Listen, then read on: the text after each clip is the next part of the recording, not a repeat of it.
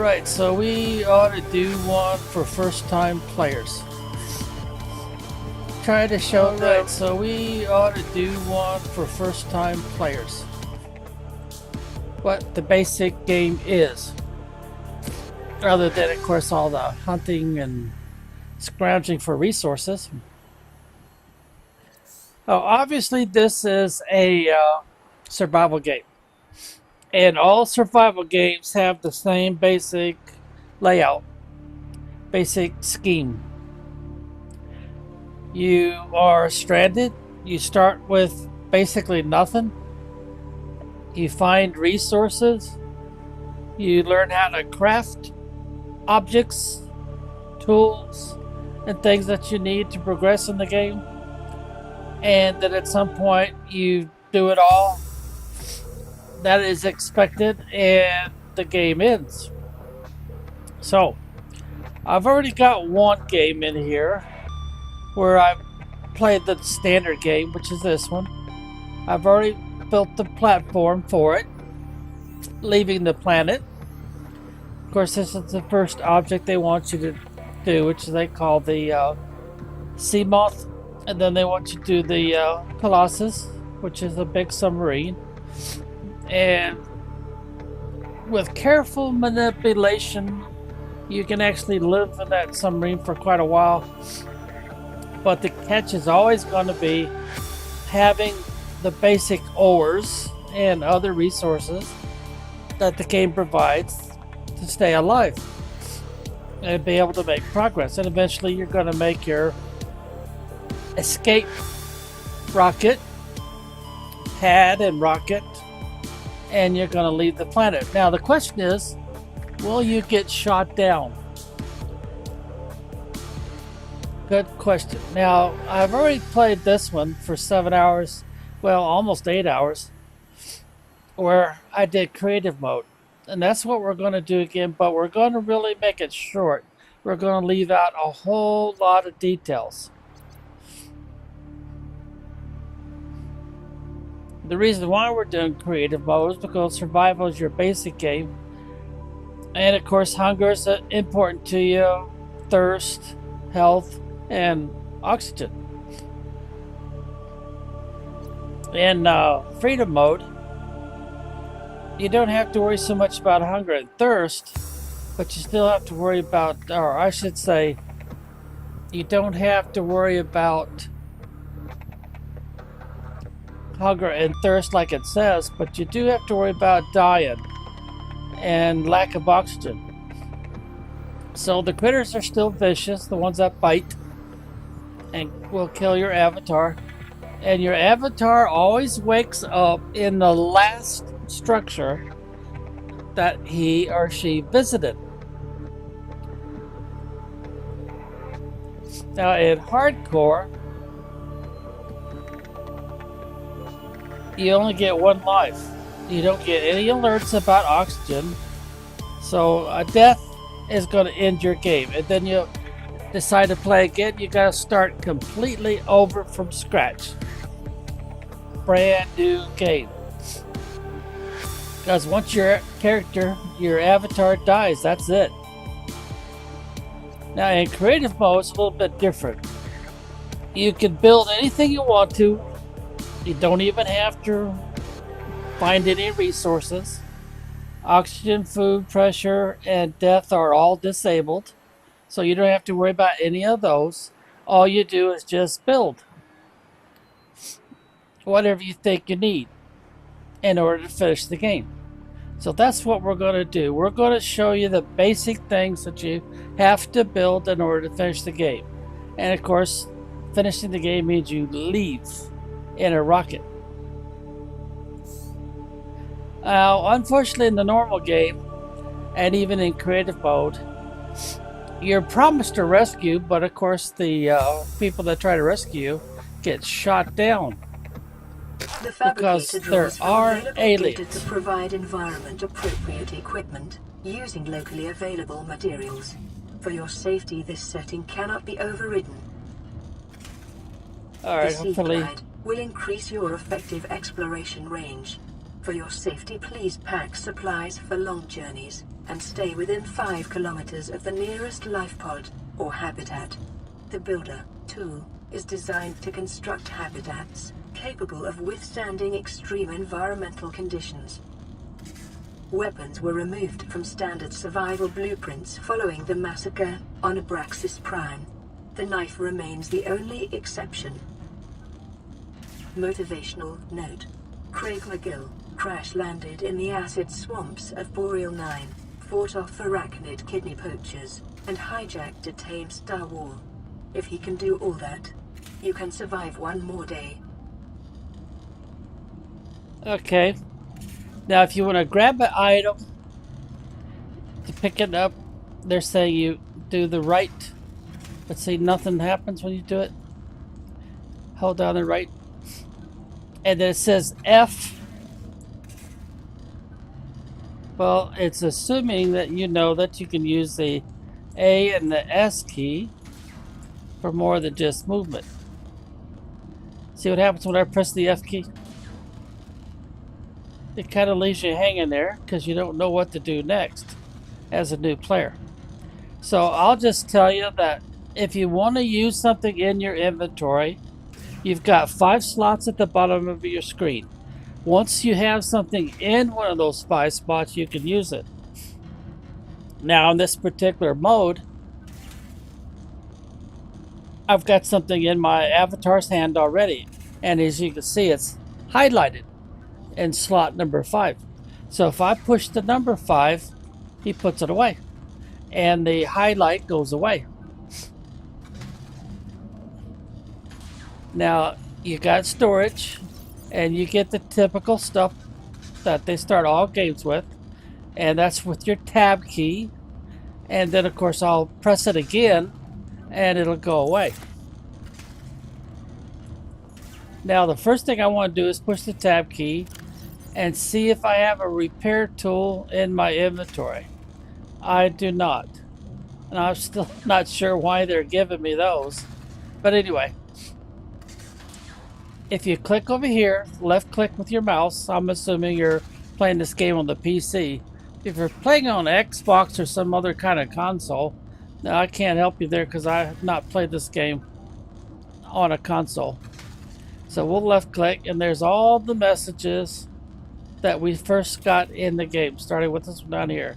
If you want to hear them again, just left click on the play button and you can hear each one again.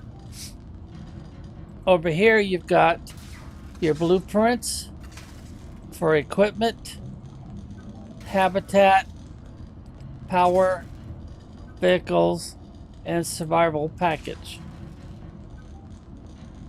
Now, they really want you to start down here. I really don't know why they put it all the way at the bottom. But I guess if you've played survival games before, you would know that there's always a briefing they want you to have. So we'll click on it with the left mouse button. It's telling you where you're at right now in the game. And they're telling you the hard part is over. Well, that's not actually true because in the normal gameplay, you've got the grind for resources and blueprint parts. Because most blueprints, you just don't find them right off. You have to find 2, 3, maybe even 4 parts before the blueprint becomes active and you can actually use it. Your PDA is, of course, rebooted in emergency mode, and there's a lot of information that should be on it that in the normal game will not be, and that's mostly the blueprints. You've got to find all the parts to open up the blueprint and be able to use it. And these are the features of the PDA. And personal and work files have been encrypted and may be retrieved at a later date by a licensed engineer. And that basically means your avatar died and did not continue to play until they left in a rocket that they built themselves. You got your survival checklist. This gives you the basic outline of what they expect you to do in the game. They don't give you all the details, but they kind of warn you that you want to maintain your physical and your psychological health until you're rescued. Well, that was the original idea, but the rescue does not work. It fails. This information is a general guide. First instance, you should always follow the advice of your PDA, which has taken your particular circumstances into account. And of course, you get in and out of your PDA with the tab key, TAB, Tom Alpha Baker. And they're telling you right now that if you were playing the normal game and not the one we're playing, the version we're playing, everything's been restored. You can't even die. So the critters aren't going to bite you that bite, and so on and so forth. You don't even need to hunt down food or water or parts of the blueprints, all that stuff. It's all automatically available to you. So this information is kind of useless at this point. Alright, now this, of course, you left click on, as long as you enter the PDA by tapping on the tab key, you can look at your inventory. They automatically give you these objects. These are all your blueprints, and notice that none of them are black and white versions. They're all ready to go. You can use them whenever you want to. And we're going to try to make this video as short as possible and go through all this stuff. Probably about once, and that's it. Just show you the basic mechanics of the game. Now, you start off, of course, with a life pod, and you can see it. If you turn this off and you jump out and start swimming away, you can't see it. So you may have trouble finding it again. Now, I recommend that you change the color to something that's good contrast with the environment, which is mostly water. And do that with anything else you put in here. Now, if you want to take a snapshot or a screenshot of something that you've done in the game, then of course you would press that. Like it says, you press, if I get my eyes to focus, F11.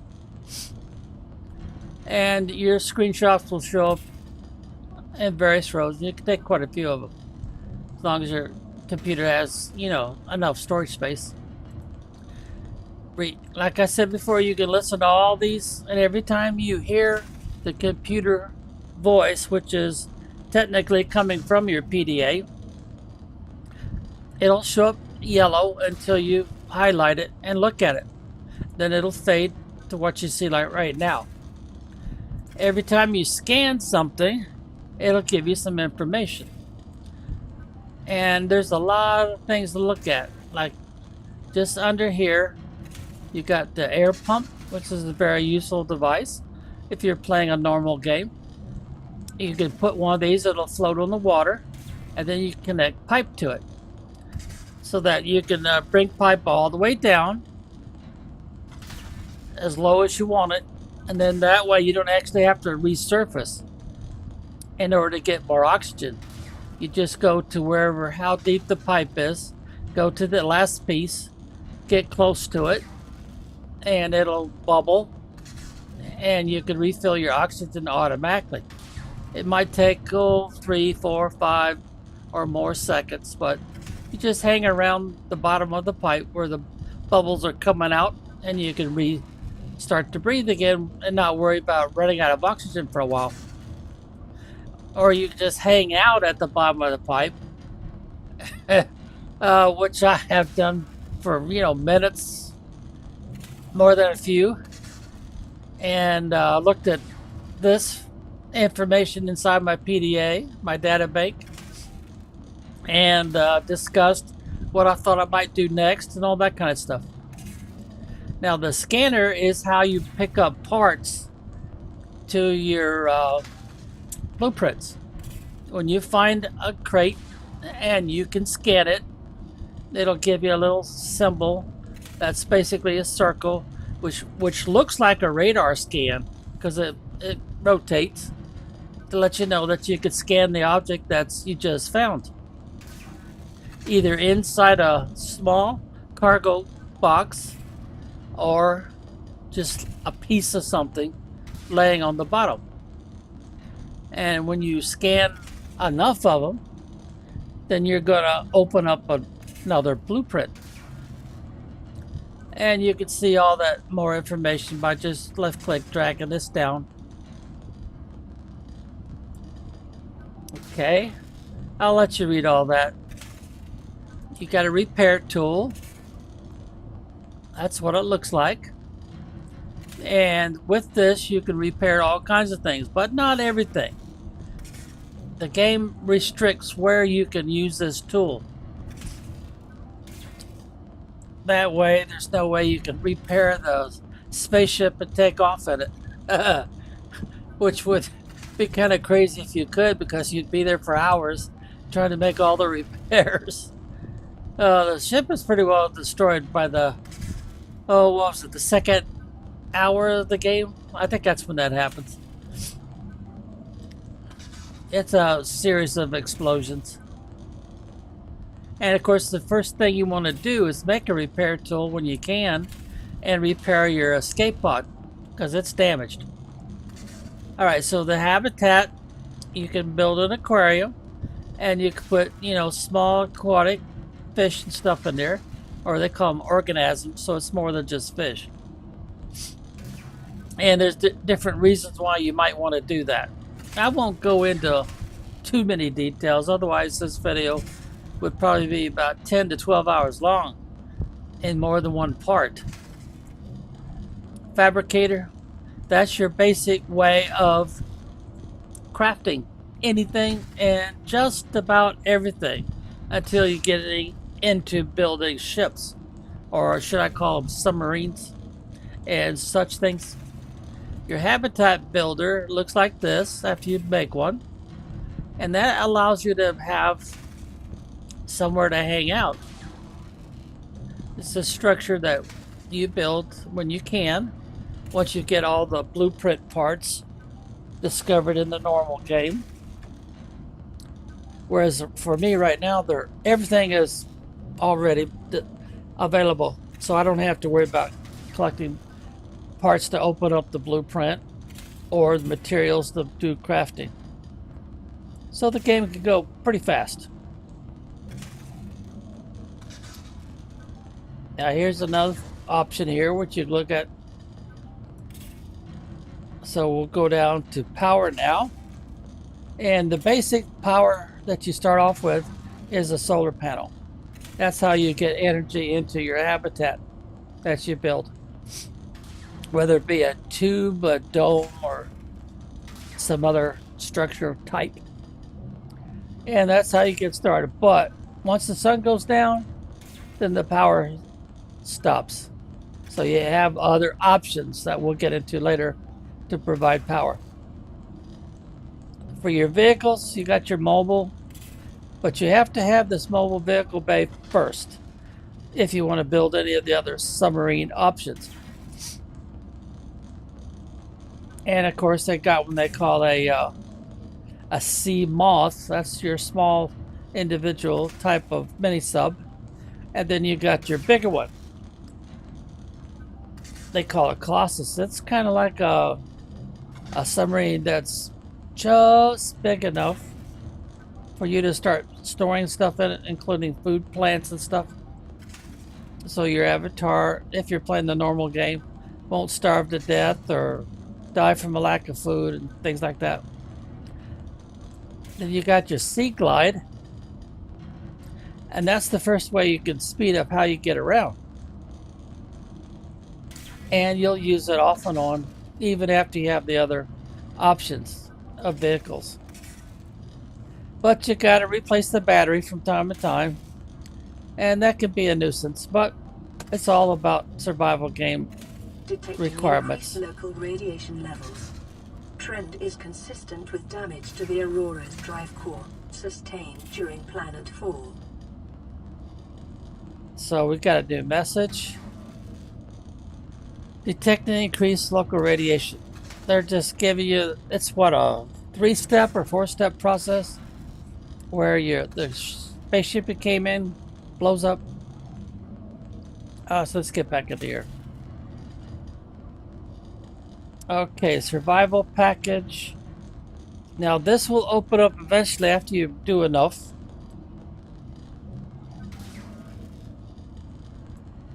To birth eventually life pod. That's of course what you're in right now. That's how you start the game. You've got these different suits that you can buy. You start off with this one pretty much right off the bat. And they tell you equipment before life pod launch in case of hull breach. Well, the game assumes that that's what you did. You got into that, got into the escape pod, and off you went before the ship blew up. After it crash landed on a small island. So small, the ship pretty well covers it. There's your spaceship that you crash landed in. Aurora tells you the status. Heavily damaged, cause unknown, evacuation data unavailable. Of course, at this part, starting the game, it doesn't matter. It's got a dark matter ion drive for version 8, manned robotic advanced scanner suit, that's all inside. Long range communications relay. Storage for phase gate apparatus. Well, anyway, you can read all this when you want to. And then there's the start here, the survival checklist, and the warning about not having any blueprints. Now, they started you off with some pretty interesting parts and pieces. Not any food or water, because that's not an issue for this version of the gameplay. So we'll press the tab key to get out of this, or the tab key to get into it. Now, the first thing I want to do is make sure I don't have a repair tool. And if I press the tab key and I look, no. See, it shows up here, then it shows up down here. See there? Now, if you want to open up this spot, you can drag and drop this, and then find something you want to put in there. Let's say you want to put one of these in there. See where it says bind 1 through 5? So I'll press number 2. And bingo, it shows up in there. Now if I press number 2 again, see, notice that nothing happens? You have to left click, drag and drop it to get it out of there. I could have dropped it over to one of these two. That works just as good. But this one will show up. Now this tool is kind of interesting. Propulsion can. It's fully charged and it'll stay fully charged for me since I'm playing this version of the game. I won't have to worry about batteries or anything. There's very little I'll have to craft. I don't have to hunt for anything. So I'll just get the game started here. We'll press the tab key again. And we'll come over here. We'll come down here to personal and we'll go to tools. And we'll look for the one that's the repair tool right there. Now there's the stuff you would normally have to find or craft in order to make yourself a repair tool. I can just make it, I don't have to do it. Now I've got one in my inventory. And he's holding it right now, which is a little unusual, but we had a slot open. You see the one that's highlighted, slot number 2? And we're close enough, so it's telling us that the damage is down to and needs to be repaired. We've got 40% good, but we got to bring it back up to 100. So we hold down, if we're on a computer, the left mouse button until it finishes the 100%. Lifepod secondary systems online. Running full environment diagnostic and outputting results to databank. So we've got everything going. The status now okay. Everything's in the green. Now, normally you would come over here and you'd grab one of these, whenever it's ready, but we're not going to worry about that since we cannot die. But we do need to come over here and repair. So we got down to 20%, so we better get it back up to 100. Holding down the right mouse button. There we go. And right away, we start getting messages. So I'll press the number 2 key to put this.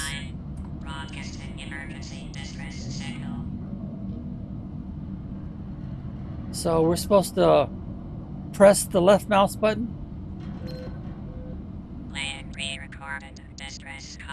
This is Ozzy from the cafeteria. What the hell, guys? They didn't warn us this might happen. Our pod was almost crushed by this Seamoth Bay on the way down. Now we're hanging on the edge of a cave system, and this grim-looking snake thing's trying to eat through the hull. Come get us already. Signal location uploaded to PDA. Now, as you play the game, you'll get more messages. But it's kind of a sad story. You're the only survivor. Now, normally you pick up this and you put out a fire. Now, why there's a fire, I don't know. Because there's nothing here that gets burned. But for now, we don't really need it, so I'll just put it over here with a left click. If you have not looked at your inventory since you grabbed something, crafted something, picked up something, or whatever, it'll blink like it. You show, and it'll give you this. Now, there's a number in there, and that tells you how many things you got to look at the voice log. See, you got 2 voice logs. And if you didn't catch it the first time, just, play it again. Listen. You also got something here. Just one. Click here, and then click here. And it tells you about the environmental scan that your PDA picked up. Now, by habit, I always left click back to the inventory. Then I press the tab key. Now you have 2 ways to get out, through the bottom or the top. It's kind of traditional. Most people want to go up the top.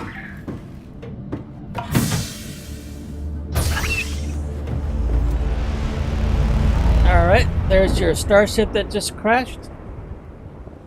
The Aurora suffered orbital And as you hull can failure. see, Cause unknown. 0 human life signs detected. now there is an island if you go in that direction. And in the normal game, you would want to do that pretty early in the game. But we don't really have to worry about that. So we can just walk right off of this, and we're in the water. Now remember, we don't suffer from anything that's normal to the game. So oxygen will never deplete. We'll never get bit by anything. We'll never die. We'll never get hungry. We'll never get thirsty. But it's normal for you to stay close to this, collect resources, which are often found in these little rocks right here. Now this is the limestone. There's 2 different kind of resources you can find here. And you just left click, and then you left click again to collect it. I saw that, 3 clicks. Then I left clicked on the 4th time to pick it up. And so now we've got something in our inventory. Titanium. Just about everything you built will require titanium. And they're telling you, what you just heard. Give you a second chance. Alright, so I'll push the tab key, get out of that. Now there's different kinds of stones that poke out like that. There's sandstone, there's limestone, there's one they call shell, but you have to find it by swimming around and finding them. And then breaking them open. Like, see, we got another what? Limestone this time. And we got copper. Is an essential component of all powered equipment. Your probability of survival has just increased to unlikely, but plausible. Now, by habit, most new players, for some reason, go over to these acid mushrooms and they just fill up their inventory with them. But it's not necessary. Now, you see those guys right there with the funny looking butts? Well, those are like little grenades.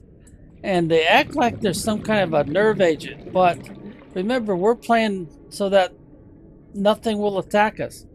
Now, supposedly what happens is you get too close to them and they get scared. So they launch a bunch of those little yellow looking round things. They hold out in the water for about 3-4 seconds, like a grenade would, and then they blow up. The first thing, of course, in the normal game you're trying to do is get water, because you'll get thirsty before you get anything else. So you'd grab one, Alien life forms or two, may or have three, unexpected applications. and then this one Utilizing here, alien resources is a proven survival strategy. you would want to grab one of those with the big eyes because they're the most nutritious. Now you can't grab everything, only the small stuff. Like you go up here and then he'll try to poison you. You can't grab these guys. Can't grab them. Alright, we've already got one with the big eyes. Let's see. This is one that you can grab. And there's another limestone. These guys are usually a pest. They'll bite you. They'll steal stuff from you, like mostly scrap metal that you might be collecting. And there's one other kind of fish in this particular area. There's other fish in other areas. Can't do anything with them. Oh, here's some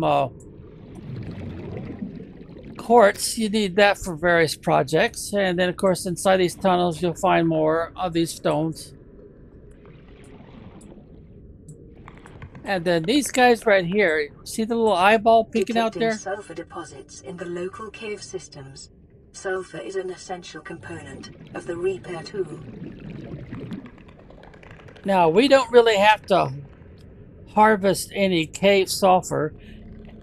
Oh, there's another kind of fish we can collect. These guys are like suicide fish. They pop out of that when you get close enough. They chase you down and they blow up and damage you.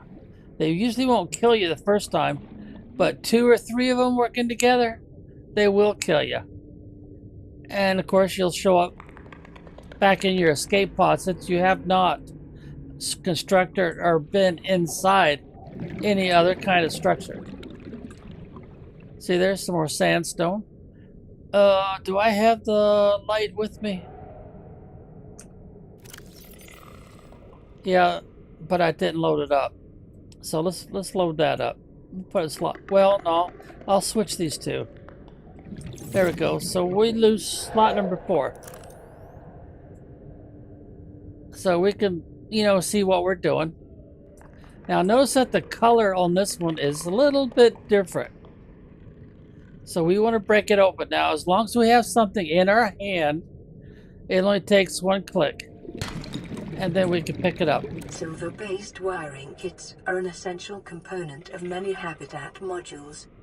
Now that time we got silver. Are we going to get silver again? No, we're going to get lead. Usually the kind of stone that you're breaking will only have one of 2 options. There'll be 2 resources in there. So depending on the color, then you can pretty well predict what you're going to get. Either silver or lead. We won't know until we break it open, of course. Alrighty, let's see. I haven't captured one of those boomerang looking fish yet, have I? Let's see if we can find one and capture it. Each area has unique fish. Let's see. I think I've already caught one of those peepers. Oh, there's a triangle fish or boomerang fish. There we go. Now let's go back to the escape pod.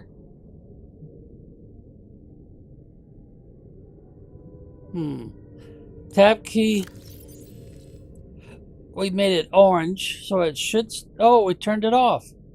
No wonder we can't see it. Gotta turn it back on. For now, I'm going to turn this one off so that we don't see that symbol in the water. Alright, there we go. Huh. I thought I left it on, but I guess I didn't. When you're first playing a normal game, these pink fish are your bottled water source. These are your food fish. And they're easier to catch at night than any other time. Alright, let's press number 4, turn our light out. And we have another message. Distress call. This is Life Pod 6. I have a passenger on board. Coordinates attached. We've landed a kilometer from the crash site, but there's radiation in between us and the rendezvous. Request immediate assistance. 6 out. Signal coordinates corrupted. Approximate transmission origin recorded to data bank. So what they expect you to do, if you've got plenty of food, water, and whatnot, and you're ready to go again, on a kind of like a rescue mission, you'd press the tab key, you'd go over here, you'd look for coordinates, and of course what you're going to see is what I just turned off. You're going to see stuff like this right here. But notice that the life pod number 17, the first message we got asking for help and a rescue, is the only one it's showing right now. So you'd look at this and you'd see, well, maybe if I go outside, I'll get another one of those locations. And then we go back down here to see, well, we've got one message, one thing that they want us to look at we haven't looked at yet. Codes and clues. LifePod 6 transmission origin. And there it is. You can read it. It's going to give you all the information. Now, notice that it's giving you a depth. It's sunk to 100. Right now, your avatar, if you're playing a normal game, can only go down to 100. If it goes any more than that, then his oxygen gets used up faster than normal.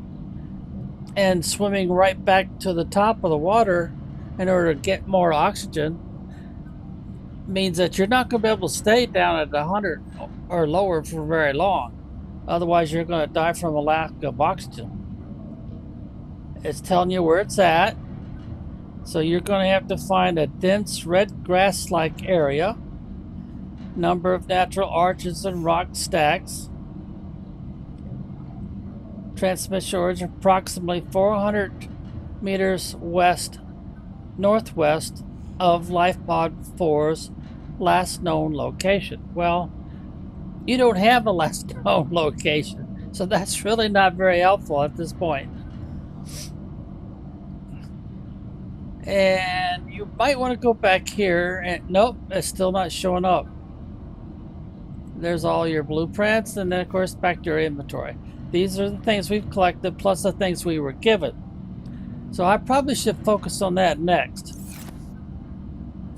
So what most people do is they collect, of course, these whenever they're developed. And every time you collect one, it takes a while, about 4 to 5 minutes, maybe 6, before another one's ready. And that's how you heal yourself up if you've taken some damage. And on the lower left-hand corner, you're going to see a heart. Well, that's your health.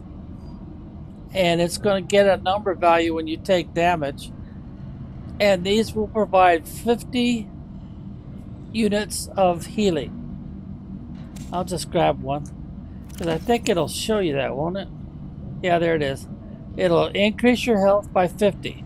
So if you lose more than 50, you might be tempted to use 2 of these, if you have 2 of these in your avatar's inventory. If you don't have it, you can't use it, of course. Alright, now the next thing you would be... I should show you that. See where it says it's 4%? 5%? So it's got a ways to go. Now once it is 100% and you can collect another one, these 2 lights will blink to tell you that there's another one ready to be picked up. And this is the thing you're going to try to wear out your left mouse button with, along with other things. And anytime you have something in your inventory that you can use to make something, then it's going to be highlighted. Otherwise, it's going to be grayed out. Right now, we can make anything we want. We don't have to collect anything. So, if at all possible, you want to learn that if you collect salt and use your knife to chip off pieces of coral tubes, you can make bleach. Now, after you make that bleach, you would want to come over here. Oh, that's right, that one's missing. There's supposed to be another one right between these two where you can make water. See, this one doesn't even show water in here. It's got these other things.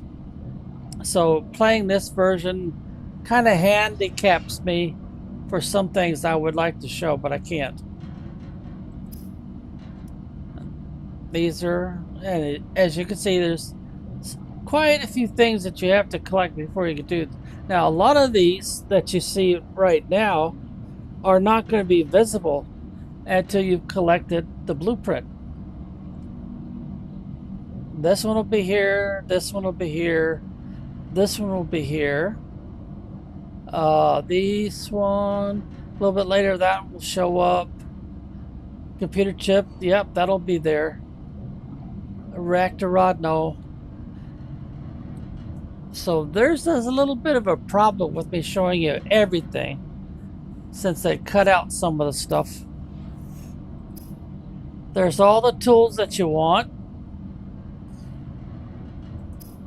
There's all your O2 tanks so you can stay under the water. Because right now, since we have not made an O2 tank, except for the fact that the game provided one, Caution.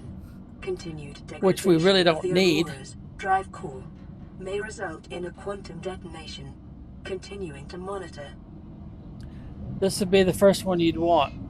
And you can see you've got to have 3 titanium. Right now we've only got 1 in our inventory when we broke open that sandstone. But if we had 3 of them, we could make the standard O2 tank. Instead of floating around on the surface if it's playing a normal game, where we have to keep going back up because we're holding our breath, and we can't hold our breath all that long before we need to go back up to the surface and grab some air. And then later on you would collect a little bit more resources.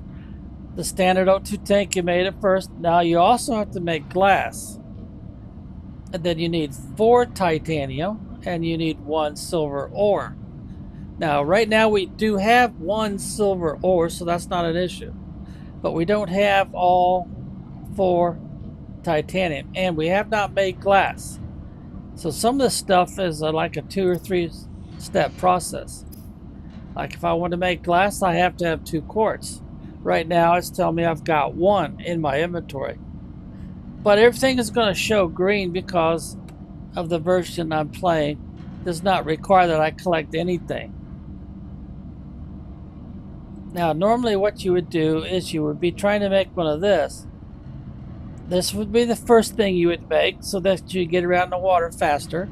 And it also comes with a light in case it, sundown and you're out swimming around looking for stuff. You might be wanting to make some of these right off for storage, since the game doesn't provide very much storage inside the life pod. But actually, that's not a real good investment. See, it takes 4 titanium, and of course I've only got 1 in my inventory right now. That's kind of going to use up your titanium unnecessarily. Now the next thing you might want to make so they catch fish easier is one of these. Alright, let me get out of this with a right click or a left click with the mouse, doesn't matter. Did they give me one? No, they didn't. I need to demonstrate that, so let's get back in here and make one. So we'll pretend we've already made a battery from here, and we also need copper ore and 1 titanium. I need to demonstrate that, so I'm going to make one. Now these will work for a while, but right now I don't have any space in my inventory, do I? No, it takes up 4 slots, and I've only got 3. So I'll go ahead and just use this, even though my health is already full. So it won't let me. I've got to drop some stuff to make inventory space. Nah, it won't let me do anything until I drop stuff. I'll tell you what, we'll use the inside storage. Let's put all this stuff in there that we don't really need to carry with us right now for demonstration purposes. These are the best, but you can't make those for a really, really long time. In fact, the best you can hope to do is find them.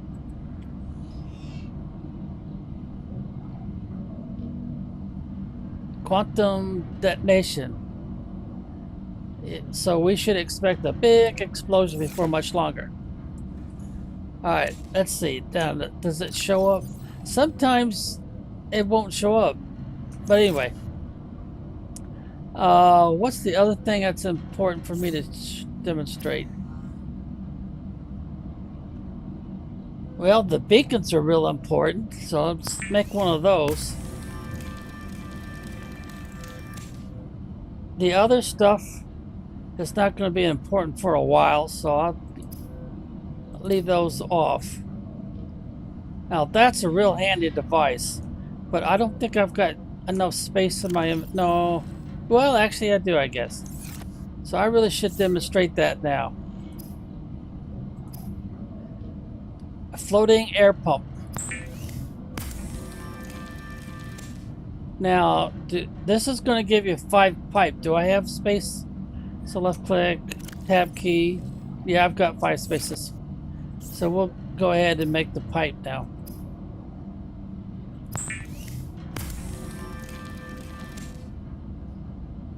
Now keep in mind, a lot of the stuff you can't do yet because you haven't found in the normal game all the parts and pieces of the blueprints that you need. Oh dear, another message already. Plan pre-recorded distress call. This is Officer Keenan, Lifepod 19. The captain is gone. I have assumed command. The last thing the captain did was give me coordinates for dry land. We regroup 1.5 kilometers southwest of the crash site. Stay together and good luck. This message will now repeat. Rendezvous coordinates corrupted. Transmission origin coordinates downloaded. Signal location uploaded to PDA. Okay, we're good. So the first thing I recommend you do is jump in. These are all left clicks. Come down here. Try to find you a level piece of land. Or maybe one of these. Actually, these make excellent storage. So we'll get inside. We'll press our tab key. And stuff that we don't need to carry around with us, we'll dump in here. Like, for example, the acid mushrooms. These are right clicks if you're playing on a computer. And see what happens. Now they're telling you that this thing is gonna let everything roll down the hill until it hits something. And it's gonna keep going. So we did not find. Maybe down here would be where it'll get stored.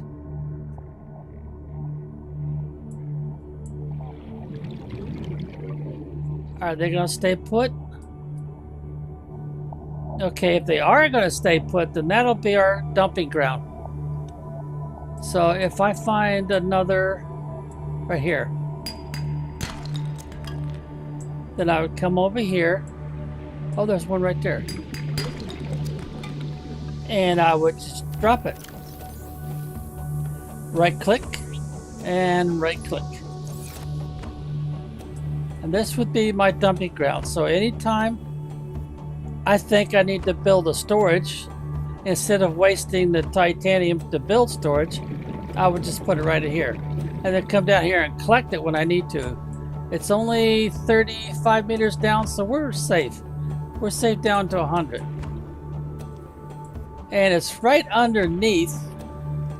So there's a good chance if we dumped it from here, it would land in the very spot we need it to land in. Comprende? Because if you don't do it that way, you only got this little bit of storage right here and that's it. So we'll collect all these out of here. Oh, that's all I can collect. I'll tell you what, let's put the fish in there for now. Believe it or not, those fish are alive. Alright, and I'll go ahead and drop those down there too.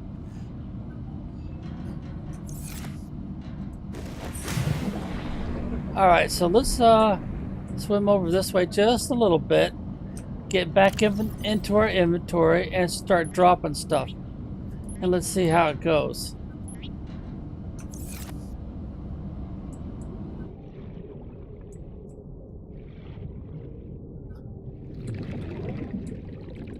So far so good.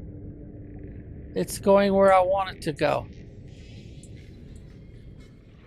Slowly. Now if you don't do it that way, you're going to waste a lot of titanium building these waterproof lockers. It takes 4 titanium, and you'll go burn through a lot of titanium. If you're a person that likes to organize, and I'm that kind of way, if I can't organize, I get frustrated because then you have to go into every source that you can to see what you've got to work with in order to craft something through here. Because it's got to, see there, the blinking lights? It's telling me that there's another one available. Alright, so I've got a choice right now to put it in here. But you want these with your avatar, otherwise they're not going to do you much good. So now I'll show you the magic. I gotta get away from here. Come over. Let's see. What's the alignment? That alignment might work, so I'll go tab key. Then I'll go drop it right. There it goes. Now I'll get back into my, and I've got to put the pipe in one of the slots.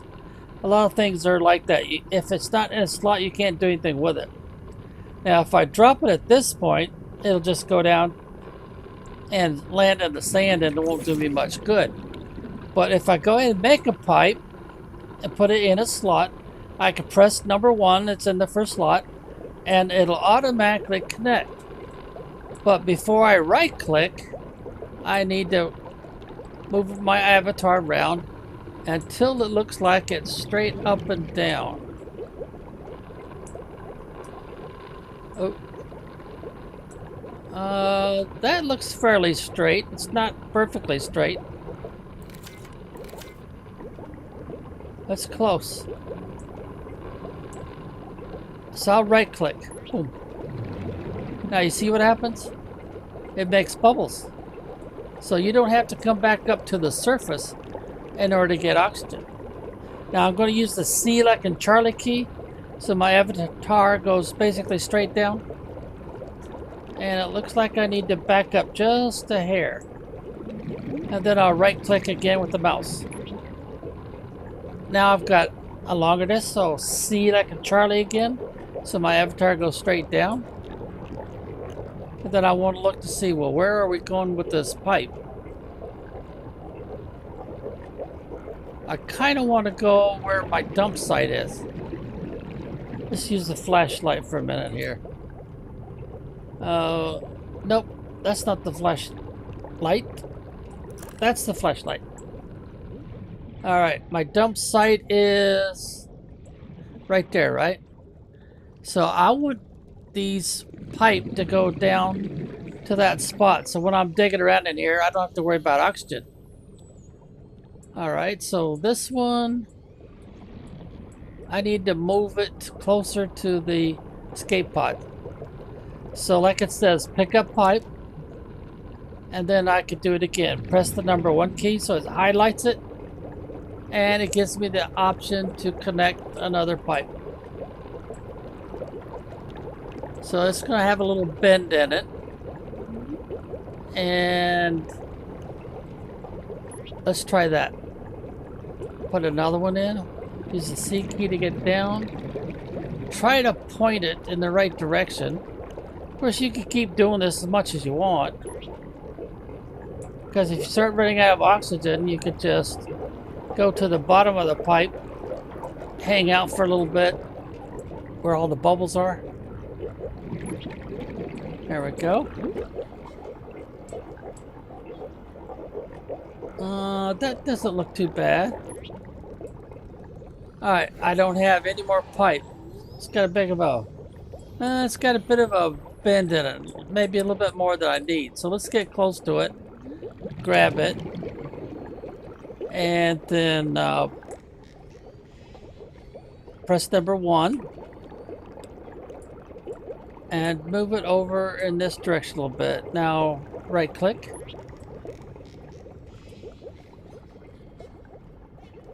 Well, we kind of went too far with it, didn't we? See, this sort of stuff can take a while. Alright, now how's it look? Well, we're obviously going to need more pipe. But in the normal game, of course, you'd come over here where all the bubbles are. And you would just kind of hang out. Now, if we make another set of 5 pipe, it might reach all the way down. And if it's got kinks in it, it doesn't really matter. See, that's just to save you the trip of going all the way back up. And you can make quite a few of these little, what would you call them? Oxygen supply spots. So anytime you're inside of a deep area, like a cave, and you're trying to find more stuff, and you're playing a normal game, you'd want to make another one. So here we go.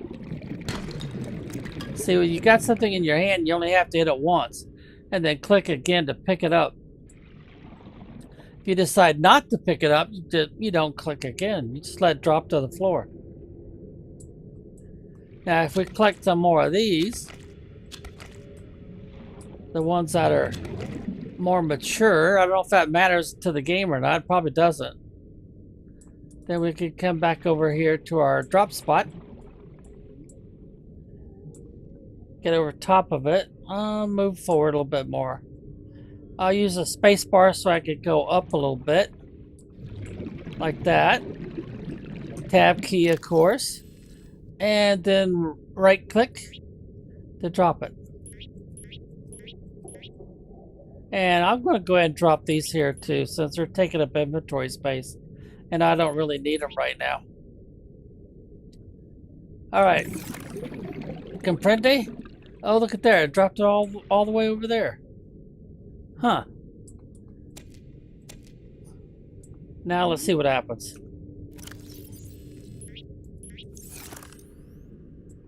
They're just hanging in the air.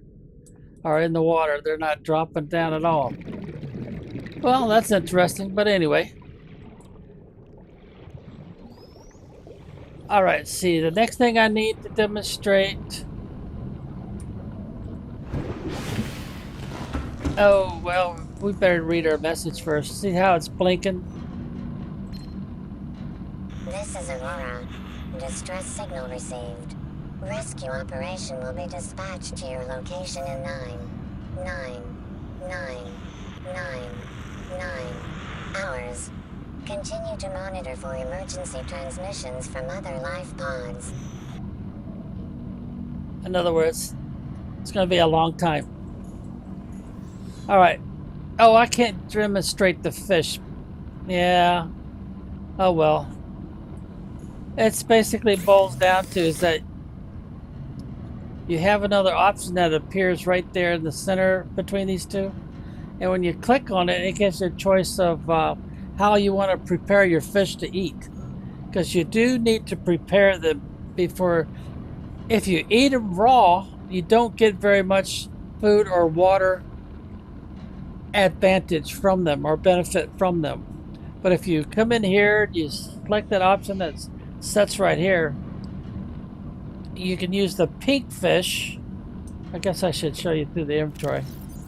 Oh, I've already dropped them, haven't I? Yeah, the pink fish. Oh no, that's right. I put them over here. The pink fish give you, like it says there, natural water filter. It'll give you a bottle of water. This one will give you food and water, but it's not very much water, mostly food. This one gives you more food and a tiny bit more water. This one gives you less food compared to this one and a tiny bit of water. This one and this one are the two that most people collect for food and water. And there's other fish that you can fix. Now, believe it or not, these fish don't die in storage. None of this stuff does. Even if you hacked it with your knife, and later on when you have a shelter and you drop them, you can put them inside an aquarium. And then later on you'll have another option. It's basically a bigger aquarium, but they don't call it an aquarium. All right, so let's get in our inventory and let's drop them. Notice that they're swimming away.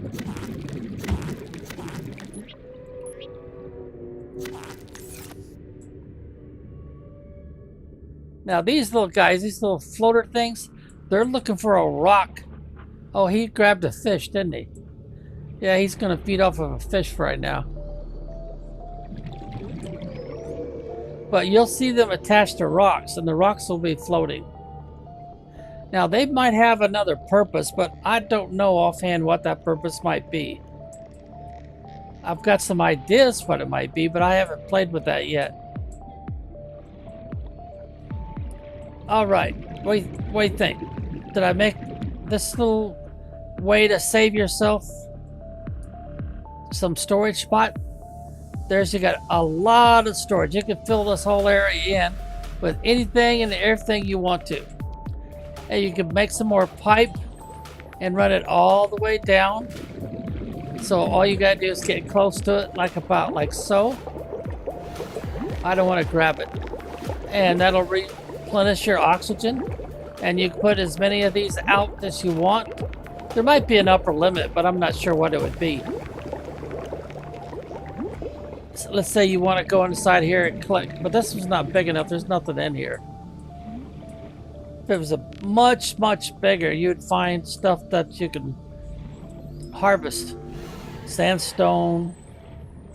Now these guys in the normal game will be a problem. They'll bite you. And if you get enough bites, and they will gang up on you, because what you will normally do is you'll follow them and look for what I call a nest, where they're dropping metal, scrap metal. Because you're going, oh, here we go, right there. And you're going to want to pick up their teeth also. You won't use them until later, but... And just remember, they're going to get mad at you, and they're going to bite you. Life on this planet grows in unusually distinct and diverse ecological biomes. Further study recommended. Okay. Now, right now, the teeth won't really be important to you, but later on it will be. Now, if you have a knife, I have a tendency to put one in my first inventory slot. You can come up to this creep vine, select your knife, right click, and it goes into your inventory, but it takes a lot of space. And I didn't have enough space to store a second one because I've got this in here. So we can only collect one. Warning. Local radiation readings suggest the Aurora's drive core has reached critical state. Quantum detonation will occur within 2 hours. Well, it says 2 hours, but it's not actually 2 hours. It's going to happen before 2 hours in real time passes. Alright, so we're going to use our pod as a landmark. And then our pipe to get to our drop spot, get into our inventory, and start dropping stuff that we don't need to carry around, but we might need later. And there we go. So later when we need stuff.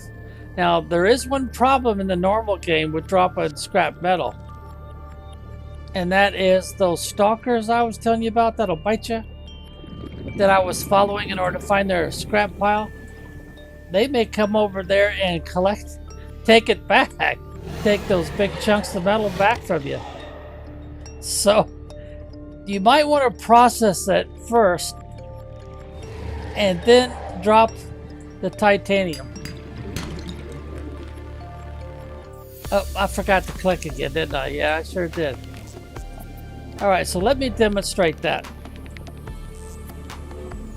These are our landmarks. Still got that fish, huh?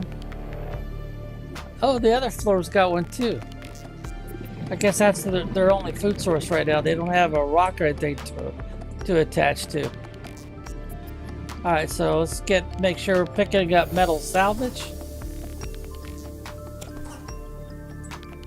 Alright, we were able to pick up both of them.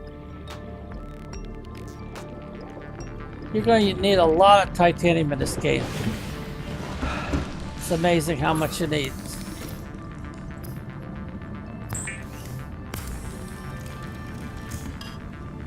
See, the stalkers won't come get your titanium, but they will get your scrap metal. Alright, so did we get all of our slots? Yeah, we've got all our slots full. Each time you process one of those, you get 4 titanium.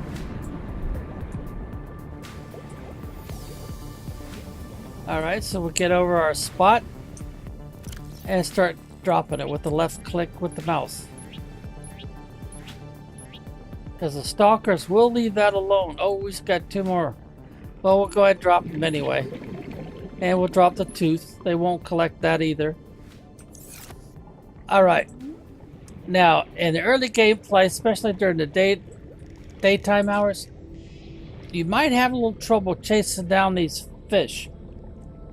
So if you happen to have one of these grab traps, you can drop it. Hit your tab key again, then back up with your S key like in Samuel, and see what it does. It makes it much, much easier for you to grab fish. Now, you can't grab all of them, like these big guys right here. You can't grab them, they're too big. But the smaller ones, I just stole his meal. These guys for making water.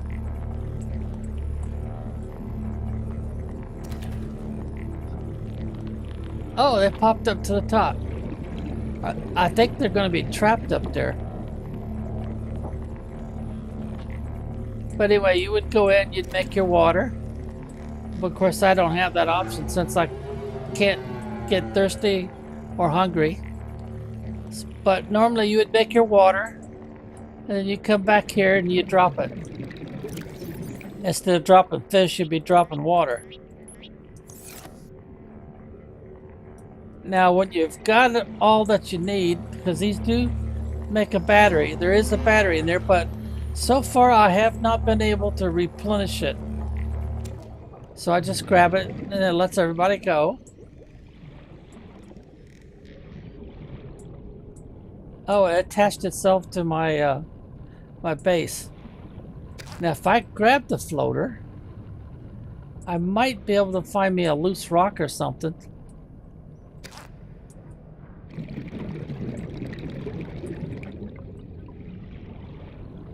I haven't done this in the regular game yet, but I've been aching to try it. Find me a floater.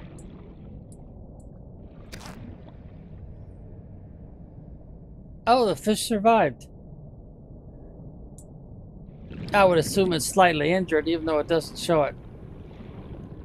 And then I would go try to find me something to attach the floater to. So I would have to first transfer. So I'll put that in a knife, since the knife. And then I would, number 1. Now let's see. Can I attach it to you? Maybe not. Be kind of cool if it did. Press number 1. Oh, I'm in the wrong key or something.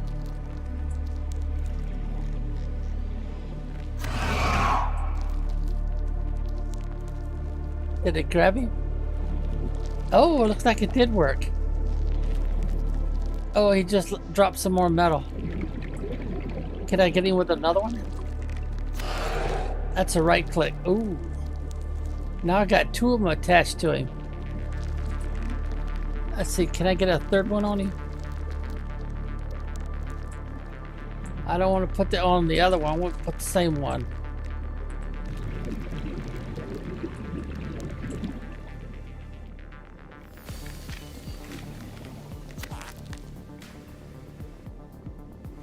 Did I get 3 on him? I don't see the third one.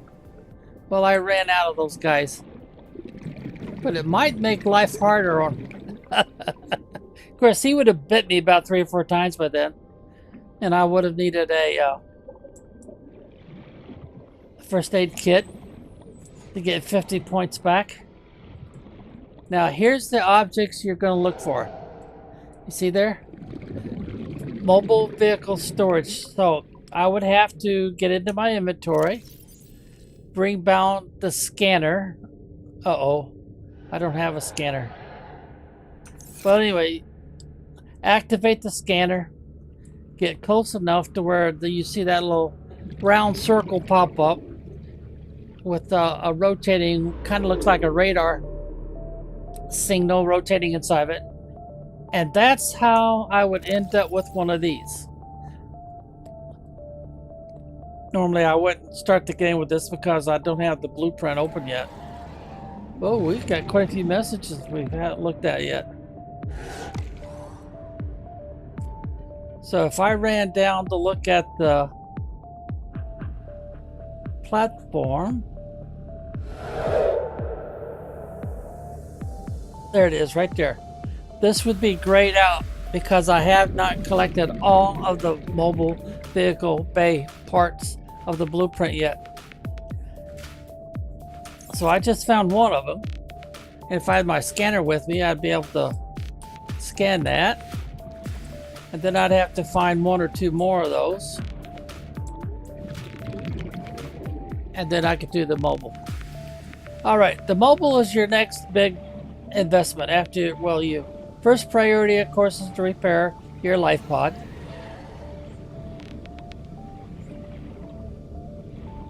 The next one is to come up here, pressing the space bar, and you want to be over a deep area. So I'd probably want to go. That's a pretty deep area. So maybe a little bit closer to this channel right here where we've been dropping stuff. Use the space bar, get towards the top. Go into my inventory and put it into a slot. Then press number 1 key and then right click while it's highlighted. And it goes up and it sets itself up. Now this is not going to happen the first hour or 2 that you're playing. And now I could climb on it with a left click. Then I could come over here and see what can I build. Left click. The first thing, of course, is right here. If you have... Congratulations, Survivor. You have exceeded your weekly exercise quotient by 500%. Data indicates that swimming was your favorite activity. Be sure to vary your routine for uniform muscle development. I have no idea why they say that. Oh, it's getting dark. Well, anyway, we won't finish this operation until it lightens up again. There's your sea moth. If you've collected all the parts of the blueprint and you have these items, the first one and the second one and the third one, you have to make. You have to craft them when you have the necessary elements. A lubricant is real easy. Lead is something you have to find. But you see, some of them you need 2 of them, the rest of them you just need 1. Until you have all of those parts, you cannot make your first little mini sub, the Seamoth. Now, right now would not be a good time. Yeah, I can't really demonstrate that. But while I was here, I did it without thinking. Left click, you right click, you left click, and then you right click, and it'll put the recipe up here for you. That's what it's for, that's what you need. And that makes it real easy for you to remember. So I'll come out here and I'll left click, and then I'll just walk off. So there you go. So now you can go down to your collection spot. You go over to your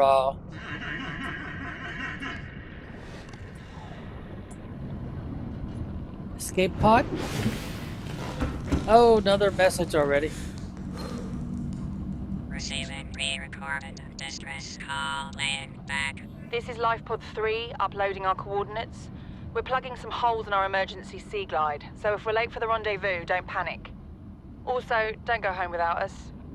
Seriously. 3 out. Signal location uploaded to PDA.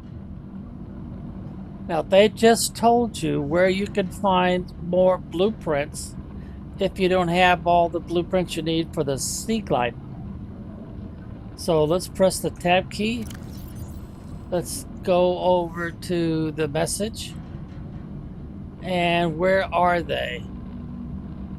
Life pod, Gracia, Survivor, yeah. It doesn't really say, does it? So let's climb our ladder. And is that Life Pod 3? There it is. Okay, it's in the shallows, so that means it's under 1,000 meters, or excuse me, 100 meters deep. So it's probably a lot less, but it's 696 meters away. If you swim over there, and you probably will want to use your sea glide so that you can go faster. So chances are, even though this is the bad time to be showing you this, so you press number 5. I'm going to press number, I should say number. I'm going to press key F like in Frank to get rid of that. Then you hold down your W key. Now, I also recommend that you stay towards just under the surface. That way your oxygen supply will be maintained.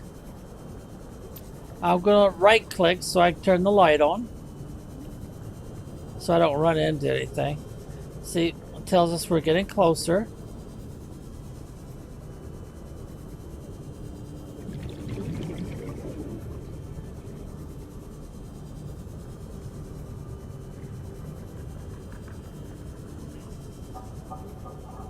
Even with this, it takes a little bit longer. We don't have the sea moth made that we could ride in, because it would automatically keep our oxygen charged up. That's one of the primary purposes for the mini sub, the 1-person mini sub.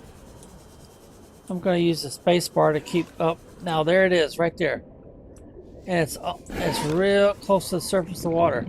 And there's some parts that you could scan right here. So look for... Uh-oh, that one there's infected. See those green spots?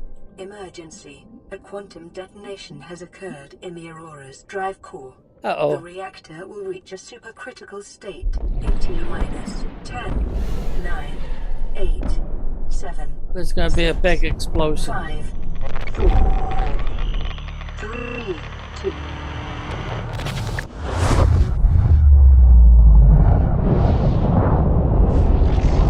Oh, nasty explosion. in the normal game, if you're not inside your life pod and you're too close to the crashed Aurora, the radiation suit has been added to your blueprint database. you would be having some health problems right now. They just gave us a new blueprint. All right, there's something now. You need a scanner, but you'd be able to get a Sea Glide fragment. We're using a Sea Glide right now, but that would normally mean, since you've already made one, supposedly, you don't need to collect that part. But I recommend you go ahead and do it anyway. Scan it, because you'll get 2 titanium as a default. Alright, the other thing you want to do is you always want to go inside and look around for a PDA. Or any other freebies. Now there's a PDA right there. See there? It's got a slight glow to it. Integrating new PDA data. Now this crew, of course, is kaput. You'll find all the crews are kaput. And you cannot repair this, and you cannot use the equipment there, but the PDA has value. And sometimes they'll let you scan something.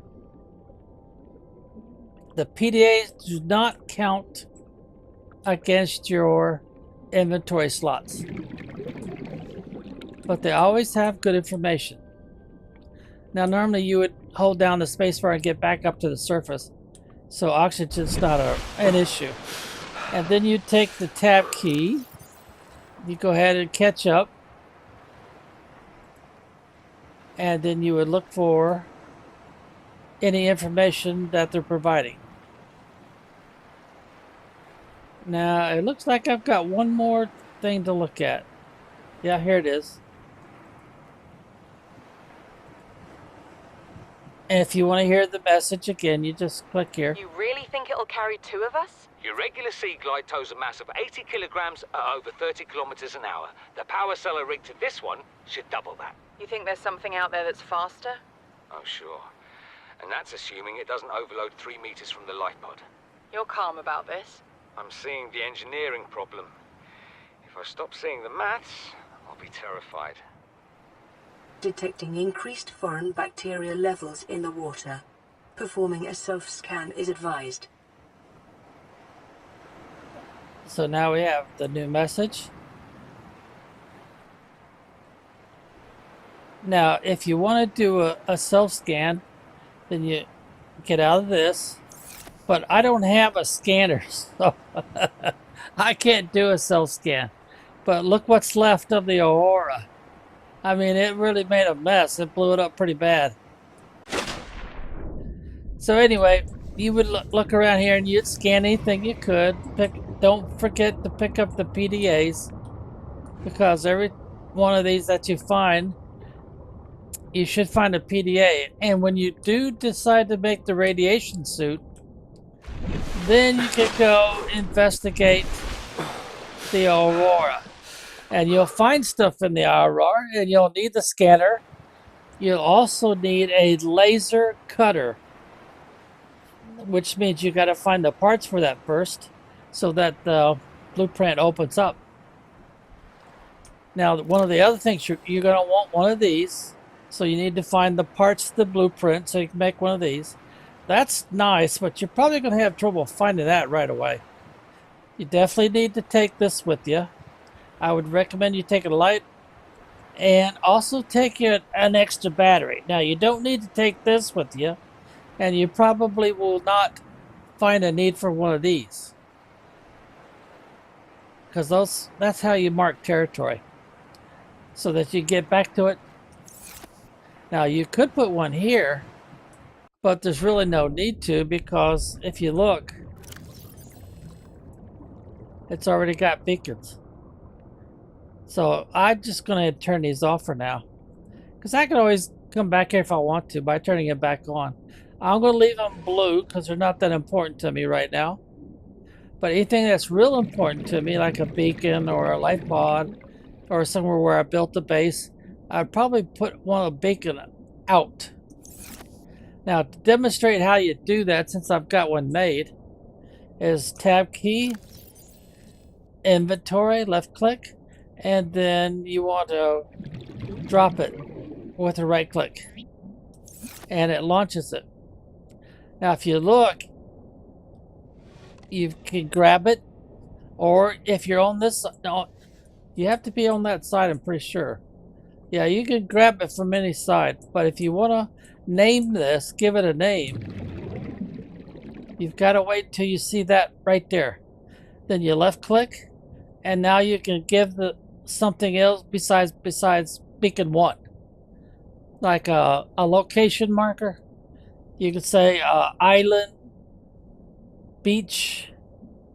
You could say substation 1, outpost 2. Just, you know, whatever's handy. Now, I'm not going to leave it here. But anyway, how close to the surface you are when you launch it makes a big difference on where it's going to show up. I recommend that you go as close to the surface as possible before you launch it. It makes it easier to find. Alright, so now we get back to our... So, as a heads up, I'll just go ahead and tell you, you never will find a survivor alive. They're always going to be dead. Long gone. You're not going to be any rescuing, but you do need the PDAs and anything else that you can scan at the site. So, they come in handy for that purpose. The PDAs will always give you good information. Sometimes, when you pick up a PDA, they will give you a code. Now, this is the food. These guys right here, this is their food. So if you grab them, you see what's happening? The rock is starting to sink.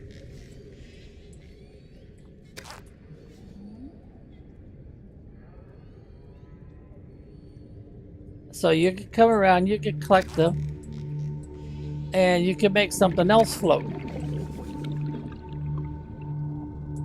It's got one more attached to it. So for example, let's see. Oops, I gotta put them in a slot first. Let's put them in slot number 1. Alright, so I'll come over here. I'll press number 1. Did it attach? No, it doesn't look like it, does it? I guess they won't attach the metal. It has to be something else. What else would I want to float?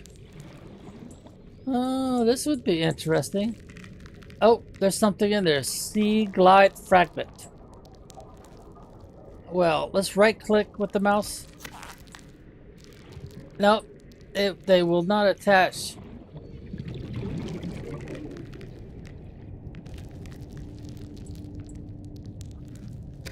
Gotcha. I wonder if I put it inside. There's some things I haven't tried yet in the game. Can I put them inside? No, it doesn't work. But did catch him a fish.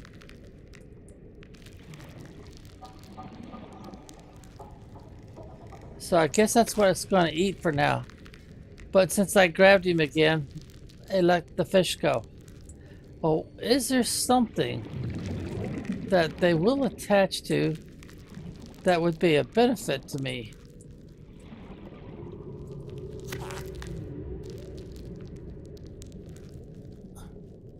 It does make life a little more difficult for them, doesn't it? How about down here?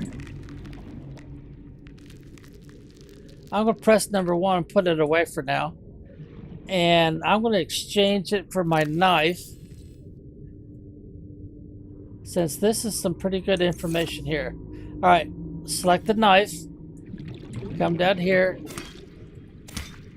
Alright, I just took 2 cuttings. And they're big cuttings, so I had to make sure I had some space, and I do. because I can plant those. Once I have collected the blueprint parts, salvage, nothing to scan. I bet you I could attach by switching back over here. I could probably attach it to this. Right click. After I get it highlighted.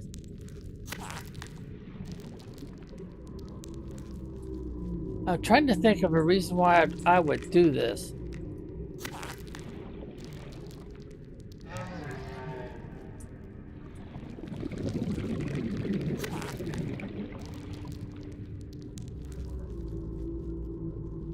I think they attach to it, but they don't really do anything else with it.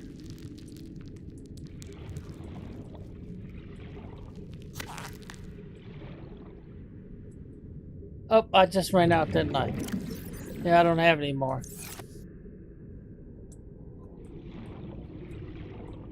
I'm using the space bar to go straight up. Will it go to the surface?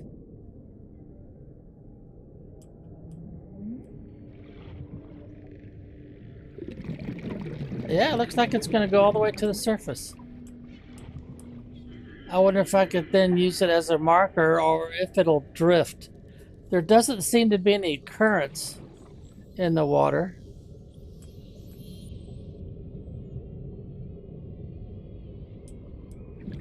But they're supposedly going to feed off of that rock.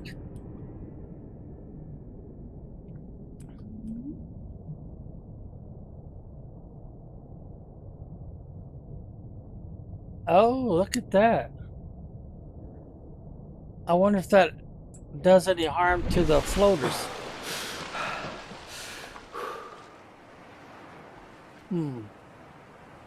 Doesn't look like it does any harm to the floaters. That would be an interesting way to mark the area. Now remember, normally you can't go below 100 until you get a special suit that allows you to go deeper. I guess I could show you that with the blueprints.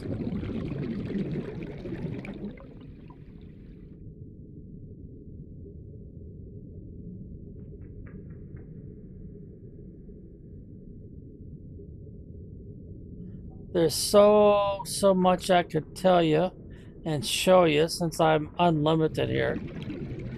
But it would take many hours because the learning curve on this game is huge.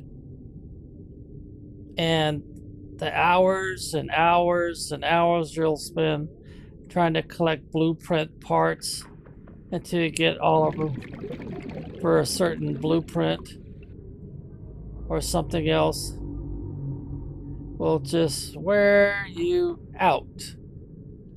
But that's what happens with survival games. There's always lots and lots to collect. Oh, here we go. There's the radiation suit. Now I've got to make the fiber mesh, 2 of them, and then I got to head to lead before I could do this. But I could go ahead and do it now. That means I would be able to get closer. If I was playing a regular game, I could not get closer to the Aurora crash site without it because radiation would kill my avatar otherwise in a normal game. Now if you want to go deeper and you get better physical protection from bites and better protection from heat, you'd want to make this one. But see, synthetic fiber diamonds are something that it's going to take a while to accomplish. Water filtration suit, I assume, provides all the protection of the prior suit, plus it takes care of your drinking water problem a bit. But again, synthetic fiber and aerogel are 2 things that you're not going to be able to do for a very long time. There's lots and lots to do, lots and lots to learn. A lot of things you gotta craft, like the aerogel and stuff. Now here's all the different fish that you can cook and eat. Doesn't tell you what their values are. You'll have to discover that by actually cooking and eating them. By taking them over to your fabricator. I can't demonstrate since they don't lift that option in for me to show you. You have to be playing a normal game where hunger is an issue. All right, let's get back and tab key. All right, now the whales right here. The whales have a unique story. Those floaters I was collecting, well, there they are. Big ones and small ones. Now, the purpose of the floaters, of course, is to help these guys swim closer to the surface. Otherwise, they would sink down a bit. I don't think I can collect these. But the purpose of the floaters is to get this critter up to the surface. Short-range scans suggest this biome supports extensive biodiversity and connects to a number of small cave networks. And once it does, then this critter needs water, and of course it'll die. So they're collecting here, trying to force it to the surface and get it to die so that they can feast off of it. And as you can see, there's all kinds of stuff growing on them. And you've also got these barnacles. If you break them, oh, got too close. See, we got copper. Sometimes you'll get silver. But eventually we'll find out why we want to collect all these. Now, we already know why we want those. The brain coral, because it gives off oxygen. And we just have to get close enough to collect it. And we don't have to go back to the surface quite so soon. But all of this stuff has a purpose. This time, if we break this one, we might get silver instead of copper. Now, there is a plant that you have to be careful about because it shoots thorns that are highly damaging. Now, sometimes you'll come across these that have a slick back. They're smaller, they're younger, and they don't have anything growing on them yet.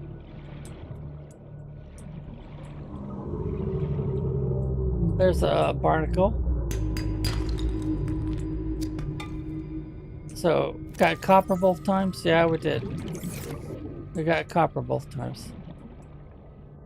Ooh, he's pretty close to the surface, isn't he? If this one keeps getting closer enough to the surface, eventually it'll die.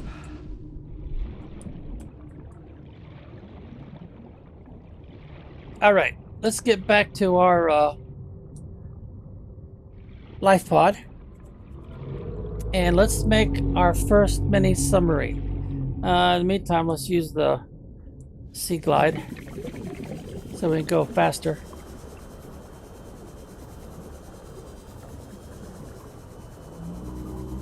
Now, I'm giving you a lot of information about the game mechanics, the basic things that you're expected to do in the game.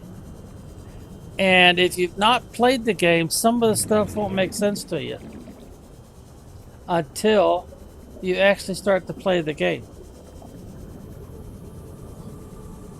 Because you can always put the game on pause and then watch some more of this video and try to achieve some of the stuff that I've already demonstrated. Alright, where is our... There it is, it's over there. Alright, so let's press number 5, put that away. There we go. Now, we're pretending that we've collected all that stuff that we need for the sea moth. So then, our little... Once we click on this, the robots will go to work. The Seamoth is a fast, safe mode of transport, but remember that swimming is good for your glutes and endorphin levels. Now notice that they're 21 meters away, and then it drops into the water, so we have to swim to get to it. And then when we go inside, Welcome aboard, Captain. we no longer have to worry about oxygen supply, as long as we have energy. Now the first 100 is talking about repair, letting you know if it needs repairs or not. And the other one is talking about the big battery. Now I'm going to go ahead and drop that recipe. I'll go in, go here to blueprints, and then I'll click right here. Unpin everything. There we go. Got a clean screen. So now you just drive it around the same way you would if you were swimming around. I hadn't tried that in the real game, but that pretty well disables him. He needs another one or two.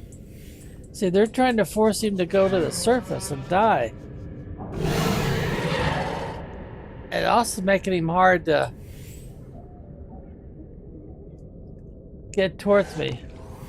But anyway, that's what they sound like. So that's one purpose that you can use for these guys.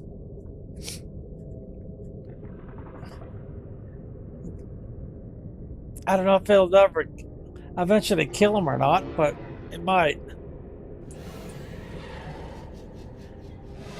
It's making it harder on him to do stuff. But there's a lot of these stalkers. A whole lot of them. Now in a normal game, I would make sure I have a repair tool that's got a good charge on it. And then I would aim for their belly and crash into them.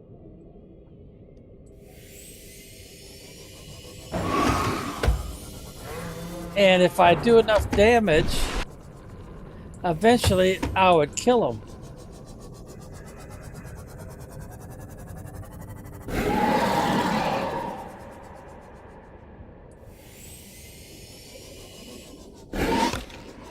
The smaller ones, I could do that. I could kill them.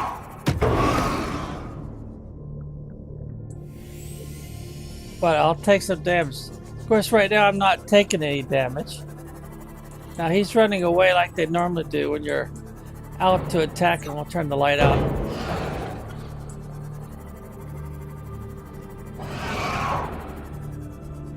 As he bleed. Oh, he's dead. They still let me kill him. I didn't think they would. Now, I would usually hit him one more time just to make sure. Now, some yellow blood did not spurt out of him, so that means he's dead.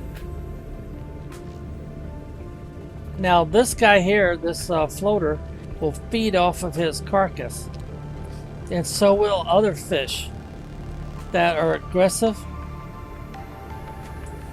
The other fish that are not aggressive are usually considered to be like a vegetarian fish. Alright, now there's also one called a sand shark. But usually I would be knocked down to about 50 in damage, maybe 60. So I'd have to use my repair tool to get it back up. It won't do any good to see what's in there. But you gotta get out in order to investigate. Sea glide, well, I've got that in slot number 5 already. So if I scanned it, I would just get 2 more titanium as a consolation prize, I guess. Alright, what else can I show you? Well, after many more hours of gameplay, you would collect some serious parts. You craft some objects from the blueprint. Did I just see another one go by me?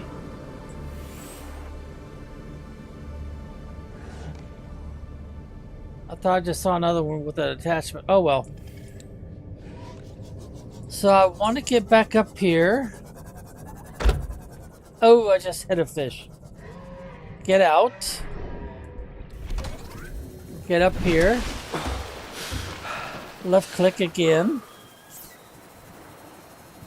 And then I would want to do the Cyclops. Without this, you couldn't do these machines. Nor could you do your escape rocket. So we'll pretend that we've got all those parts with us, which takes some crafting and collecting. The plastic still, each time you make one, you need 10 titanium. Plus, you need 2 lithium, if I remember right. And you have to do that 3 times. To make the enameled glass, you have to have 2, I'll keep wanting to say crystal, but that's not right. That's what it looks like. Looks like crystal. Quartz. You need 2 quartz, and you need 1 of those teeth that break off when you chase down the stalkers to try to get more of that metal salvage. And you have to do that 3 times. Lubricant, you just need to collect 1 seed off of the seaweed, but they don't call it seaweed. And fabricate your lubricant like a big oil drop from that. The advanced wiring kit, that's copper and some titanium and something else. And then lead. Well, lead's not so easy to find. And you need it for quite a few things, but in this case, you have to have 3 of them. So if you have all that in your avatar's inventory, you left click right here on the symbol for the Cyclops. Cannot build here. Must be constructed in deeper water. You see, do you hear that? So the water in this area is not deep enough. So you have to get out of here, left click or right click. Come down to the side. See, it is kind of shallow in this area. So I need to go out there somewhere. So I get up here. And if I get to the right spot, it'll let me pick it up. See? Pick up mobile vehicle bay. It has like a box where you're putting it into a box. So we left click. And it goes right back into our inventory. Right there. So now we have to swim. Right now we're just holding it. So we have to get out here somewhere where it's much, much deeper.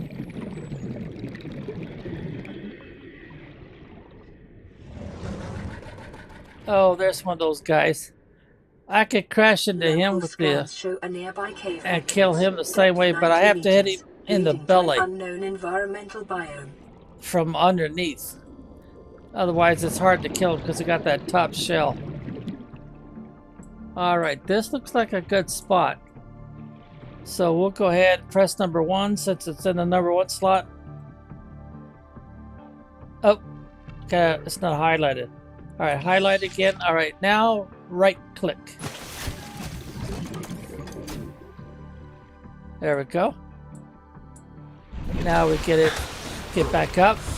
Now make sure that there's nothing out here in this area, because you don't want to build this submarine and have it drop down on top of something. Then we go over here, and then we click here. Be advised, the Cyclops is designed to be operated. It's a big submarine. Crew. Only experienced helmspeople should attempt to pilot this vehicle solo.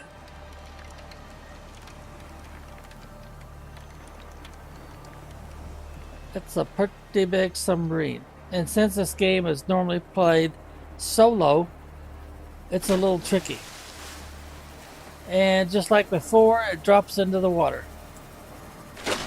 And there it is.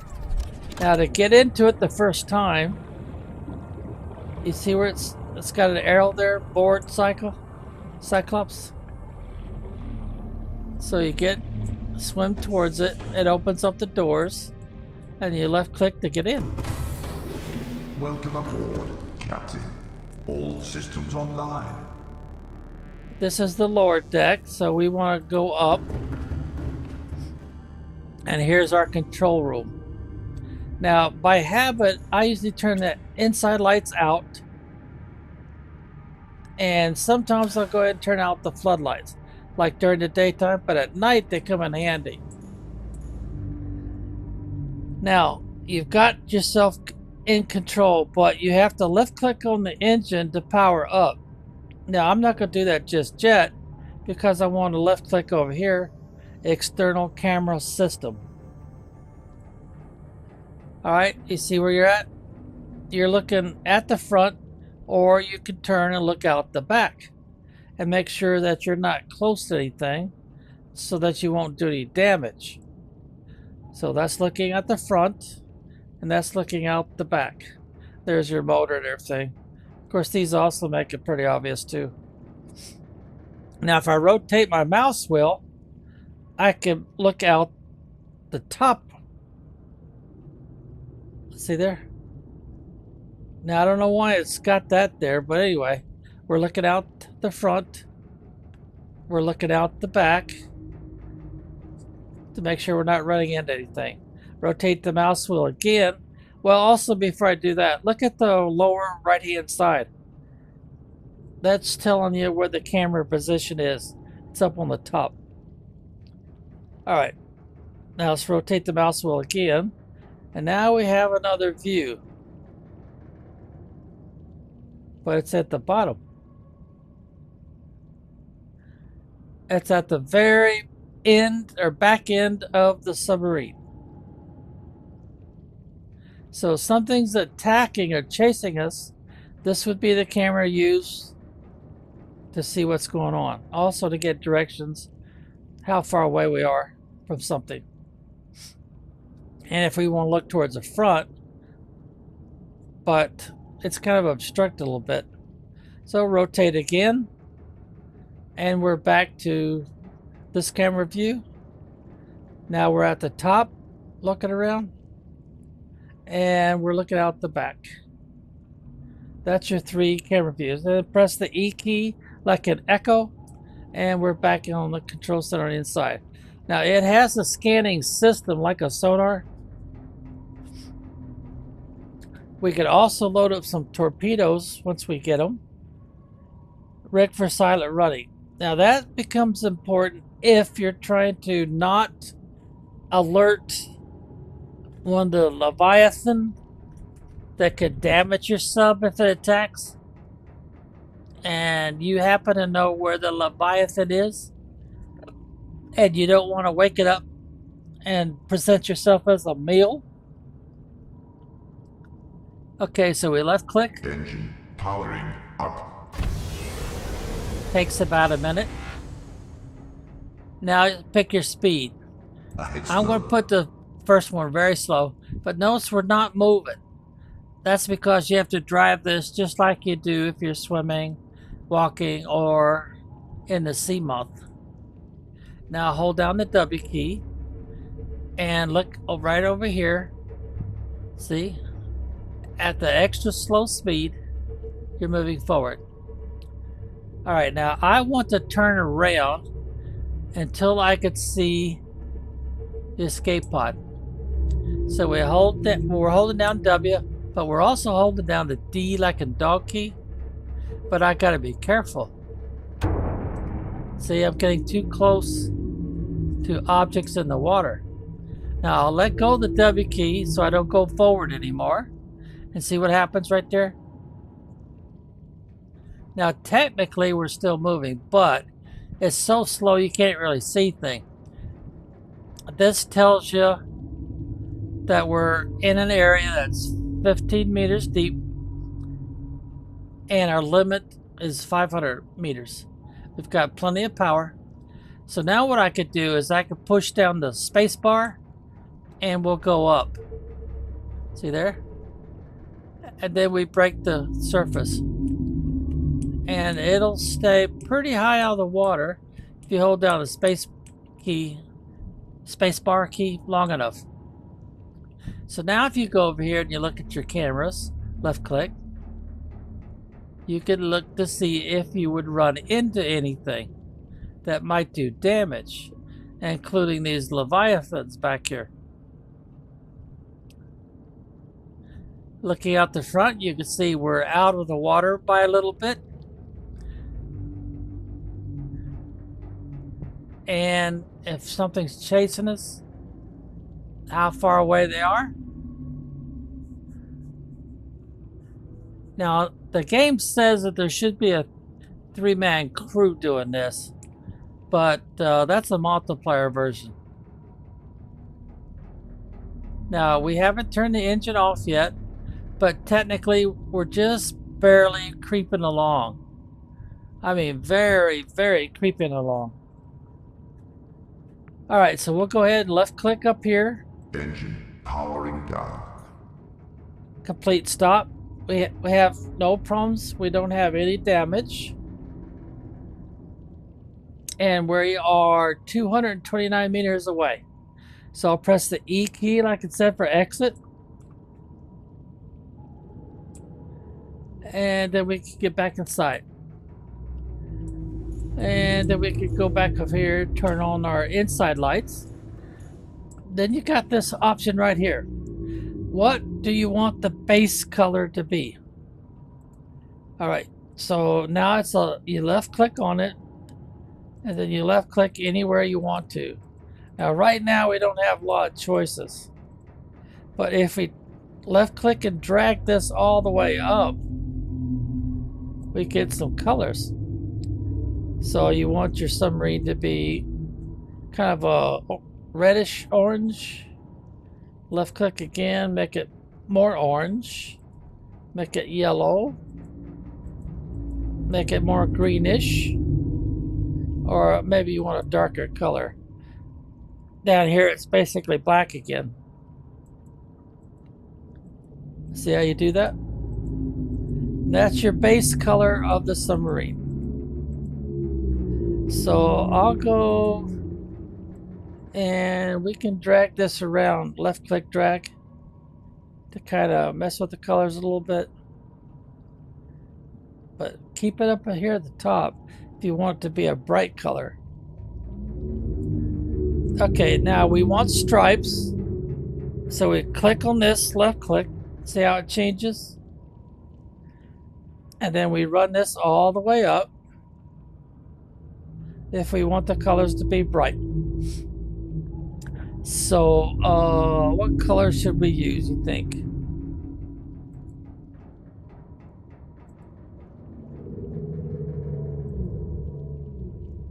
A red stripe? How about a green stripe? Yeah, that would probably look pretty attractive. That's for the first stripe. Now, the second stripe, we probably want it about the same, so... Of course, we don't have to use the same. Now, what color do we want the lettering for the name to be? Would purplish pink be a good contrast? Maybe a little more red. Yellow on yellow? No, that wouldn't work too well. How about orange? Maybe a darker pale. A dark green, maybe? I'm going to go with that color. And then I'll click up here and I'll give it a name. Big Bob. How's that sound? Now, if we're happy with our selections, then we just click right here. So left click with the mouse and we're done. Now, to see what happened, we would go downstairs. We would go out the hatch. We would swim away and we would take a look. Press the space bar to get back up to the surface. And let's see, I don't see Big Bob on this side, so it must be on the other side.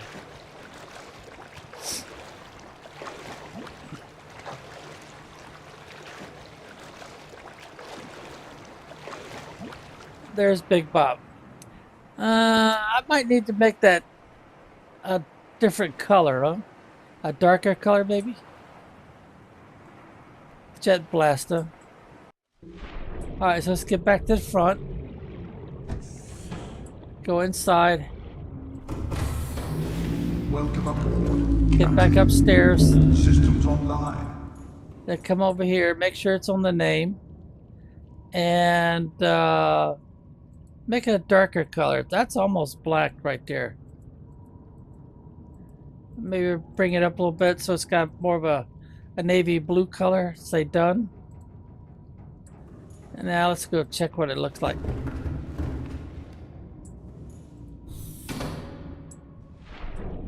Alright, let's see. Is it this side? Yep, there we go. Hold down the space bar. Big pop. That's pretty bright. That's nice and bright. Now, there are some more doors. You see this area right here? If we were in our Seamoth, that's got a parking bay for it. So let's see. Where is... Oh, there it is, over there.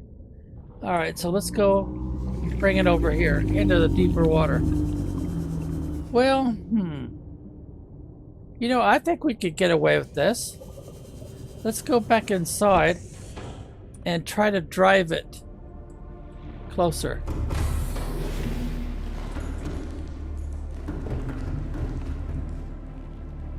Turn out the interior lights. Oh, I don't need that. This daytime. Alright, turn on our engine. Engine powering up. And yeah, let's keep it on slow. If we do this way, it's ahead standard. Ahead flank. And that's the head flank, it's full speed. Now let's go back to slow. Now let's go look at our camera. Alright. And let's hold down the W key. Let's steer it over this way a little bit where it's deeper. I'm using the Delta like a D key.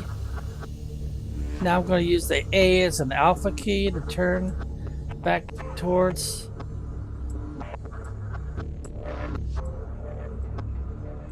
That's what I'm trying not to run into anything on the bottom. I've already used the space bar. I won't go any taller in the water. Let's see. There's a channel right in here.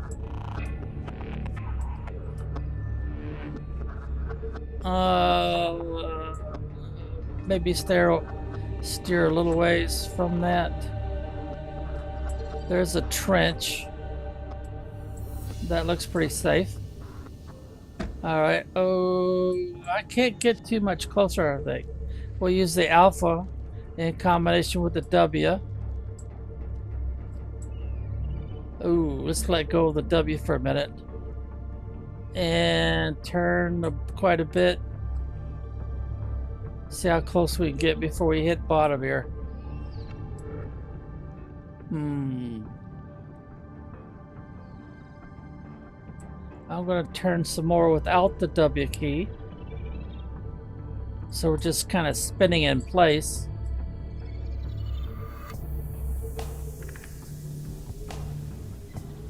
Oh, I better... Alright, now let's turn back some more. Alright, let's let go of the W key and just spin in place. We gotta try to stay in this trench area. Now the W key by itself, so I go straight ahead.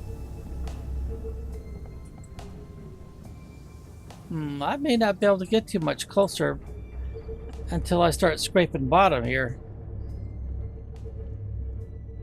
Just spin in place a little bit.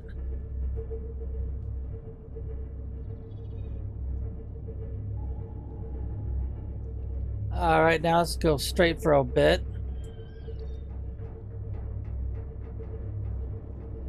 Alright, let's let go of the W key and spin a little bit to the left.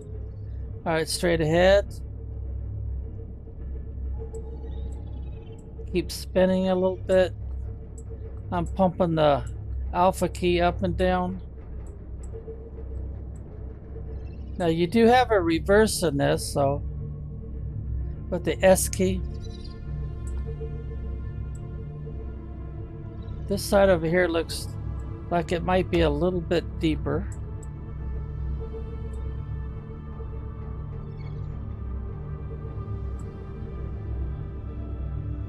Oh, it's acting like it's stuck. I don't see why it's acting like it's stuck. It's like that little thing right there is not letting me progress. Let's back up a little bit. Alright, now let's spin some more. It looks like it'll be safe. That's one of the things that's about the sub it's a little weird. Is even though you're not touching anything, it's already having problems. So I guess I'm going to have to stay over here. And I'll use the delta with W. This area here looks a little deeper.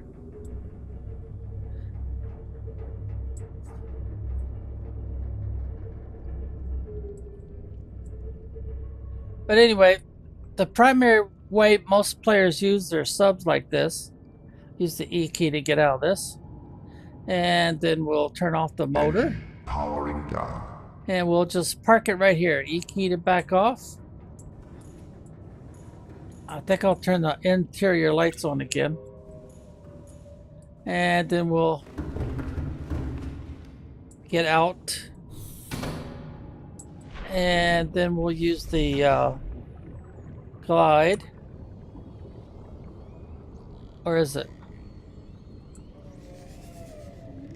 Oh, there it is. Now we'll get into our moth. Put away the glide. Welcome aboard, Captain. And then we'll go down a little bit. And once we get close enough, those doors should open up. There we go. And then and it takes over. It's automatic. Once you get in the right spot, it's all automatic. And it boots you out. So you close the hatch. And it will recharge. It won't do any repairs at this point, but it will recharge the batteries on our moth. Now you've got all this open area, and you see these walls? There's nothing on these walls. And the motor is back here. You've got these power cells, but they will run down on you. Usually one at a time. So you got to be able to make replacement power cells after a while. And if you want to make some of these upgrades, that's where you store them. But I haven't made any upgrades yet. Of course, it's the same thing with the blueprints. You got to find all the parts first. And then it has a fabricator dedicated to making upgrades for. So you look, see, a Cyclops Death Mark 1, but you gotta have plastic still and 3 rubies. So you got some stuff to find yet. Engine efficiency, that's usually the first thing most people install. And then you got shield generator, so you don't take damage quite so easy. Sonar upgrade, basically so that you could get a better, mapping situation. Docking bay repair module. So if for some reason your vehicle docked with the Cyclops and it needs repairs, then this would start repairing it for you automatically, as long as your power cells are not all 0. Fire suppression system. Decoy tube upgrades, so you can add more decoys. They're basic like torpedoes. And the idea is if you launch a decoy, it usually goes out the back. And hopefully the Cyclops, or excuse me, the the gigantic critter that's trying to eat your Cyclops, or at least damage it, will chase the decoy and leave your Cyclops alone. But look what you gotta have. It's gonna take a while. Now I'm gonna do this one right here. I'll pretend that I've got the resources I need, and then we'll left click to get out of here. Then we'll go through here, and we'll go over to where we're going to store it. And that's what we put in there. Boom. So now we won't have to have new power cells quite as fast. Or should I say quite as soon. It's designed to be operated by a 3-person crew. So they're really pushing the multiplayer option, which I haven't done yet, so I can't talk about it. And they give you warnings like as if, you know, you're a professional group of players or something. But this is a good way to get to some special areas that where you have to go deep and everything. But remember, everything has limits on how far down it go until it gets an upgrade. Right now we've only got the one upgrade. That's usually the first one everybody wants. Now you come here and you can access upgrades. Right now I don't have any to stick in there, so I can't really do that. Now you don't use this to make upgrades. In fact, there's no fabricator in here for that. You have to have that somewhere else. Unless the game will let you install it here.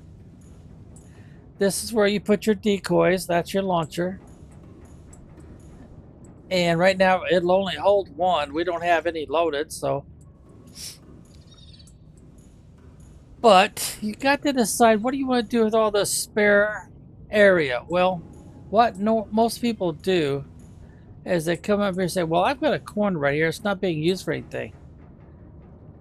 So if I had a fabricator, I could do something with that. But I don't have one installed yet. See there? Now, you go to your blueprints. And this is where you get a fabricator needs a fabricator. In order to make a fabricator, you need a fabricator. You can look at your blueprints and you can see what you need for a fabricator. But you gotta have a fabricator to install a transfuser. Oh, I haven't even looked at that yet. Congrats, translators, we made a game. Huh.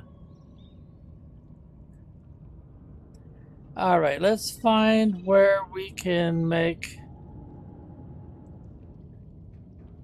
a fabricator.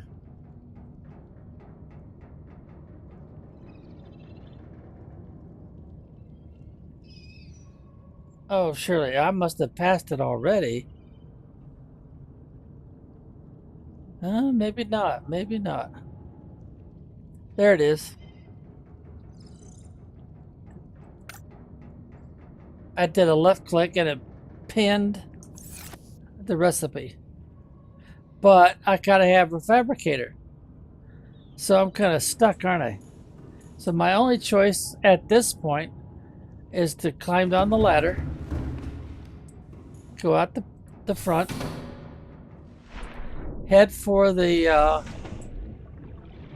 escape pod, since I haven't made anything else yet that might have a fabricator in it.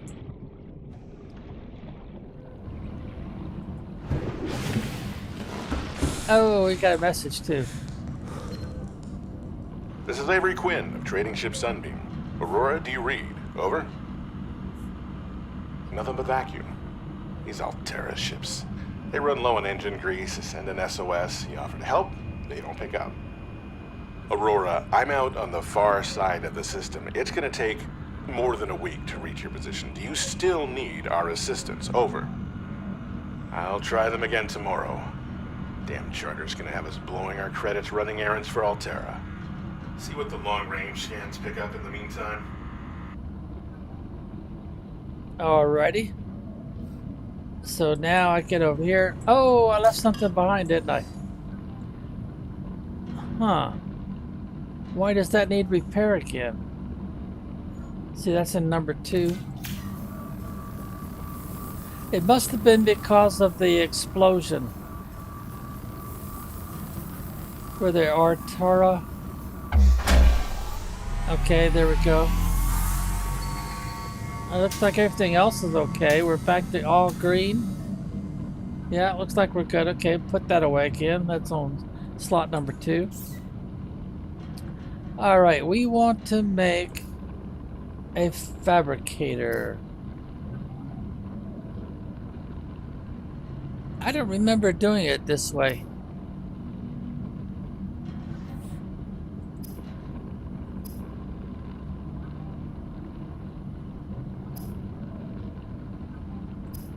Yeah, I don't see an option to make a fabricator this way.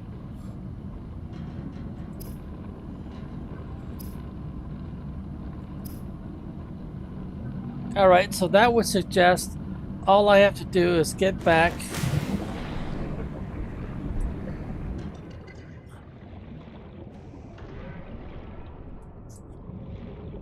I guess I should turn the light on first. Alright, get close to the front. Get close enough. Welcome aboard, Captain. All systems online. Alright, let's put a fabricator. Yeah, let's put a fabricator in here on this wall. So let's go like so. Click there. Huh. Doesn't seem to be working.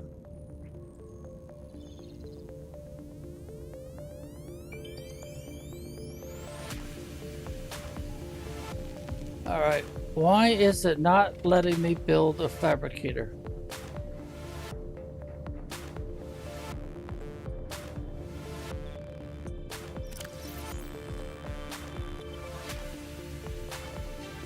I can pin the recipe with a right click or a left click. They're recommending a left click.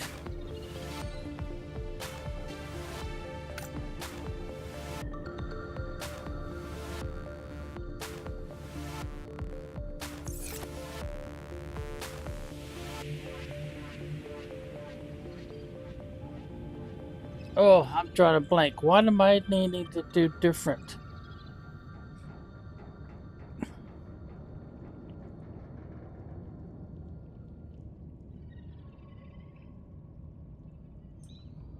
Oh, this is kind of embarrassing. I can't do any of this stuff.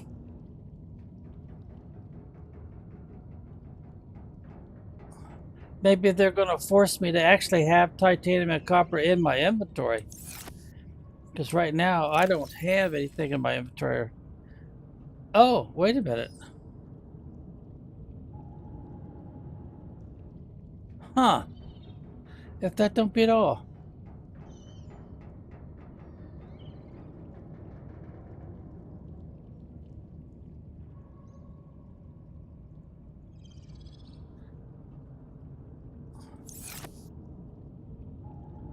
Oh, wait a minute. It's gold, isn't it? Yeah.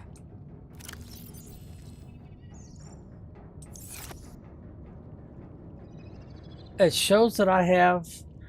That must be what it is. Because I don't actually have the gold, which is the first one. Even though it might look like copper. And table coral. Yeah, that's got to be it. In the meantime. Oh, that's the message we just got. Rescue ship. Alright, so in that case, let's go out this way.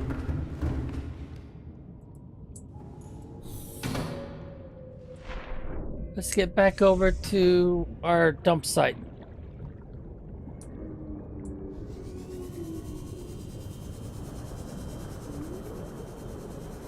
Alright, so we know it's right down there. And see if by chance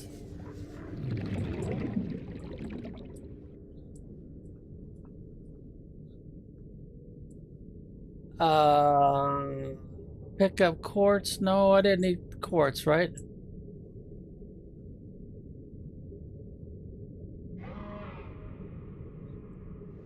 Gold. Do I have any gold down here?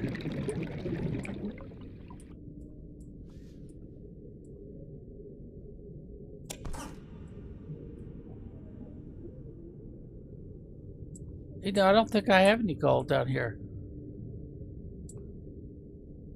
Silver, lead, metal salvage, more salvage. I think the game's going to require that I actually find some gold.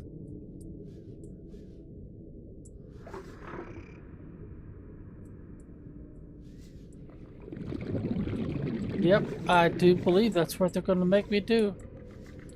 And that would be the, I don't think it's a sandstone. Well, these caves are where you're going to find most of your stones anyway.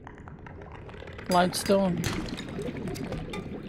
No, that's more, that was copper, wasn't it?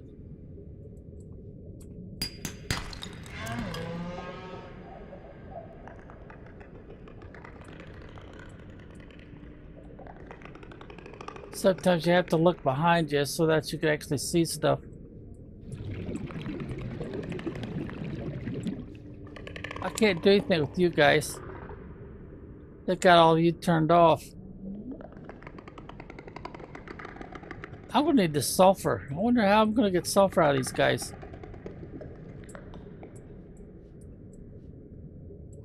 They call it cave sulfur.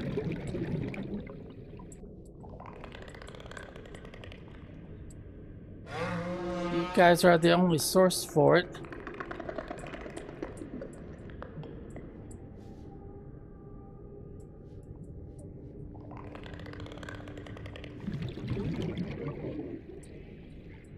Well, there's some quartz. We'll eventually need this. If I actually have to have that stuff in my inventory to do this.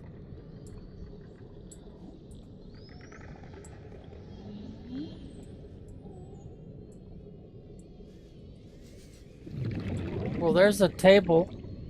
And I need to put the knife down in here.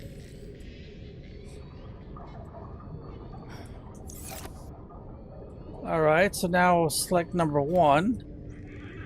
Right click and left click. I think I only needed 2, wasn't it? I think that's right, I only needed 2 of them.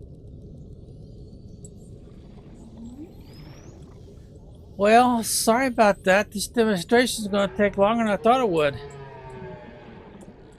Because you definitely want to fix up your submarine to hold a lot of stuff. Oops, I only used 4. Because you're going to be living out of that submarine during a normal game for sure. Egg? No, I don't need an egg. Oh, we've already been through there.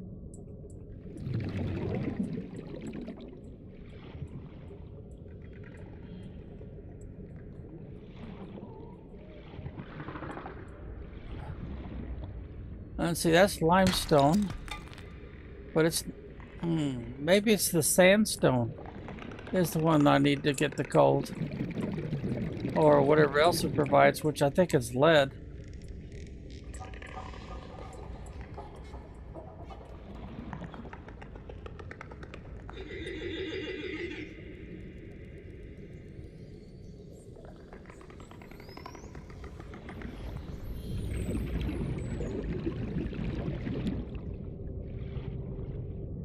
Alright, where is this a real big one of those? I mean a really, really big one. I could probably find some in there. If it's big enough.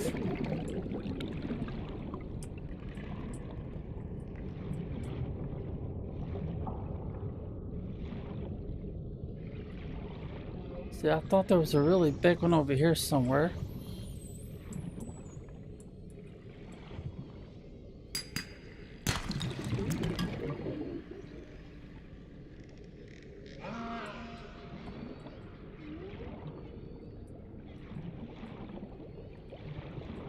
That one don't look big enough, so there won't be much in there.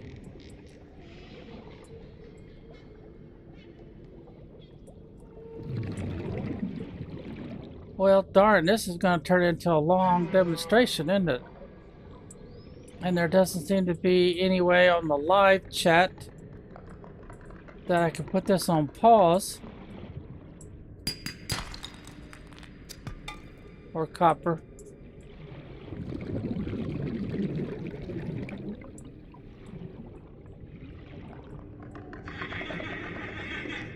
It's just a shadow. A red herring, basically.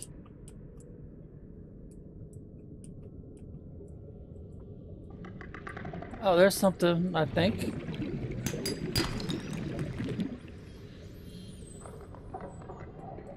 I think it's copper.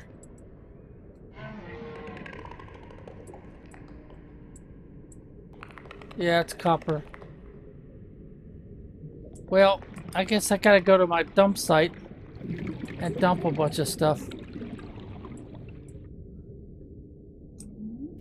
Yep, I'm full. Let's see. I don't need this right now, right?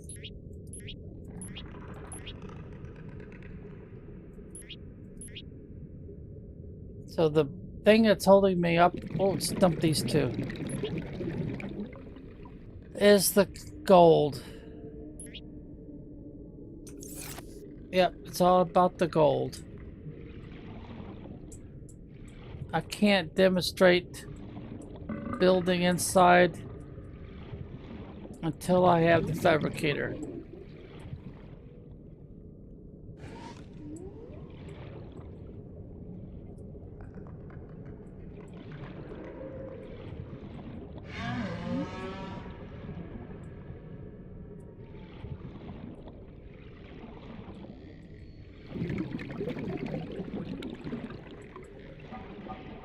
Let's see, this one, that's not big enough.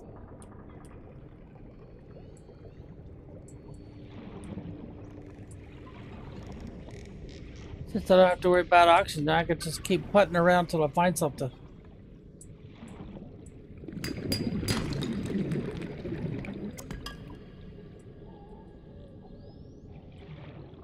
And I don't have to worry about getting bit or killed in some way.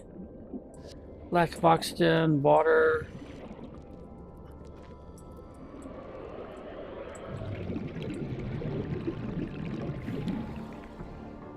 But it looks like I cannot do that demonstration until I have the gold. Oh. Lead. Be advised, a common complication for cave divers is loss of orientation, followed by eventual asphyxiation. Yeah, that's true. Oh, here's another one. See, the color's a little different. They call it sandstone. Did I get gold that time? I got it. Outstanding. Alright, let's see if we can backtrack successfully. Well, let's go ahead and get this one too.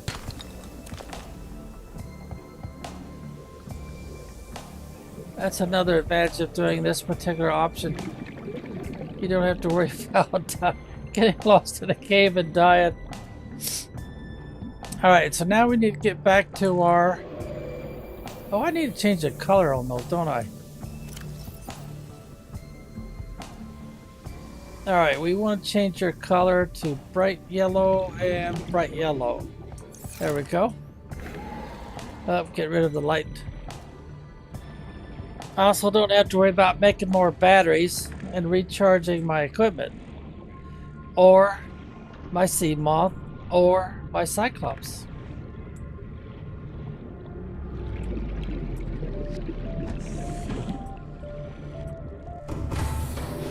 Welcome aboard, Captain. All systems online. Alright, I've got everything I'm supposed to have, so now let's see if it'll let me make it.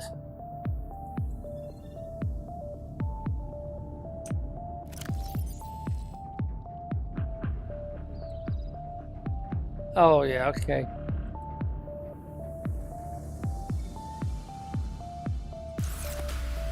Am I forgetting something? Oh, yeah, I need to put number 3 on. Ah, that's what it was. I forgot to put the builder on. Alright. Oh, boy. I must be getting tired or something. But I can put it there. I can put down low if I don't go too low. So, I guess... Yeah, right there, I guess. Alright. Now, that's what it was. Geez, I didn't have to go get that gold. I just had to use that tool. Alright. Now, I've seen people be able to double stack these.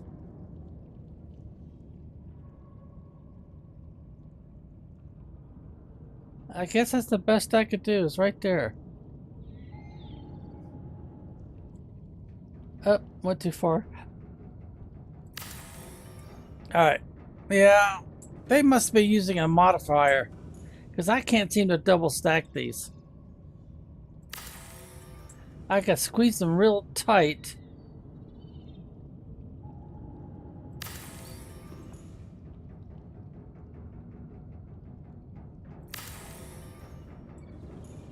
I can put one there. Well, let's go over here first. Go down as low as possible.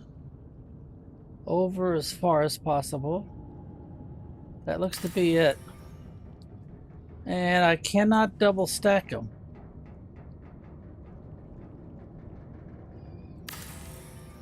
There's quite a few modifiers for this game. So that must be what they're doing. And I could squeeze another one in, but not above. Okay. Now, something else you might want to do is the radio. So I'll just put the radio right next to it. And you might want to do the first aid also. We'll put it...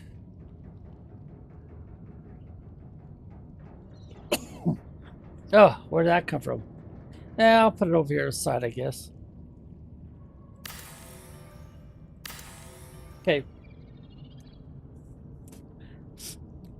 Oh, got a message. Aurora, this is Sunbeam again. We just picked up a massive debris field at your location. I didn't know how many of you... I didn't know. We're now en route to your location. We're gonna bring you home. Sunbeam out. What else can I say? The only time I parked a rig this big on a rock that small was in VR. And I blew it. It's a bad option, all right, but so are all the others. I guess that's supposed to be Aurora's AI pilot. Well, anyway, now you got locker storage and you can put stuff in it. Now, I would recommend that you arrange your locker storage the way it arranges in here. So if this comes first, then you wouldn't want to put that there. You want to put this one there. And then put that one in the next one. But as you collect more stuff, you'll have to keep rearranging it so that it comes, what would you say, organized the same way it's organized from your inventory. And then you got some more wall space here, so you can put in some more of these. How high can I go with that? Or should I be concentrating on how low I could go? Now, can I get one above it? Nope.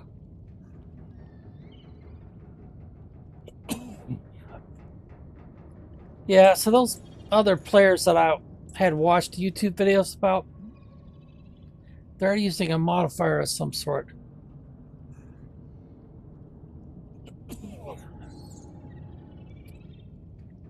So I'll put it...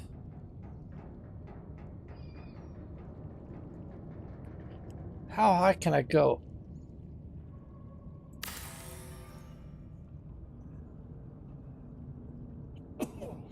So let's use the Q key.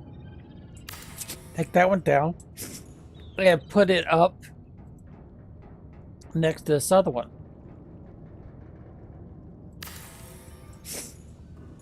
Make it look halfway organized.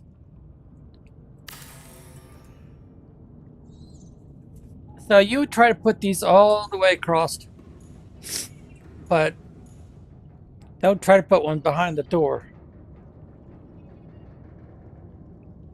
The door will mess that up. And you can put some more along this wall.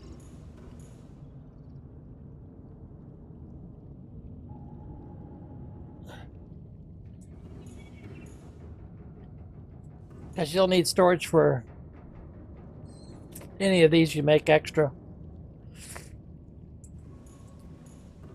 I don't know if it'd be practical to try to put some more in here or not. But anyway, you got these stairwells to cross over either way of the engine. Now you're also going to want to put some of these planter boxes in here because you want to be able to store your, I guess you call it vegetables, but they look more like fruit. You're also going to want to have somewhere to recharge your power cells once you're able to make the stuff you need. These, of course, will be the ones that you want to do first. And they have a drop down, so you can put these pretty low. Well, maybe it'd make more sense to put it here.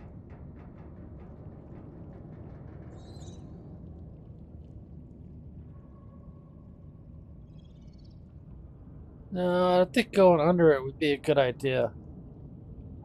Maybe right there.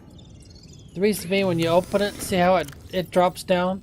And then you switch your batteries that need recharging in here. But you're also going to eventually want this one too. It looks like I'm going to have to put it about there. No, I could go lower. Yeah, a little bit lower. Maybe bring it over just a little bit more.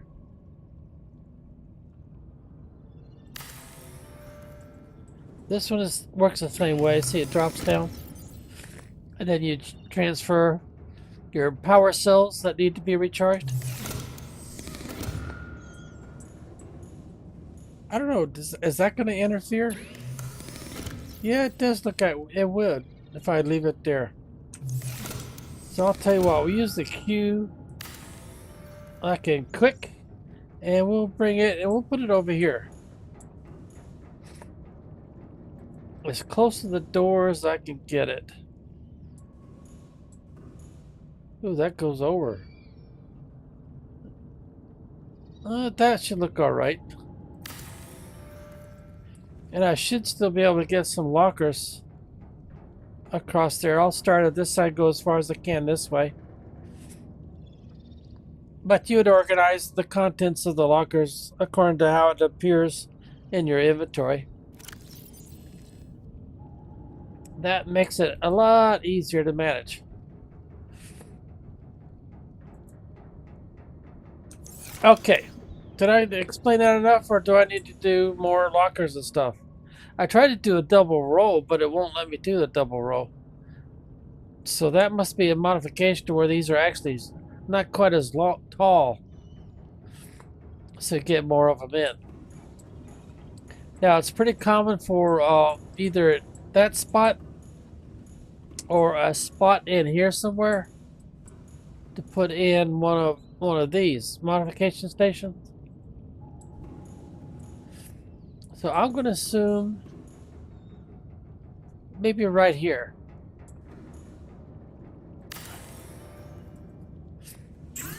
And these are all the things that you could do here.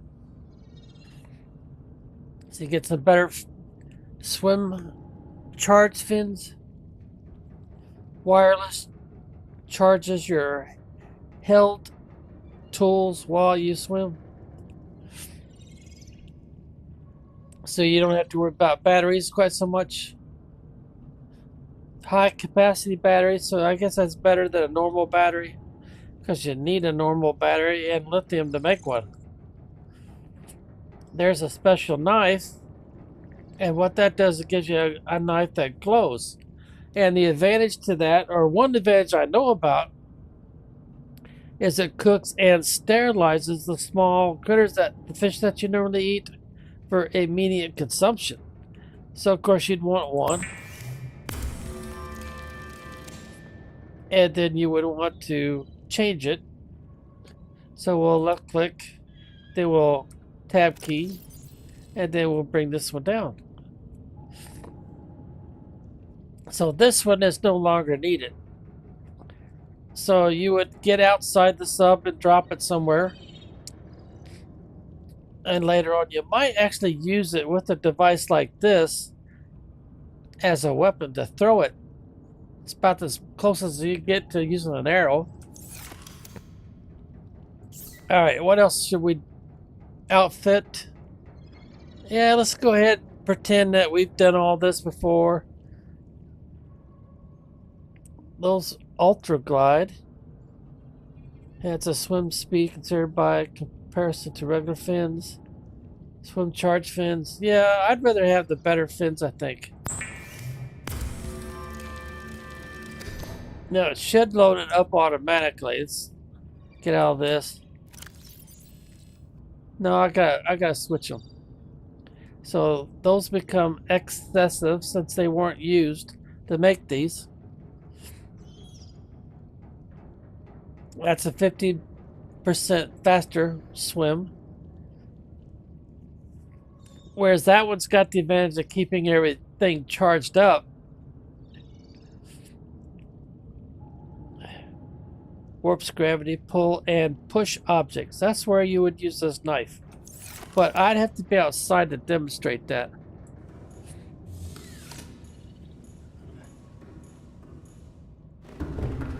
And I would need a fish to throw it at. Okay, well, do we have a target somewhere? That guy would be a good target. Of course, this is a different game, so I don't know if it'll actually work. So we get over here. We drop it. Alright, it dropped. What? You didn't grab my knife, did you? Okay, so now we want to put this in. Let's put it in here right now since we're not using that. Then we, number 3, right click. You grab my knife? You trying to prevent me from using it against you? And then we would get under his belly, and then we would right click again. It threw the knife somewhere. I don't see a knife sticking out on him. Because I don't think this thing works on... Oh, it grabbed the fish. Huh. I just force fed him.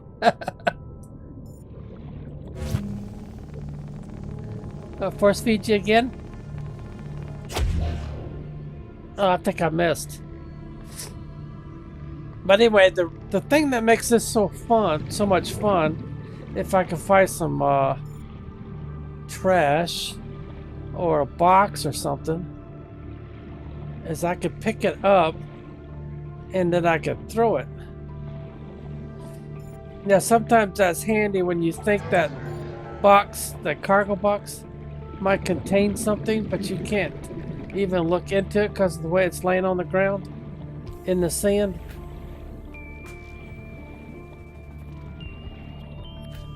Well, let's put it away for a minute and let's use the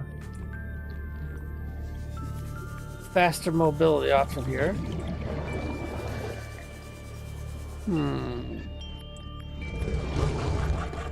Can I do anything with that? Oh, let's switch it.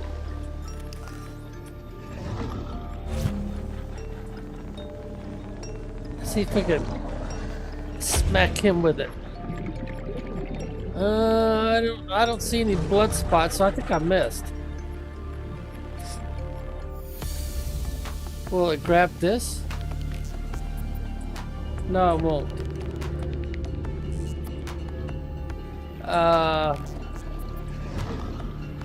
Can we grab him and throw him? Where'd he go? Oh, there he is. No, it won't let me grab him. How about this normal? Oh, I got that. Alright, let's go find us a target. Yeah, you gotta have a special suit and everything with a drill arm in order to do that. Oh, let's throw the rock right here. It bounced off of it, huh?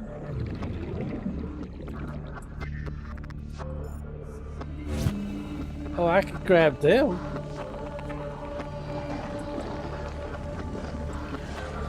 Ah, come on! How am I supposed to throw you? Yeah, it's not working with biological very well.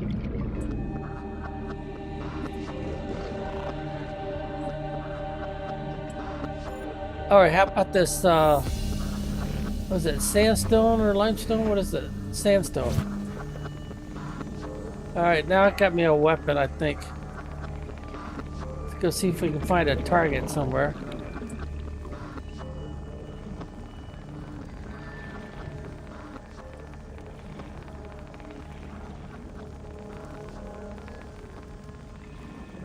I need to find a critter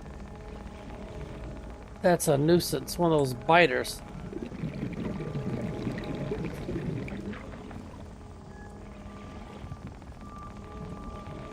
See if I could stone them. Oh, come on. I know there's some sand sharks right here somewhere. Where'd they all go? Oh, there is one over there.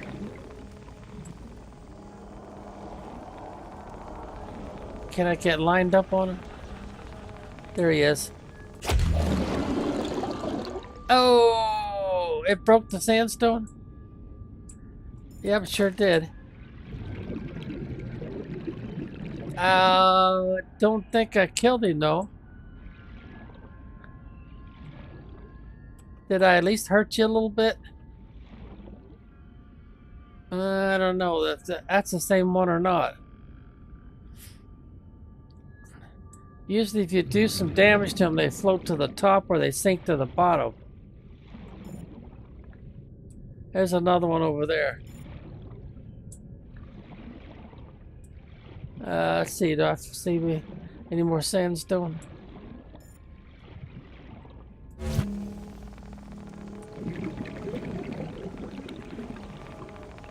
Hit you in the belly. Oh, I did some damage. You see that little blood spurt? He's taking...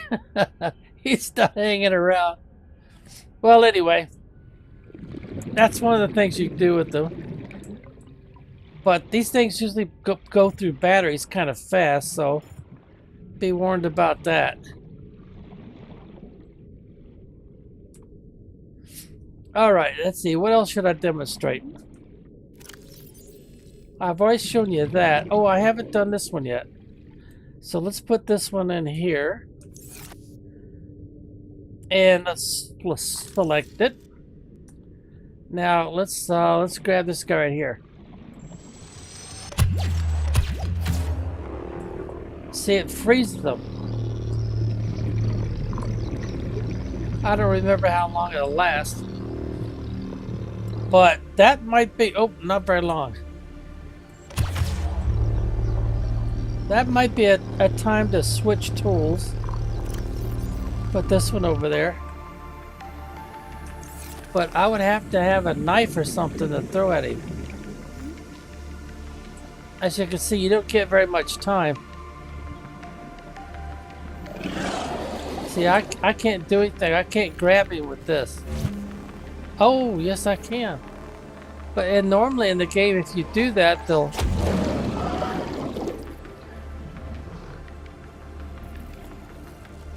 What? No, won't let me do it again? No, I guess not.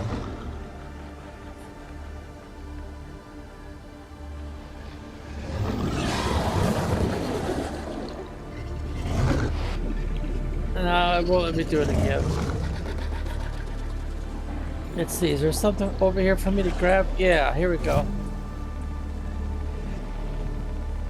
Let's go find us a victim.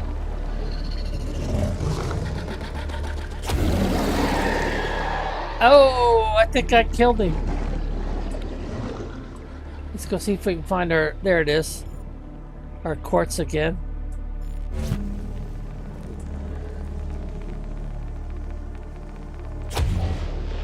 Yeah, we did not get a blood spot, so that's it. Yeah, it's kind of like a yellow color. But this is the closest you can come to a weapon. Now, those critters will cannibalize each other. Plus, there's these little bitty guys that do a small amount of bite damage. And they'll come along and they'll eat.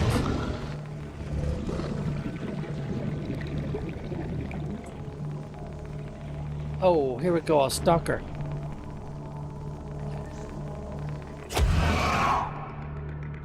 It didn't kill him, but it did hurt him pretty good.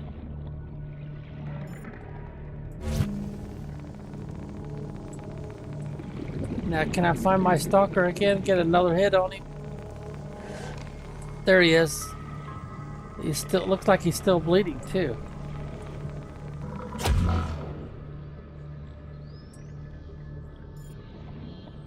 I'm not sure what happened that time. Okay, well anyway, I'm using up a lot of recording time to show you these little tricks, ways of trying to be nasty in the game against these critters. Remember now, they're going to be trying to bite you. The stalker and the sand shark. There's also some others that'll be trying to bite you. Those guys are mostly scaredy cats. They're just throwing grenades at you, basically.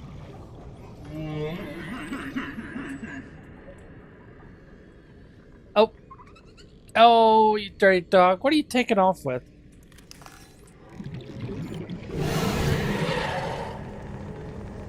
What is that? A piece of copper or something?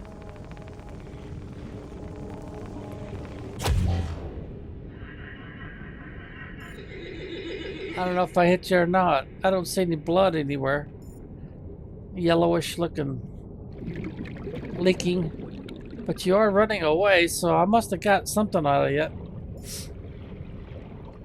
What's this down here? Nothing. Alright, I'm having too much fun. I gotta quit with this. Now, if I switch over to the fancy glowing knife... I missed.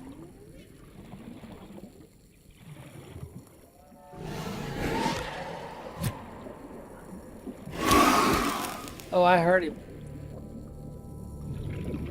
Where do you take off to?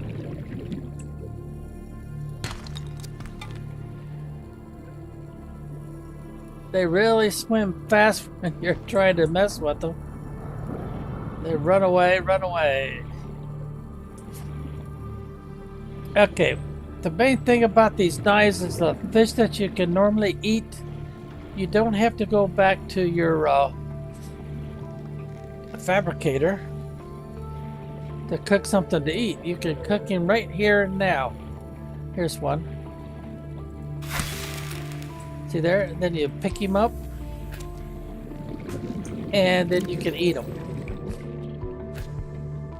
Oh, that's right. It won't let me eat. But anyway, he's pretty much dead. So he's going to float down to the bottom. I think. Is he acting like he's dead or is he acting like he's still alive? And then another fish will come along and try to eat him. That's the reason why you want to use a battery on your knife and get a thermal knife. All right, so let's go back up here.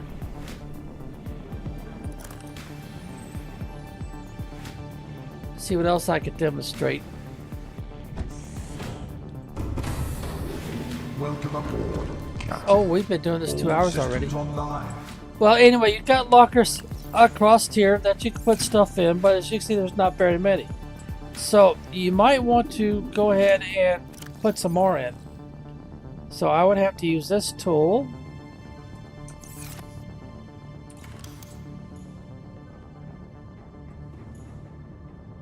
And you could shove them up pretty close.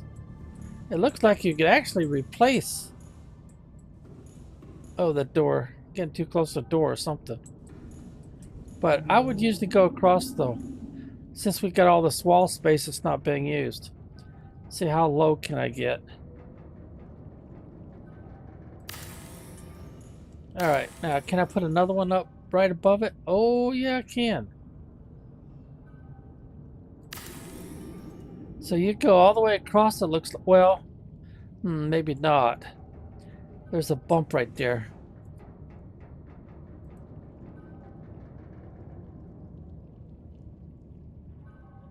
Yeah, see, I can't go as low here.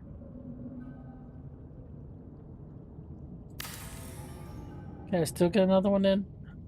Oh, yeah, looks like I can still get one in. Alright, can I do it again? You want to jam these together as close as you can.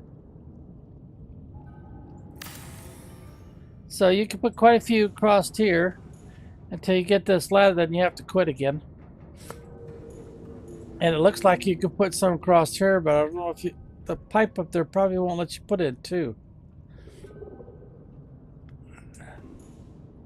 They kind of wasted a little bit of space. See how they got these gaps in here? So you might want to forgo using those and just put some more of these up right across here.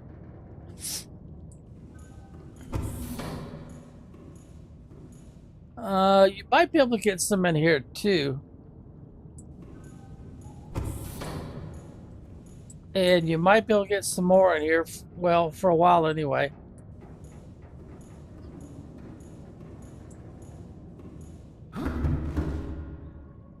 Not so sure about this wall here. You might be able to get some in there. But anyway, you could put some plant pots and stuff down here and grow some food also. I probably should. These are all the different kinds, but you gotta have the blueprints for all this stuff first, like everything else. And it looks like the closest to the wall would be like right there. And maybe, no, not in front of those. If you got those, you gotta stay away from them. And putting them too close together makes it hard to harvest. So you might put some up here, some down here, depending on what you do with the wall lockers. And then at some point you might decide, well, I've got to have a massive locker. So what you could do is put these right here in the center. Starting right about there.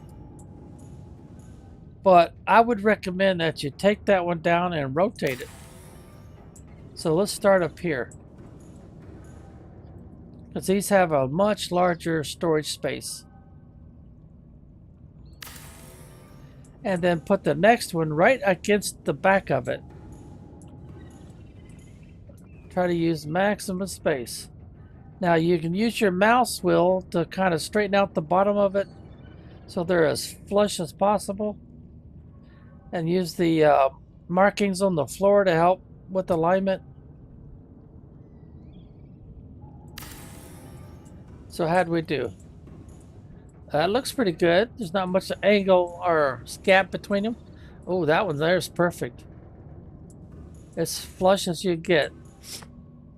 Now, this next time you do this, you want to use your mouse wheel, rotate it, and put them face to face. and use those markings on the floor to try to get them as square as possible.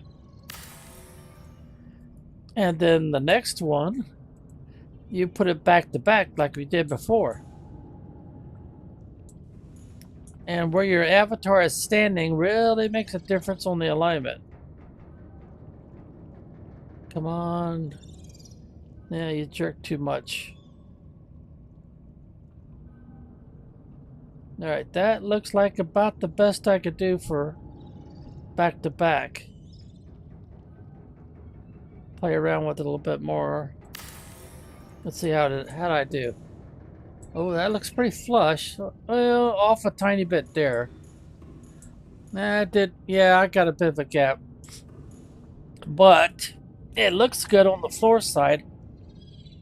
That white line that goes across right there. But anyway, you can put in you want to do this in your structures that you build to save on space. So as long as you don't put them up against something, like planter pots, wall lockers, something like that. I always do the wall lockers first. And then when I need more space, I go to one of these. Because you got like 1, 2, 3, 4, 5, 6, 7, 8. 1, 2, 3, 4, 5, 6. So these will hold 6 times 8. I had to jump over that pot, I guess. This one's got 1, 2, 3, 4, 5, 6. 1. Maybe it's only 5. I might have miscounted. 1, 2, 3, 4, 5. Yeah, it's only 5 crossed. Then 1, 2, 3, 4, 5, 6. So 30 would be all you could put in here. And that's why I was trying to see if I could double stack them. So most likely what you would be putting in this one and this one is your titanium. And you might even be putting your quartz in these. Because titanium and quartz are two things that you will want to have a lot of. So you could put quite a few lockers in here. Wall lockers, and then go to the floor lockers if you got enough space. Let's see, we might be able to get a pair of or two of floor lockers in here. But we got to have plenty of space to get around stuff, which would be a bit of a nuisance. I couldn't put anything here because then I wouldn't be able to get to the wall lockers. It'd have to be right here in the center. Oh dear. The game messed up, put a fish inside. Sometimes what would you call it? The registration of things doesn't quite hold up like it should.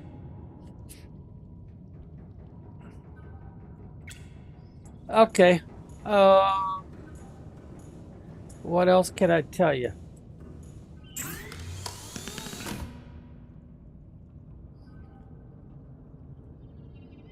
Lightweight, high capacity. How many seconds does it give me? Ultra high capacity. Yeah, I probably want to make one of these as soon as I could. And then it should load up automatically. Yeah, it did. So I got the best fins the game will let me have. I got the best of that. It won't let me drop those while I'm inside. So I'd have to be outside. Alright, what else? Well, I could do the Seamoth depth module, so I probably let it go down to about 200 or 300 meters. That was the Mark II, this is the Mark III. I wonder how far down it would go. Let's make that one.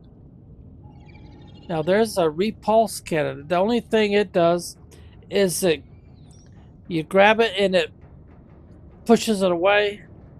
So it's not like the other one I've been using, where you can grab it, hold it, and then shove it off.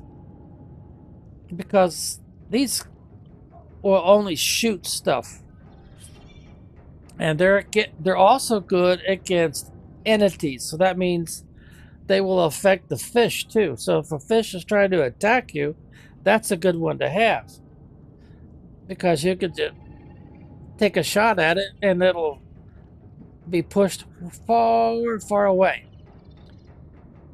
It will defeat. But how big of a creature? I can't tell you. Prawn. Oh, that's something different. So this is the one I would use. The best one I could use for the sea moth. And I've already got those, which is the best I could use.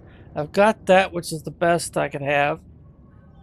Lithium ion battery. So that must be a slightly better battery, since you have to have the common battery first. The common battery, you would have to use the fabricator for.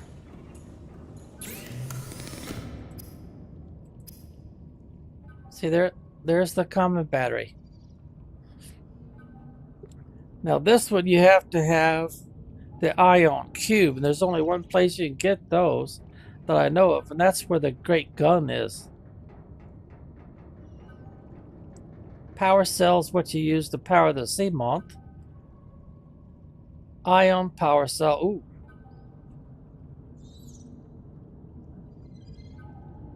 You gotta have 2 ion batteries. You gotta have those cubes. There's only one place you can get those. Reactor rod. Oh, that's for if you build a structure. Computer chip. Multi-purpose CPU. I haven't gotten far enough in the record game to know what you would do with that. See, we don't have a timer yet. Do we have another message saying that they're going to come rescue us? No? And then the rescue fails. I probably shouldn't say more than that. The rescue fails. All systems online. Yeah, I probably should not say any more than that. Alright, so, well, actually it would make more sense if I knew where I was going to use this. Well, anyway. Yeah, let's put this back in the bay.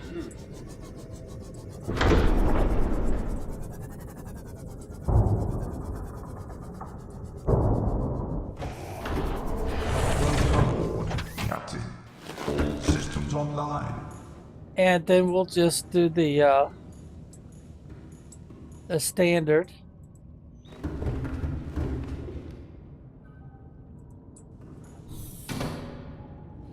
Because I've kind of didn't show you what you normally do soon after you can.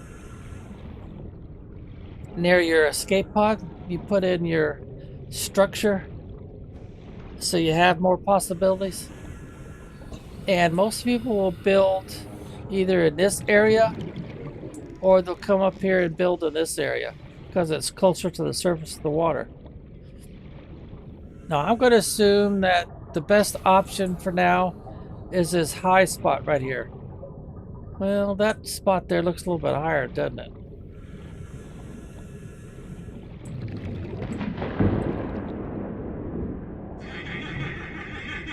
Huh, what was that? Yeah, actually this area right here don't look too bad. So we get our build tool out. We go to the first slot. And normally you want to start with one of these first. Now there's a limit on how tall you can see. That's out of the water. Normally you don't want to be out of the water, but you do want to be tall. Am I confusing you? I know you want to get out of the way, so. Alright, let's use the space bar. Somewhere right in this area here. Now, you can rotate it, I think, can't you? No, I guess it depends on how my... Yeah, I gotta move my avatar. And decide what would be the best square... I'm going to assume, no, not that high. Come back down a little bit. Alright, then we'll right-click to cancel the operation. Alright, that looks about right, because if you go deeper than this, you're going to have structure problems. Alright, now, the next thing will probably be one of these. But notice how much titanium you need changes?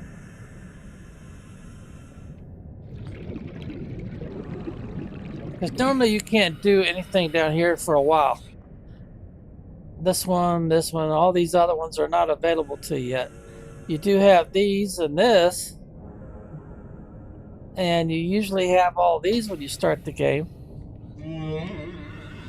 So I'm going to, well, I'm going to go ahead and show this general purpose room. Because that, I think, is the best first option. And it looks like to me it's touching the foundation.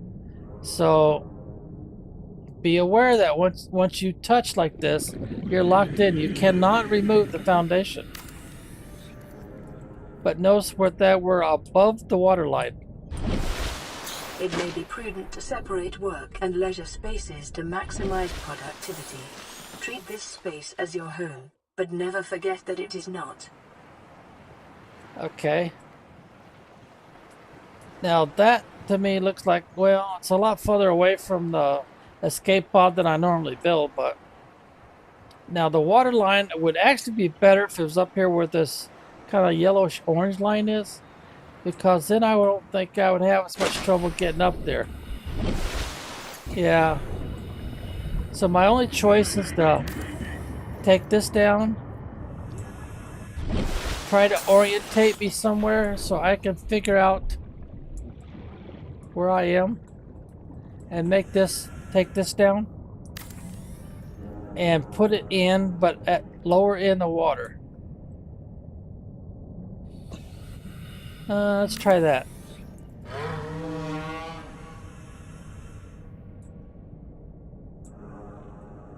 It's got to be touching the foundation to work. That looks pretty good.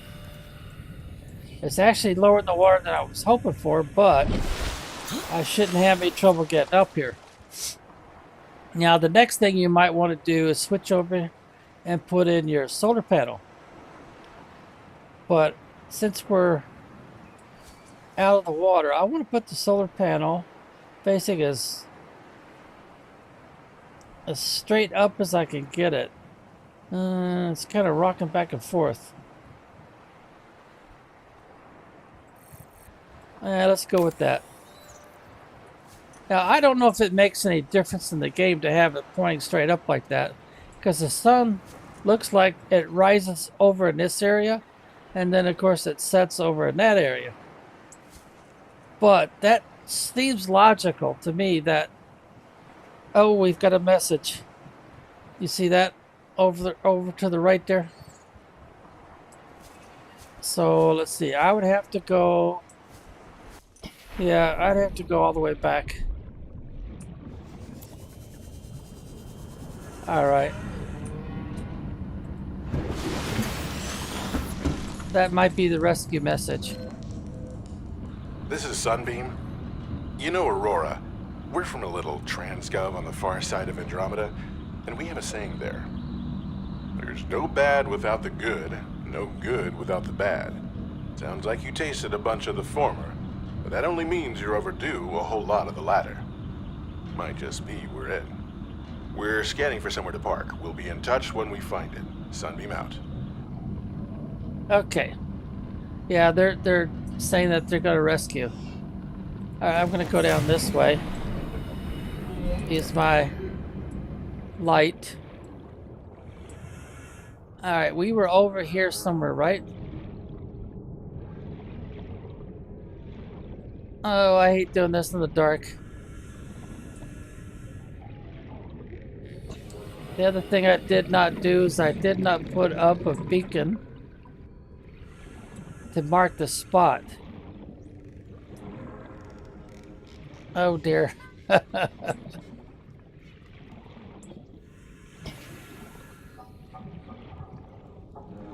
Oh, there it is, right there.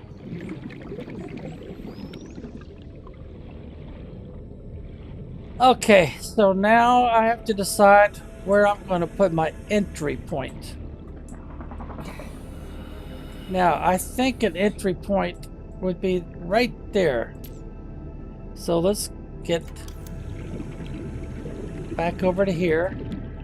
And there's our hatch. There it goes. I don't know why the game does that sometimes. Welcome aboard, Captain. Thank you, dear. Now, this, I believe, is the best one to start with. Otherwise, you just take the other ones apart. But it's a real nuisance once you get this far in the game. Alright, and then, of course, I'd want to put this probably right here in this corner. And then I'd want the radio.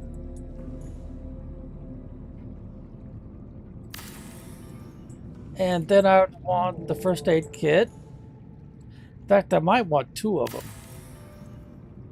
So that I don't run short of them anytime soon. But notice the materials that you need.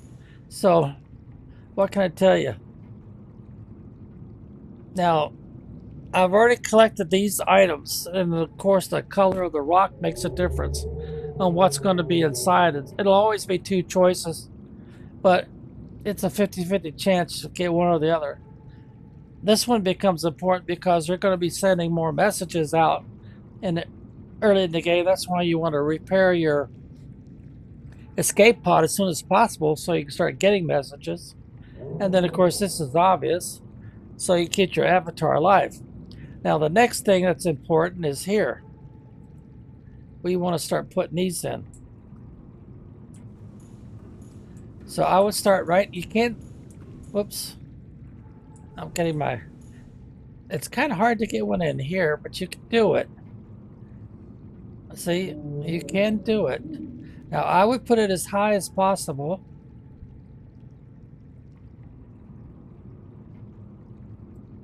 Oh, there we got it.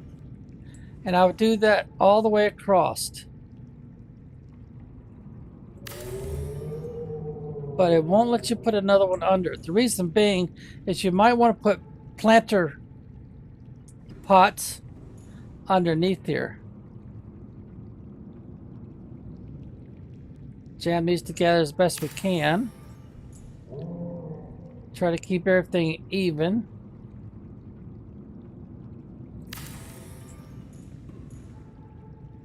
There are 17 types of ore that you're going to want to collect and store until you need it. And then there's all those things that you're going to craft, like batteries and stuff.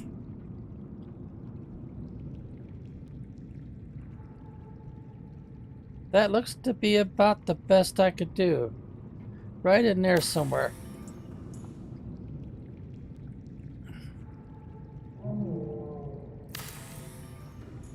Kind of look at the one that's next to it to make sure you're not going too low or too high. And then try to catch it, because sometimes it'll fight you.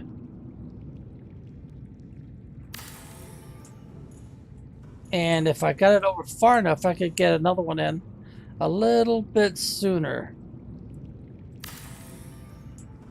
See, there's not much of a gap between here, but there's more of a gap between these two.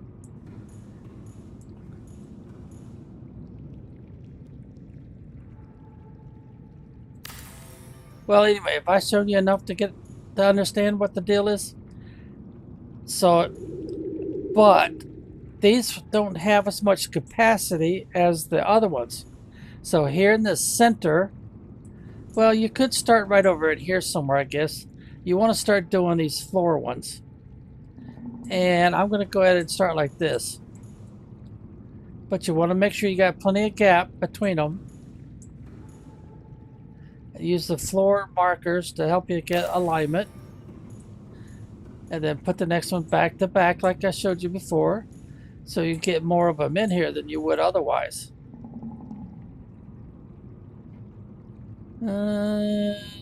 That's not quite aligned. Ooh, that looks good. Just gotta pull it forward a little bit. See, how do we do? Ooh, nice. Oh, not too shabby. Not too shabby at all. And then you want to put the next one in. Turn it around using your mouse wheel. Like so. And take a look at the bottom. Sometimes you can move it and it'll turn green on you. Like right there. So chances are that is as square as I'm going to be able to get it. Look at this gap right there. As little as possible. Now we'll put the other one back to back. Looks like I need to go this way with it a little bit. So right, maybe it's just a hair, yeah, just a hair more. Now try to get it it's real touchy. I'm using the pattern on the floor there to try to help out. See how did we do? Oh, that looks real good. Oh, that looks excellent. Well, anyway, I could probably get, yeah, I got plenty of gap there, so that's no problem. I might be able to get one more in there, but I'm not so sure about two more. Two more might cause a problem with getting through this area right here. And then this open area, well, I would probably leave that open and then do the same thing I did there over here. Because I'm planning on putting these, what I call wall lockers, all the way around. As high as I could get them. And I want to make sure I don't have any interference problems. I don't think I can get away with putting wall lockers right here at the dead center and still get past them. Like so. But don't forget, you're going to want the flower pots too. I don't know if it makes any difference which one you use. Doesn't seem to matter. So we put it, but we got to bring it out a little bit.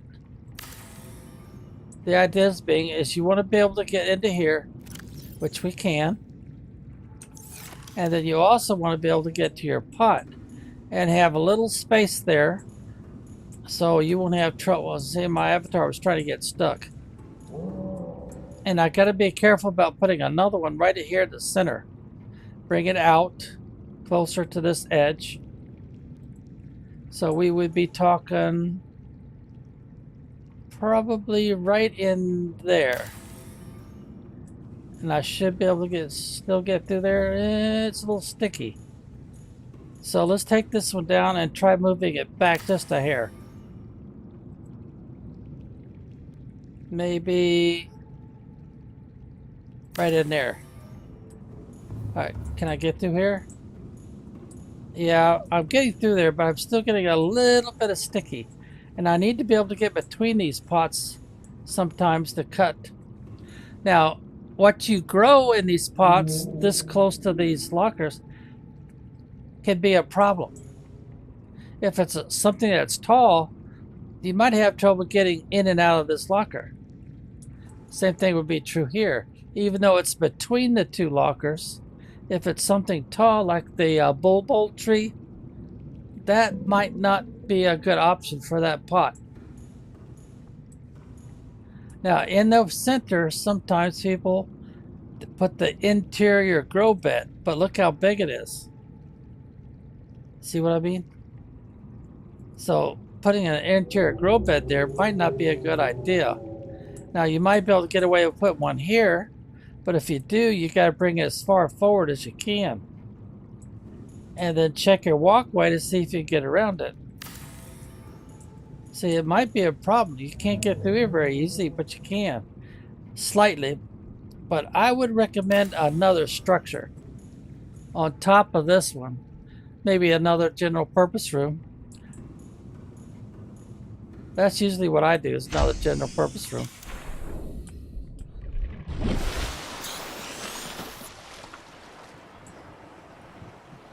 But don't forget, we got this here. We might have to take this off and then put it on the top of the one that's on top of this one. But then you're going to say, well, how do you get into it? Well, you'd have to be able to put a ladder in. Now, since this is pointing straight up, and we put another general purpose room on top of this, this will get covered up. So we would have to take this down first. And then, of course, the oxygen and powers that is normally provided will not be provided. Now, the other option, of course, is to put this a whole lot lower in the water. And maybe even pick a spot that starts out lower. And the reason why you need these foundations after you collect enough lead and stuff is because that way you can put attachments on here and not spring a leak. Because you can end up springing leaks that you keep trying to repair them with your repair tool, but then they just pop right back open on you. Get a job, bro. Like,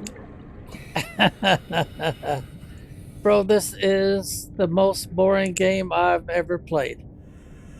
Well, that would suggest you don't like survival games much. That's okay, of course. Everybody has their games they like, the games they don't like.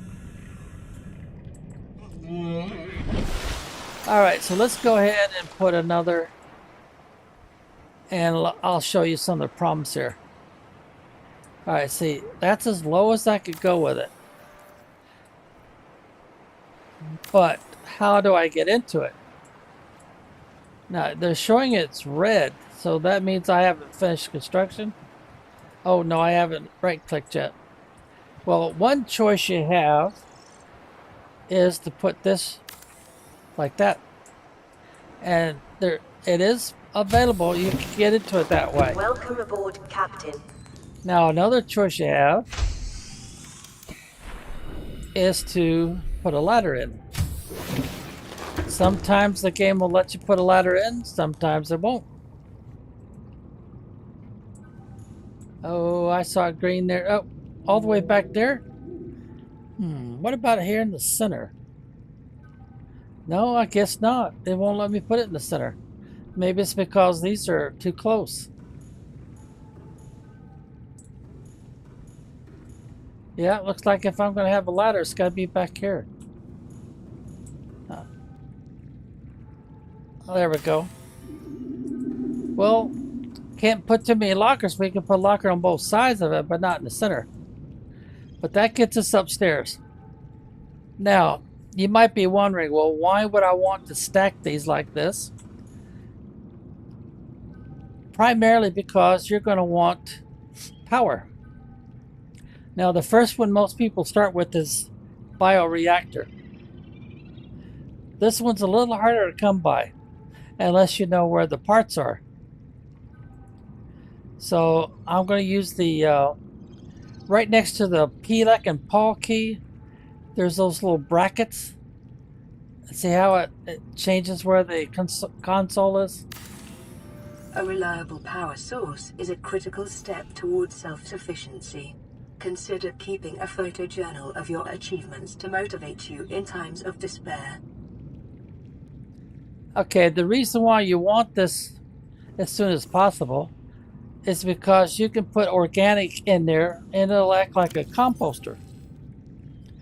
It won't let me put anything else non-organic like stuff in there. So we're talking fish and plants, seeds and whatnot. And since this is real big on the fish, no, that's not normally the first one you get. It's the standard aquarium, which I think is here. Yeah, there it is. And I think that's about as square as I'm going to be able to get it. And I usually put in 2 of them.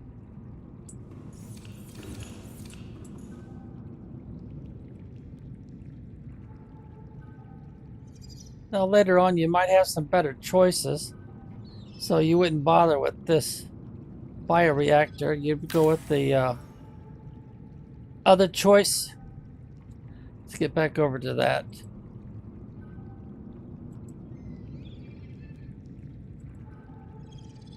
Nuclear. Primarily because it's less trouble once you get it powered up. Until you get it powered up, it's a real nuisance. Now later on it'll take a while because of the aerogel is something that's very, very late game. But you don't want to put this on a high level like this particular general purpose room is. You want to put it in a low area. They work better. So let's go ahead and get us some fish. So put away that tool and launch our grab trap. And back up. Start grabbing some of these fish. Now these I usually don't use for fuel. I use them for water, especially early game, until I could do better. But we could put them in one of the aquariums.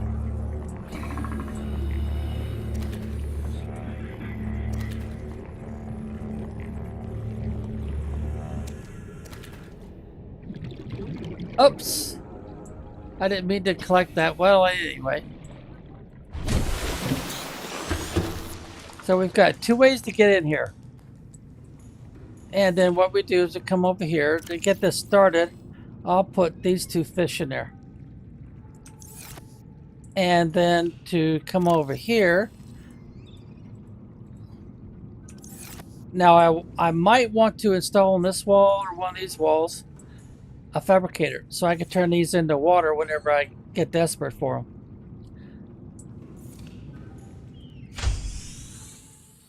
Now we haven't visited the island yet, so I probably can't do any better than that for now.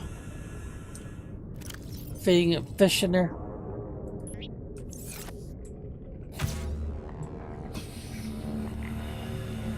Alright, so the food fish will probably be the ones that I will use in the part. Oh, there's something inside there. It might be sandstone or something like that.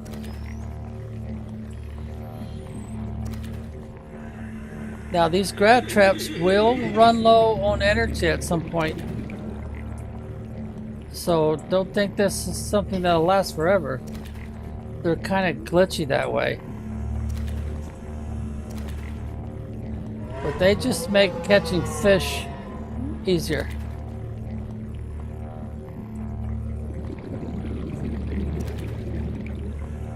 Can't do anything with those guys right there.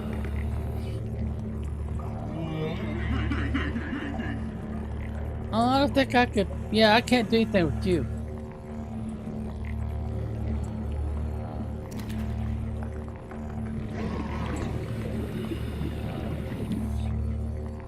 I suggest that there might be a tunnel, and there's something down inside that tunnel.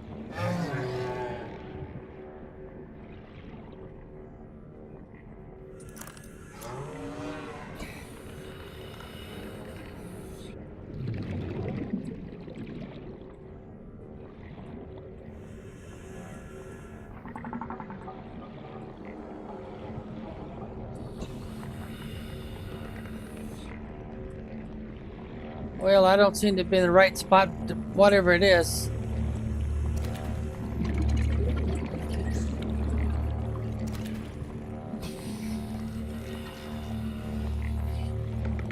Huh, I didn't think it would catch you guys.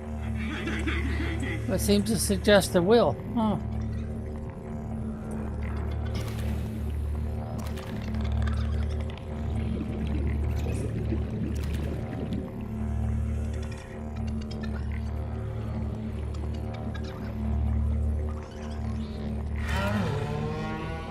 Alright, that's probably good enough.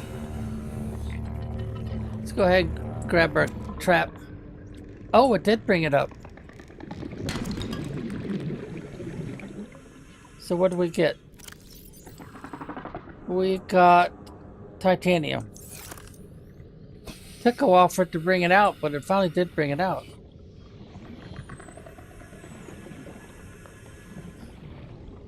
Oh yeah, I need to see. Did I bring one with me? Beacon, there it is, right there. Beacon. You want to drop it. Right click. So now when we find our structure here, it won't be so hard. Alright, let's go down here first, then go up the ladder, put away our lights. And then we want to come around here and start putting in some of these fish that are normally used for food.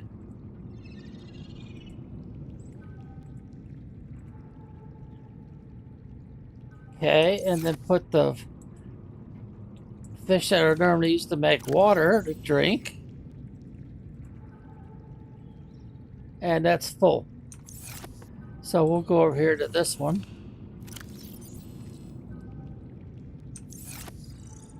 So anyway, this will charge up to 500 at some point. But for some reason right now, it's still showing a 0. So what does that mean? It's nighttime, so are we using the energy that it will produce, or is the game messing up? Since I really don't have to do this because of the version I'm playing. Well, anyway, now we would want to get up here. Using this, I'm trying to use a space bar to jump up there. There we go, we got it. Oh, why did you make me jump backwards for? I'm trying to get to the top here so I can put a...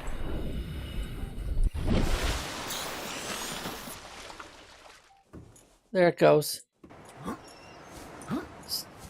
Come on, I want to put some searchlights up there. Daggone it. Well, we'll put one down here then. Alright, where are the searchlights? There they are. Get towards the edge here, because these things will rotate.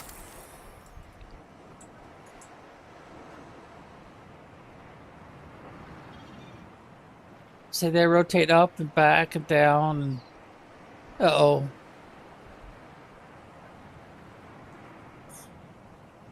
Yeah, it's not doing the way I want it to. So, let's try that again. Apparently, I've got to turn it around like this. Use the mouse wheel to try to get it lined up a little bit better.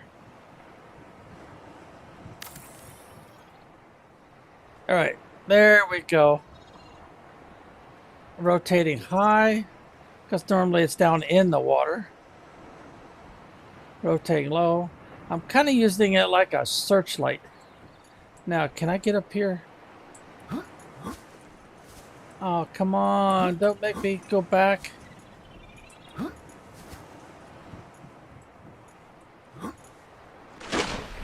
Well, darn. Can I put a ladder on the outside here?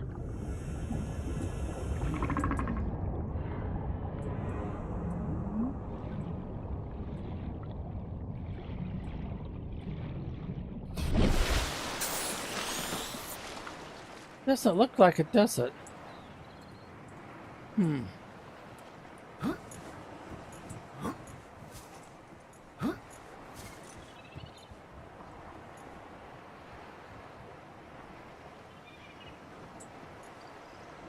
No, well, it doesn't look like it's going to let me put a ladder up here.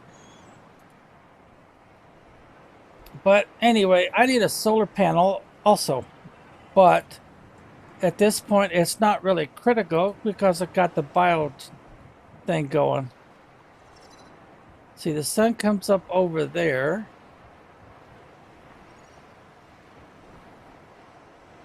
Do I want to put it on the top and then rotate it maybe some?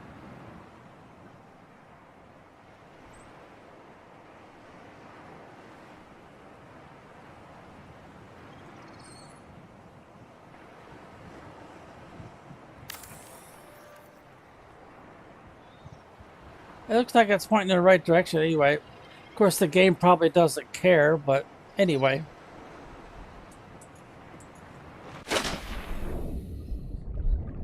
Now, if you cannot build that first, then you're going to have to do the other options, like a lot of players do. All right, there we go. And you're going to have to start with the tubes. These tubes right here.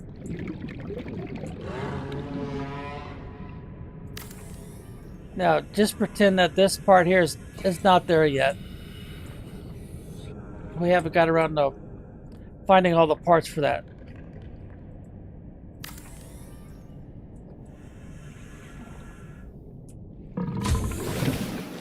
So Welcome aboard, Captain. you do the same like we did here. You'd put your storage units across here. You'd put your fabricator, radio, first aid kit to this wall. Now, if you want to, you can put your access hatch, instead of putting it there, you can put it here. Oh, it's not going to let me take it apart, is it? Oh, yeah, it will. Okay, so we'll put the access hatch here. And see how it's got like a gray color? There we go. Now later on you might want to take this window out, depending on, and put something else here. But you can also do it this way. You can also put it up here in the roof. This thing here, you put it, I don't know if you put a window up there. Let's try it.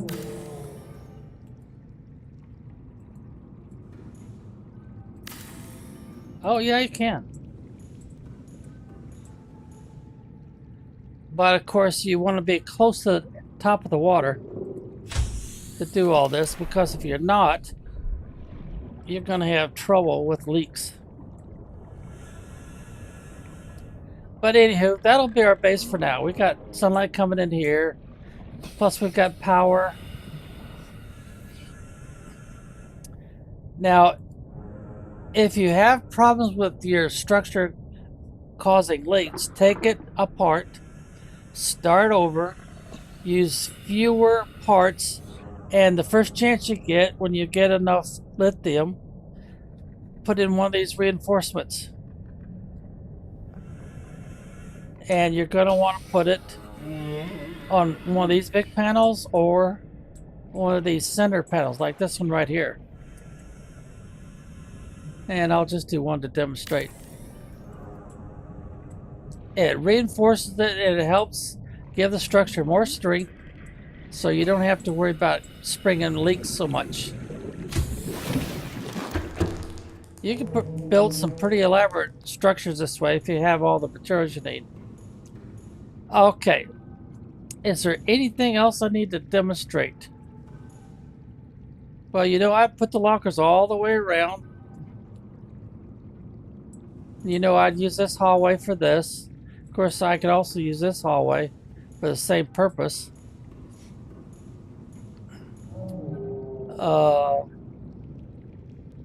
No, I think that's pretty much it. Now, the next thing I need to demonstrate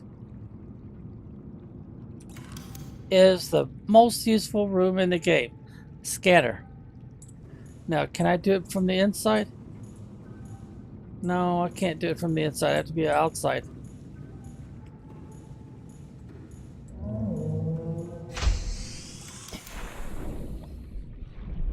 So this is probably the best for this particular location. It'd probably be best for me to see if I could connect the scanner room to this.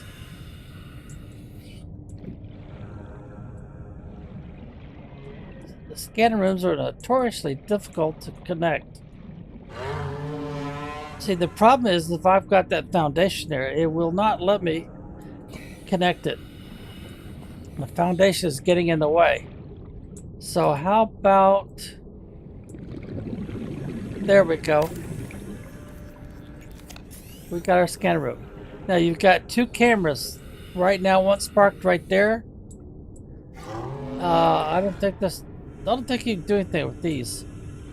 I've never been able to. And you got another camera here. So there should be a camera 1 and a camera 2. Now the problem with those cameras is the game is notorious about the stalkers taking off with them. You park them where you need them because you want to find something, and then the stalker grabs it and takes off with it.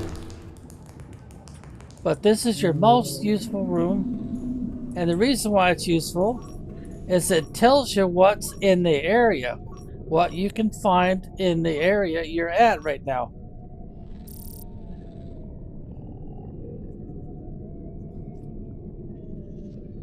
Now there's even a page 3, so this is a pretty good place. It doesn't show me everything I want, but it shows me a lot of good stuff. Suggesting there's some things I want, they're just not here. So let's say you want some cave sulfur, but you know what's going to be in that nest, right? Those cup-picking suicide bombers. But we say, okay, scan for it. Now we haven't put any modifiers in here, but if we do, we've got to use this. There it goes. Now these 2 are for your avatar. It gives you an extra camera, and it gives you a special HUD chip for your avatar's inventory. These are the only 2 that you can put in these 4 slots. Each time you put it in a range, you pick up another 50 meters. And this just makes it act a little faster. So we'll make one. It goes into my inventory, so I got to left or right click to get out of that. Then come up here, left click, and stick it in there. So we filled up 1 slot. That just means it'll find stuff faster. So we're saying we want cave sulfur, and this is telling it where it is, the little dots right there. So we go up here, we left click, we grab one of our cameras and we drive it just like we do everything else, and we look for these little circles. And it says we need to go in the cave. There's some right there, and there's some right there. But that's where those suicide bombers are. So what you'd probably do is say, well, this is nice and close. So I'll just bring my camera over here, turn the light on, and I'll use the C like in Charlie key to park it, and then I'll rotate my mouse wheel to grab the other camera. Drive it, and see, we went down that way, didn't we, with the other one? No, camera 2's over there, so camera 1, let's go this way with it.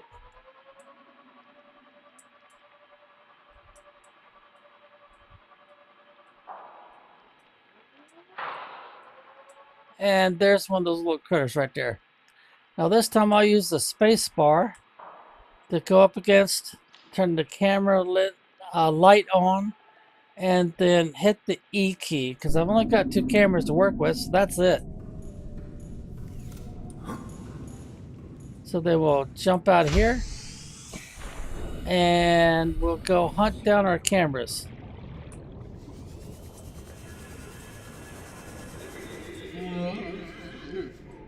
There's our camera, and there's the exploder, but unfortunately in this game, that's not a normal game, so they won't let me take this cave sulfur out of there. Of course, I have to wait till this guy comes out and blows up. But I also know there's another one up here. See? See his little eyeball sticking out there? Waiting for somebody to come in? So you definitely want to have some first aid kits with you, because you got 2 of them just waiting for you. And when you first place it, that's enough to do you in right there. All right, so let's find our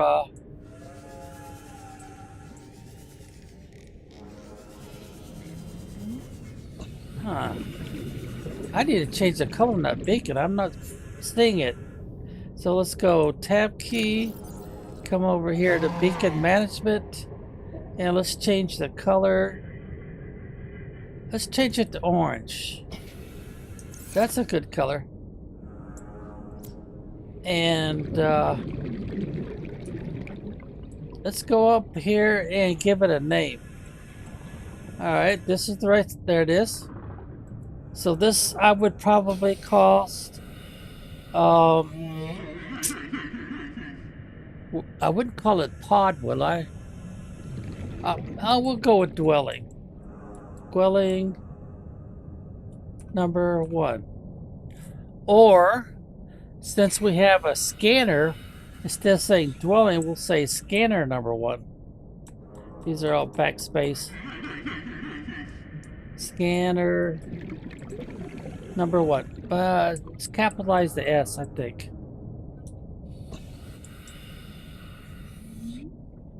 And then when we make another one of these scanner rooms, at least 500 meters, 600 meters away, then we'll call it scanner number 2.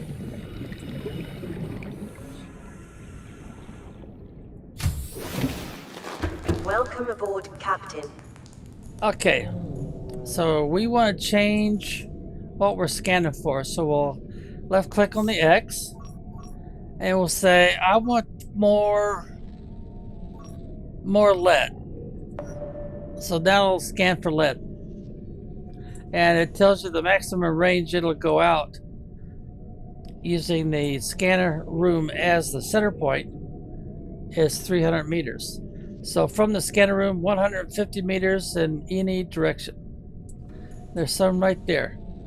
So let's use our camera, number 1, to find it.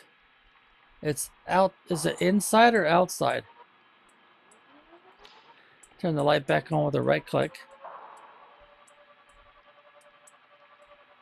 There's 2 more suicide. Bomber. Fish. Looks like it's outside. Oh.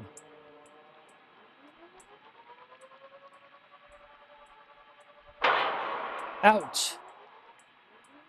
Oh, there's lead in my junk pile. Okay. All right. Any other locations? Let's use the space bar to get back up towards the surface. Really? There are no other locations for lead? Well, that sucks.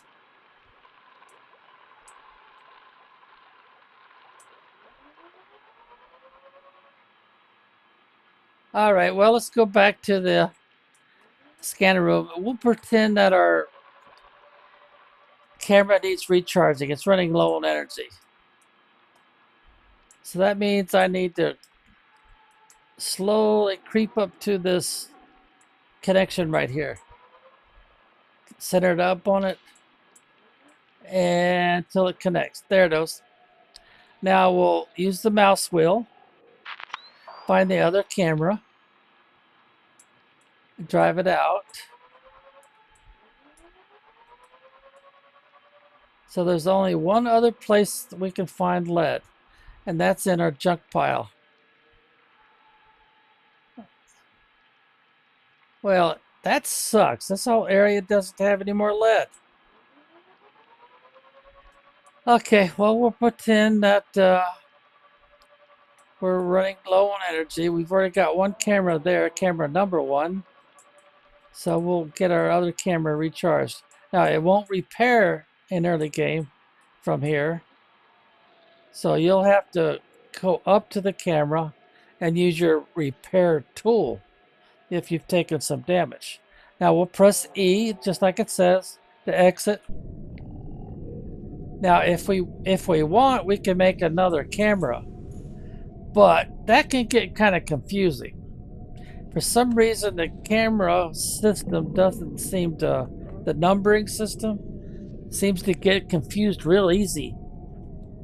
So if I went up over here and I made another camera after I crafted all those parts and pieces, it might call it number 2. It might call it number 3.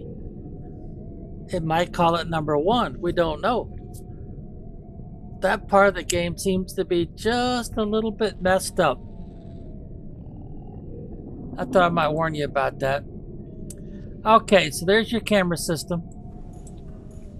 Well, we know that lead is not going to be easily available unless... Let's try something here. Oh, I keep pushing the tab key. Let's make us an extension on range.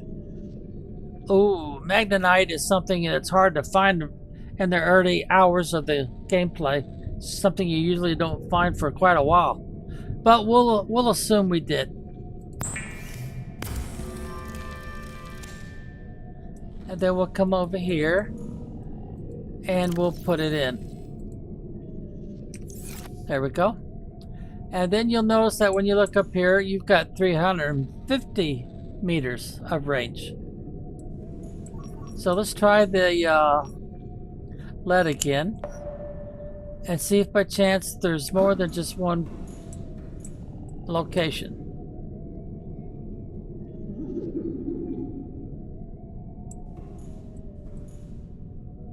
Camera 2, well that means it's parked and charging. Unless one of those strikers came out and grabbed it and took off with it. Because you should be over here somewhere, not over there. Still only one spot for lead. So let's go over here and take a look. Oh, they did. Look at that.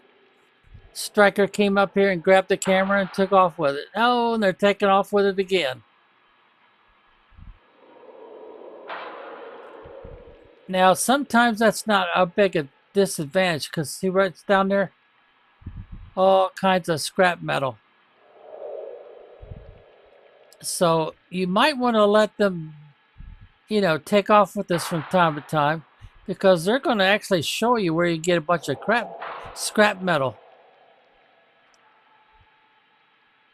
Sometimes they'll let go of it where it's close to something you want to scan for. Now, when they let go of it, you can move your camera, but you can't move your camera until they let go of it. All right, where's he going this time? Oh, you heard that sound? Yep, he just broke off a tooth. Something that you want to collect. Now, where's he going with it?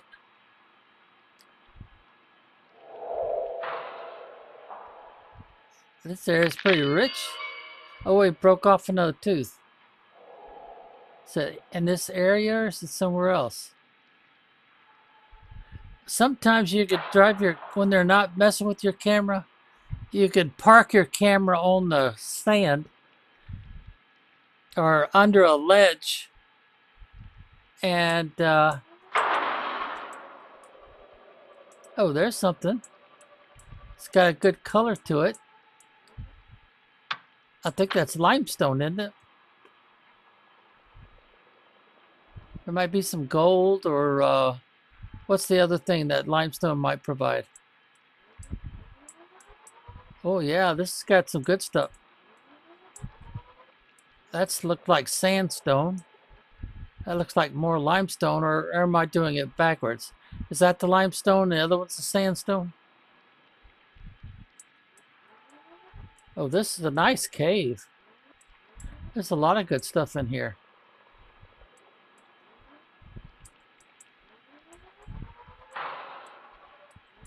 Oh yeah, this is a real good one.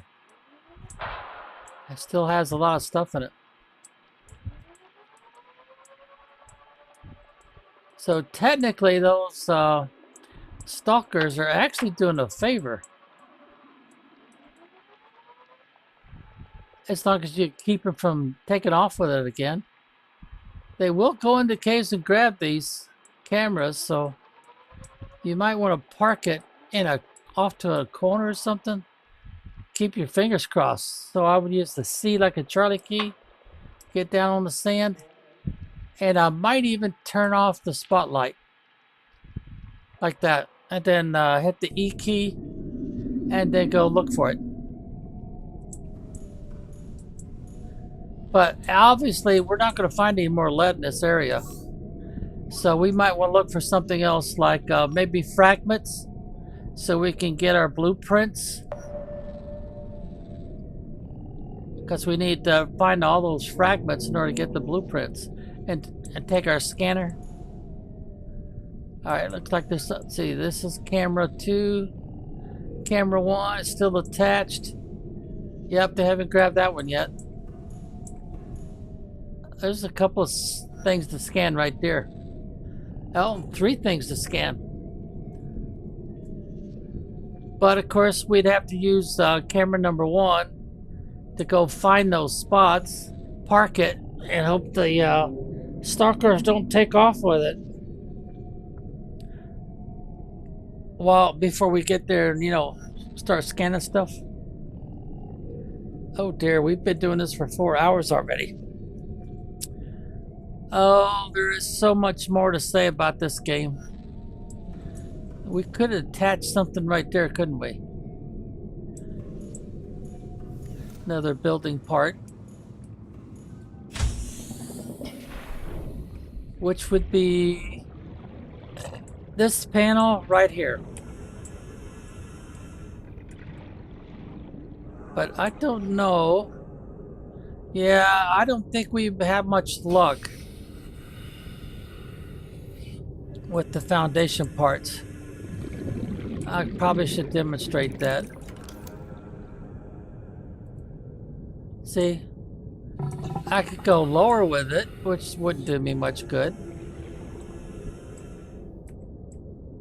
Now, if I bring it out to here, it might be useful.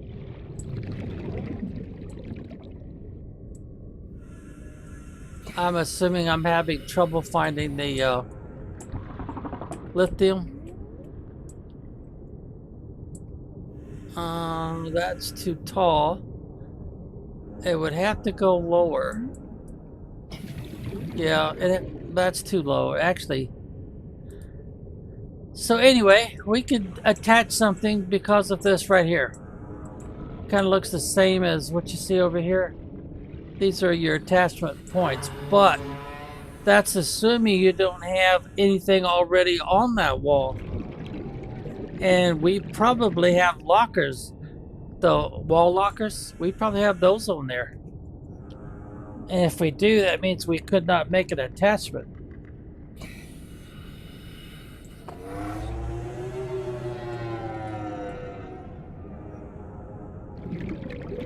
Okay, does that make sense to you? And you realize why I built so close to the top of the water here?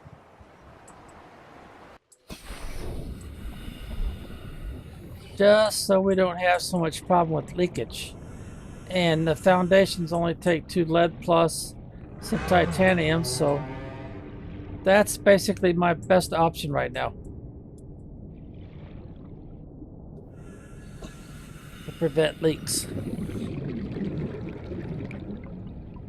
Okay. Well, that's a lot of information for the first part of the game.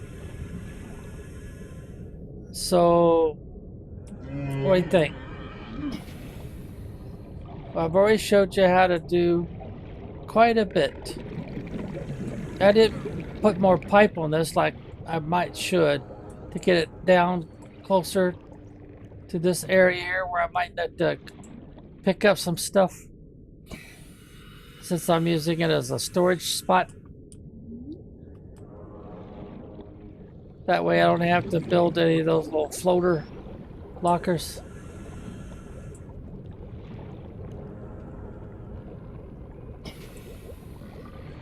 Okay, for the first part of the game, I don't think there's a lot more for me to mention. Uh-oh. we're approaching the planet now. We have a landing site for you that's... well, it's better than the alternatives. We've sent you the coordinates. It'll take us a couple of days to align our orbit. We should be able to establish direct contact with you during that time. Then we're coming in to get you. Cross your fingers the weather holds. Don't leave us waiting. Sunbeam out. Oh dear. We've got 40 minutes and a half to get there. So, of course, the first thing you want to do is grab as many of these medical kits. 3 or 4 would probably be enough. You might want to grab their water and the food bars. Oh, I haven't dumped this off yet, did I? No. And you might want to take 4 or 5 water with you all together. So let's go over here to our dump site and dump the fins.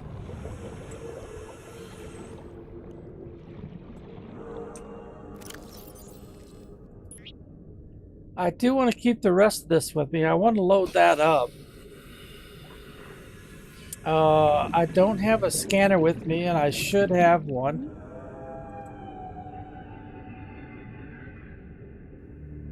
Alright, there's a message under this. There we go. So let me go ahead and make another scanner, just in case I should demonstrate something there. Even though I've already got all of the blueprints possible. It'd be under Tools. There's a scanner. If you look at this alignment, this is pretty much how you want to do it. Make one of those, one of those, one of those, one of those. And eventually you might want to try this tool. Now, I made one. I got about 12 shots out of 20 that you're supposed to get. And then it quit working. So a little while long, I played for another, what, 3 or 4 hours. And then I made another one, thinking it might work. Well, it didn't. And then I waited, I don't know, probably about 6 more hours, because I played for, I think it was 2 days before I tried again. And that one didn't work either. So I don't know what to tell you about these. They seem to be messed up. Now, it's also real important to have this one next, because you need it for constructing your first base of operations. You need this in order to get into some structures, crash sites mostly, where there's debris, and they will allow you to drill through the, or I should say, cut through the door with it. And it'll tell you if you can cut through. If it doesn't give you a message, then you cannot cut through. This is a tool that eventually you can put together with the magnite and everything. And I've showed you how it will freeze a critter, but it only freezes them for about, 5-6 seconds? Propulsion, where you could pick up something and then basically throw it. The light stick, I haven't done anything with light sticks because I haven't gotten that far and found the blueprints for them. So I haven't been able to play with them any. But anyway, we've got the other tool that I wanted to demonstrate and I did not have with me before. Now we're not going to do any building, so let's trade. Oh, wait a minute, where is it? Where's the scanner? Didn't I just make a scanner?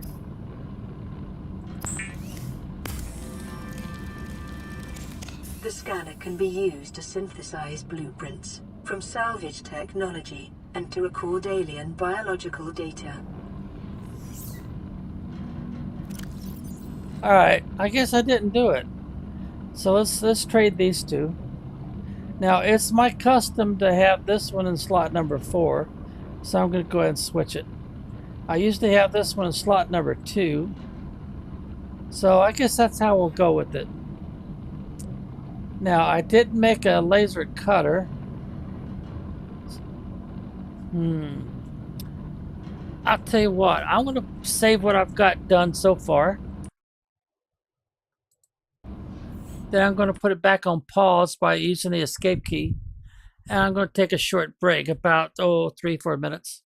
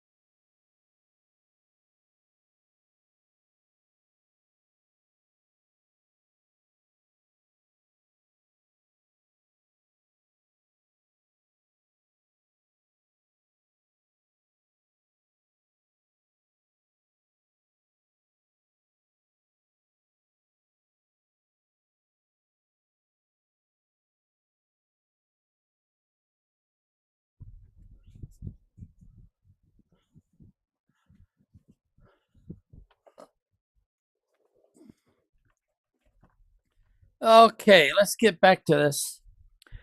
So let's go back to the game. Well, before I do that, I need to make sure that everything is still being recorded properly. Let's see. Yeah, that looks good. So I think we'll be okay. So we'll get back to the game here. All right, they got something for us to see here.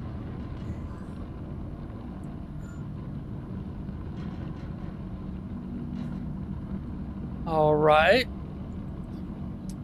So we've got our repulse, pull and push objects away, as long as they're not biological. We've got our stasis rifle, so we can freeze visible objects, critters mostly, in place. We've got our sea glide, which is pretty common. Sea moth this early in the game, for most players, probably not. Probably not. This could come in handy,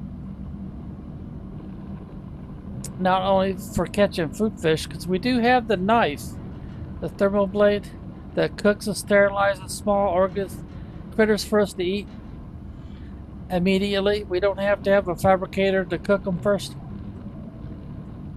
So I think we're good. I think we're good. We've gotten further than most people do this early in gameplay.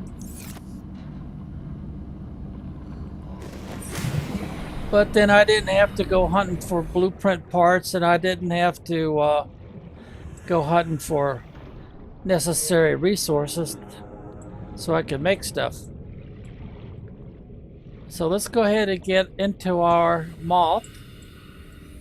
Get close enough. No, I can't do it that way. I have to go in through this way. Welcome aboard, Captain.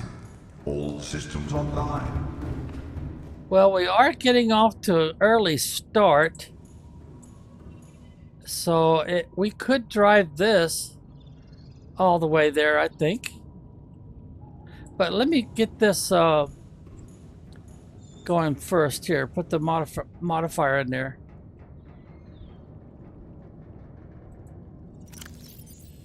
All right, so I want to put this one there. Sea Moth Death Module.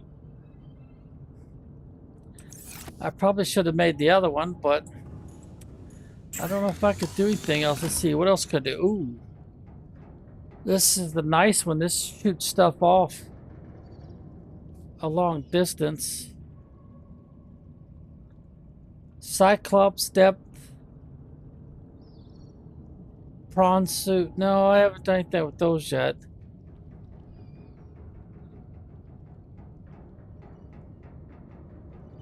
I am very tempted. That's the first one, and that's the better one. Yeah, let's go ahead and do it. What the heck? Alright, left click, and then we'll go back here and load it up. So we won't burn up our power quite as fast, and we could go pretty darn deep. Something that you probably won't have done this quick in the game. Alright, go ahead and close that. And since we're playing a version that allows us to do more than we normally could by this time in the game. Engine powering up.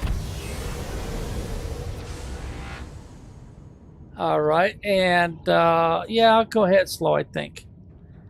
So the first thing I need to do is use the camera to make sure I'm not busting into anything.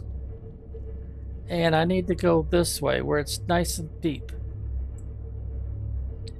Go rotate.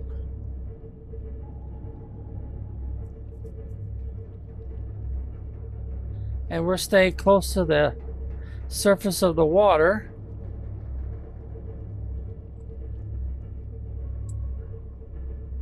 Now, chances are that you're going to be doing this using the glider or glide, sea glide.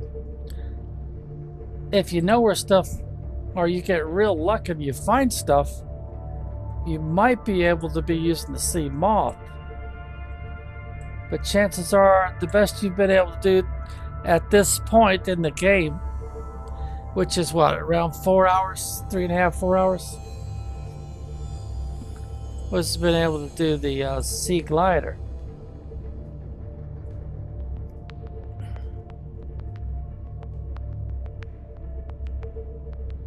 Oh, let me see something here. Use the E key. I'm going to turn on silent running. And make sure I got the outside lights on.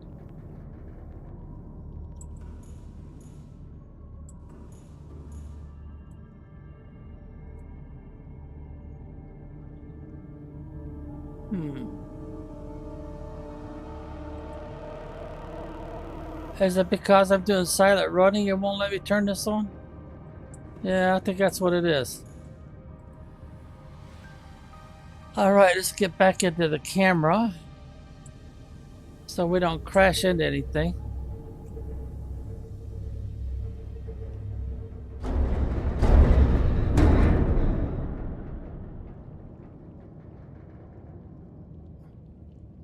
Why is it making that noise? I don't see nothing.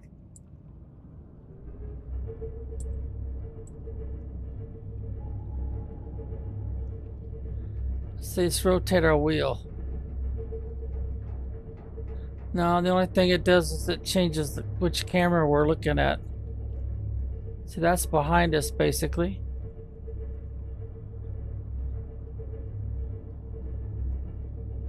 That's from above the water.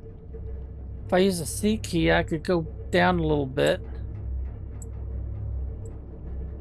There we go. Now we'll change cameras again.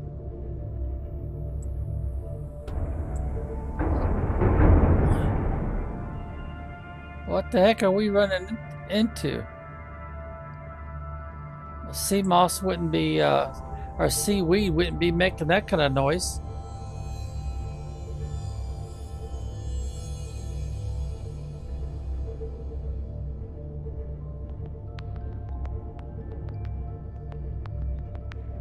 I wouldn't think running into fish would make that much noise either. But anyway, the main purpose of running silent is to not have as much trouble with the Leviathans.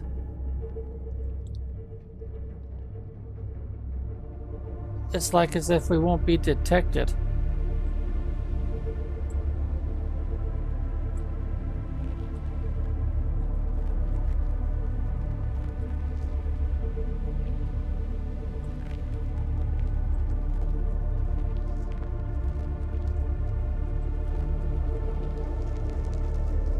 As long as the water stays deep, we'll be okay, I think. Should not take any damage. Well, in the version I'm playing, I won't take any damage anyway. Uh-oh. Oh, we did come across a... But let's get out of this and go look at the message.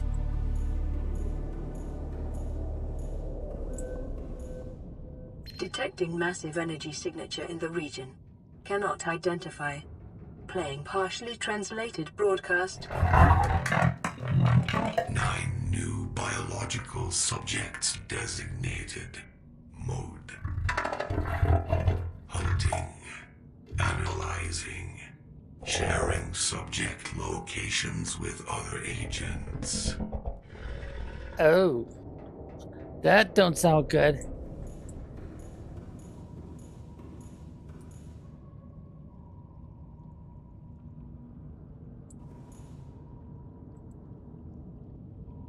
Alright, we're still going. Well, actually, we're not moving at all right now. Alright, let's get back into camera mode. Looks like we need to go this way a little bit further. Maybe use a space bar to get up as high in the water as possible. That looks about it.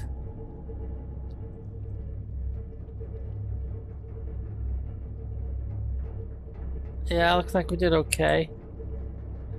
And yeah, we're past it, so now we could turn more to the right while we're proceeding forward.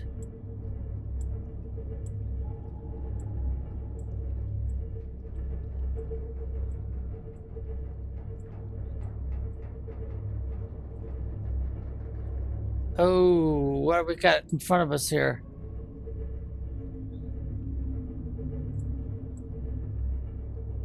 Anything over there? No. As long as we get past this, okay. Then we could turn right again. Sound horn. Oh, we're trying to run silent here. Why would we be sounding the horn?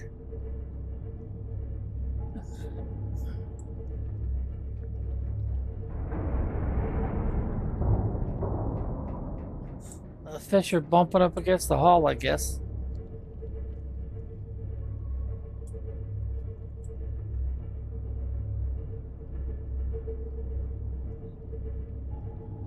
Uh-oh. Looks like it's getting pretty shallow right in here.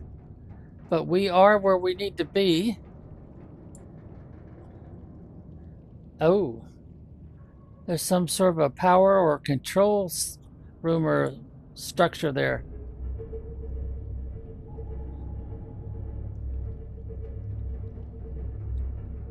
Alright, we can still go forward for a little bit, I guess. All right, let's see. Rotate camera. We're up as high as we can. There we go. We're up as high as we can be.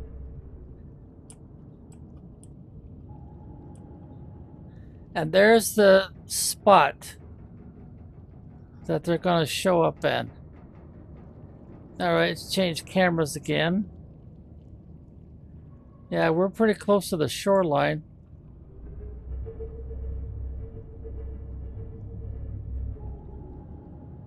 And we gotta stay deep. We're definitely deep down in that way. Okay, so let's back off of everything.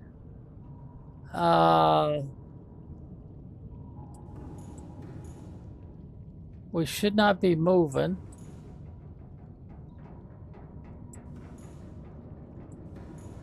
Or not picking up anything with the sonar system.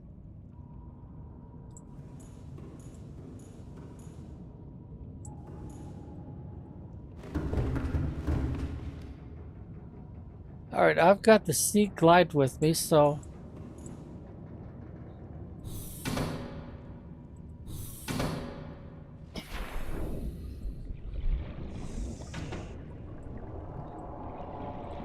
Yeah, it looks like we're about as close as we should be.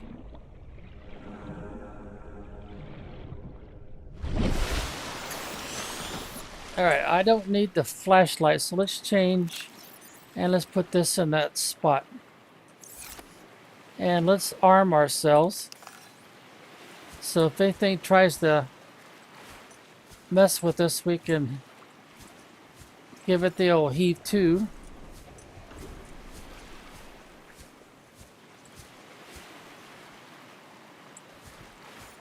I'm used to seeing crabs messing with me when I get here. But right now they're not messing with me. See, they're down there. But it's the version I'm playing, that's why they're not messing with me, I guess. Of course, it's very unusual to have a Cyclops this early in the game for... So we got 21 minutes, huh?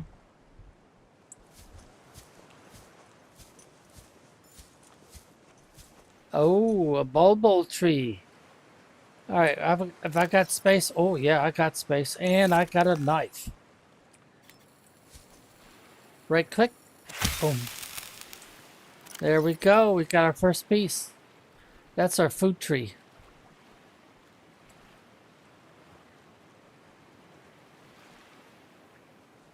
Okay. Alright. One piece will be enough to get us started.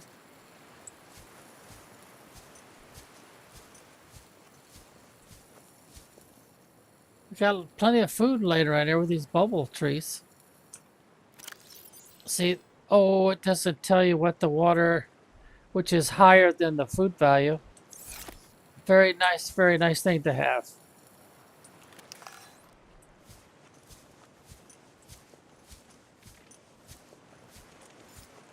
Yeah, I doubt the crabs will mess with us. But we'll pick one up and give them the old heat to anyway. Of course, we can use them like a weapon if we want to. They're mechanical. And that's why we can pick them up and give them the old heat too. Ooh, mercy, look how far out that went. Too far out for us to see a splash.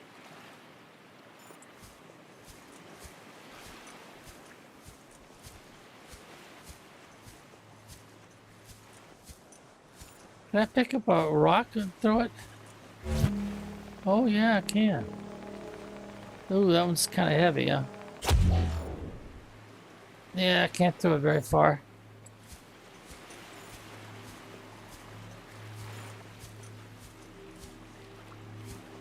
Oh, there's something to pick up, I think. Grab item, right click. Lower pro camera item F. Turn that off and just... Can I pick it up normal? I guess I'm supposed to use the scanner. You see the symbol off to the right there, lower right? See that little wheel? That means you're supposed to scan it. So that's you hold down your right mouse button. So we just picked up ourselves a purple tablet.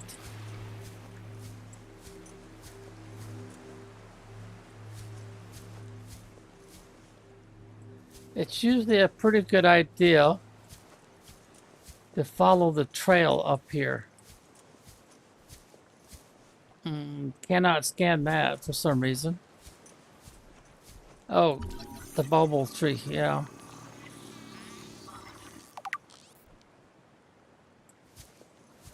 And then if we take a moment, tab key, and then come over here and see what the deal is on the bubble tree. Alien data, scan data, purple tablet. So it's been here for a while and it's been broken, but possible to fabricate a precise physical copy if necessary. Still got something else to look at. Indigenous life forms, flora, exploitable, bubble tree. Which roots in the ground, it sprouts turquoise leaves, sap. Is poisonous to insects but can be harvested and consumed by humans for its high water content. Assessment eligible high water content. And that's why you want it.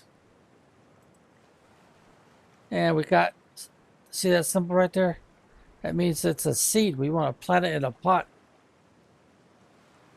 Oh, look at all these other things I haven't done yet. Huh. I could have sworn I'd done that already, but I guess not. Alright, so now we'll just go up this way. We've still got 16 minutes. Just have to get fairly close to it if it's scannable. Oh, I can pick that one up.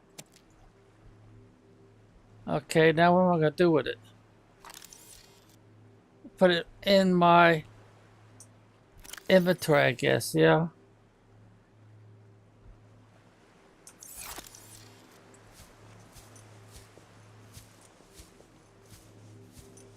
Nothing for me to scan here.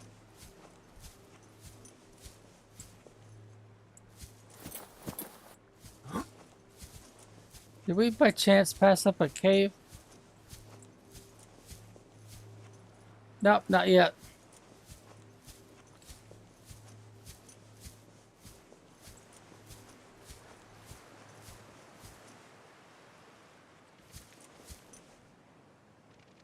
I gotta scan that real Russ.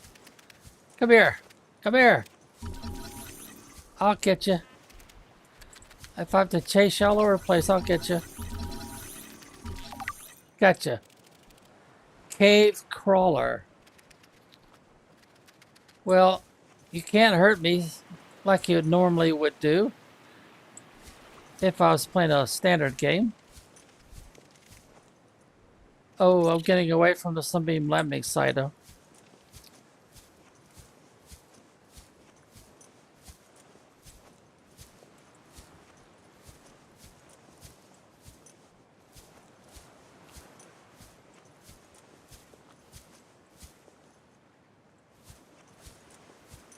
But there might be something to scan there, but I'm not seeing it now. Nothing else to scan. Oh, there's something to scan. Wait a minute, I scanned you already.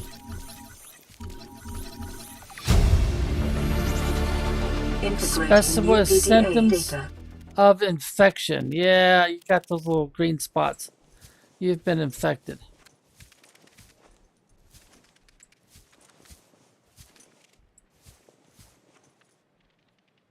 Nothing new to scan so far. Oh, here we go.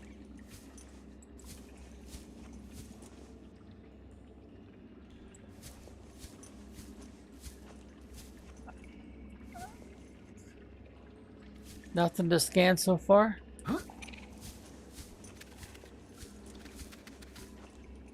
Let's switch over to the light, which, oh, we don't have it loaded. So let's change our, put it in slot number, I guess I'll do number, well, we're not using that right now, so that would make sense.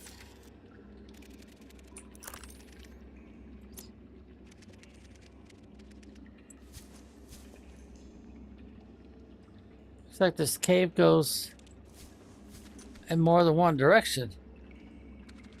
And it's got those little things there all over the place.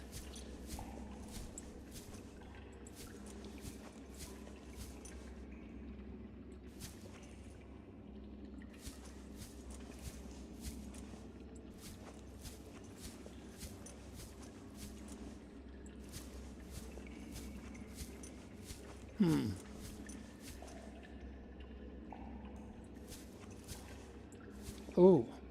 Shell. Ooh, that's good stuff there. So what did we get this time? We got some gold.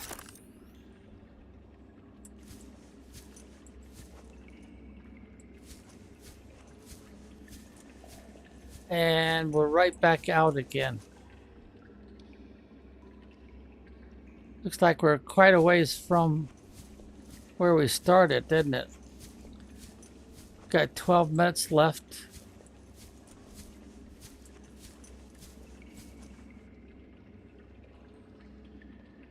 That's not something I should scan, is it? No, I guess not. Let's go back to the light. That's probably where we came in, so...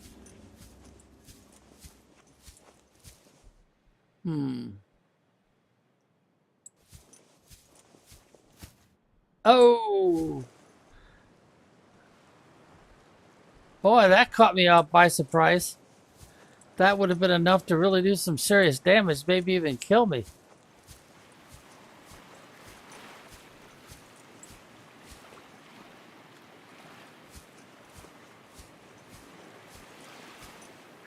Can I get back up? It's not looking good. We're down to 11 minutes, too.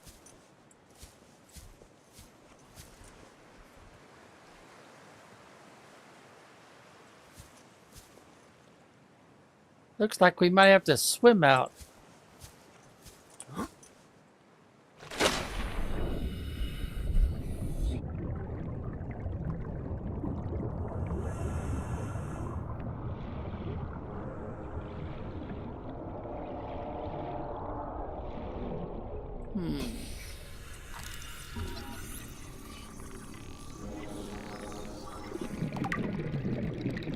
Blue palm, huh?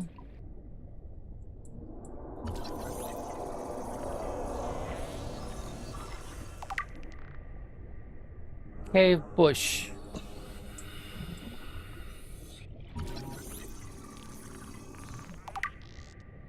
Life form coral shell plate.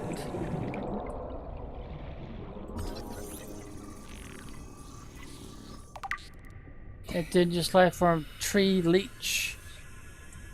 How about this? No?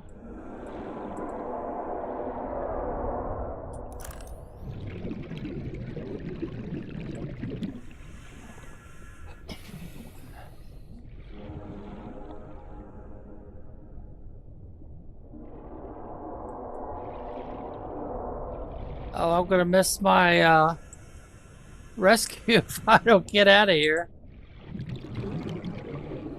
What's that?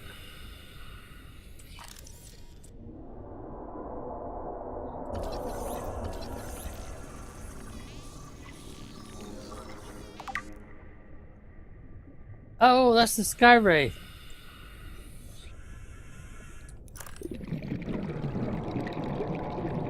He must have fell in the water and drowned, I guess.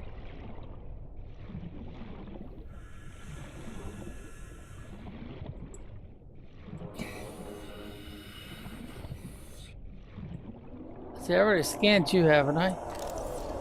Yeah.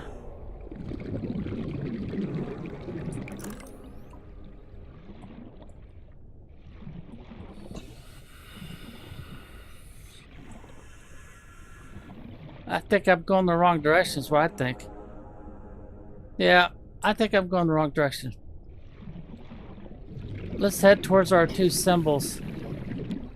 Only got 8 minutes left. Go deeper? No, I better not. We'll do that another time. We gotta get back to the landing site.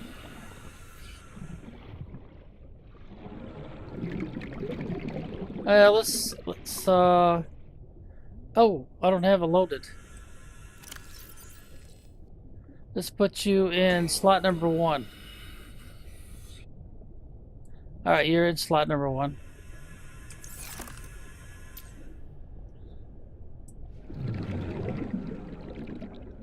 Uh-oh.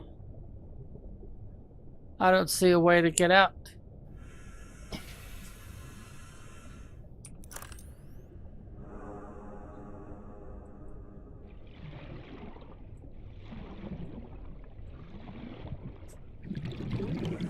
Alright, let's go. Another dead end? Yeah, another dead end.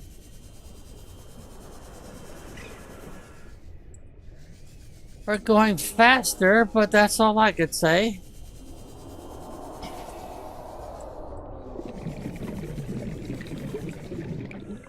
Oh dear, another dead end.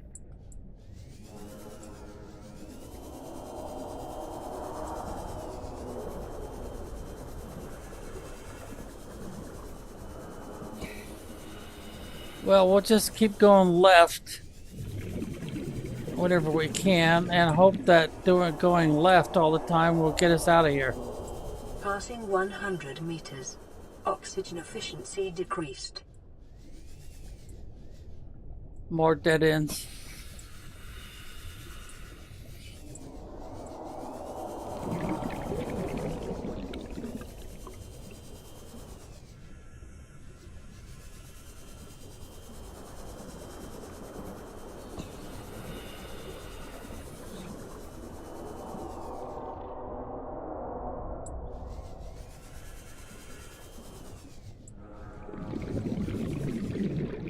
It looks like a dead end too, doesn't it?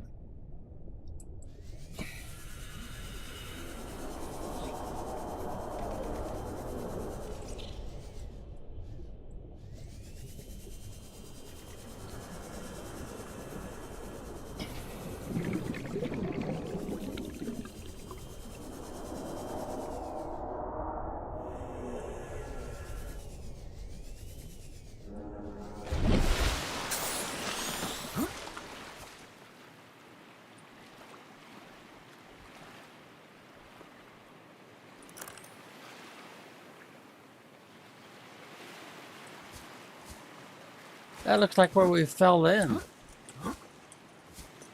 Come on, climb. Climb, climb, come on.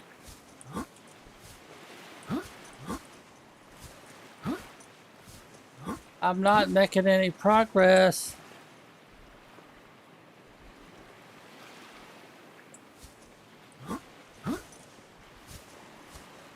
Yeah, I'm pretty sure that's where we fell into. How about if we go this way?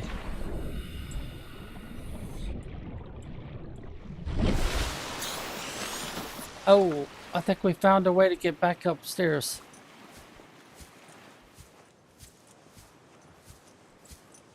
Maybe. Oh, that's where we fell off, I think. Well, that's actually where we dived in.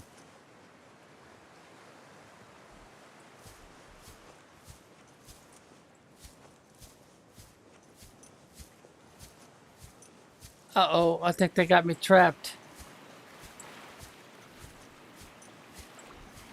Yeah, they got me trapped. I don't have a way to fly.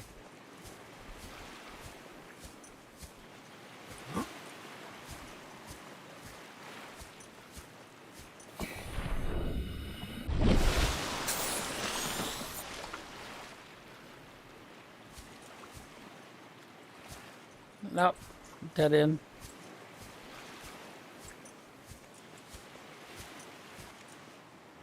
Left-hand rule is not... Oh, wait a minute. I think we might have found a way out.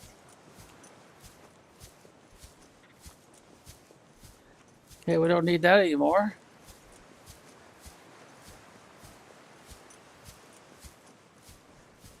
Well, the left-hand rule kind of worked for us.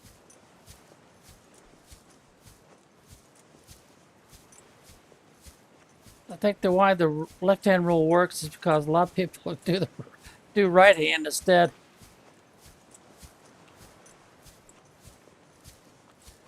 All right, this is supposed to be the landing site area.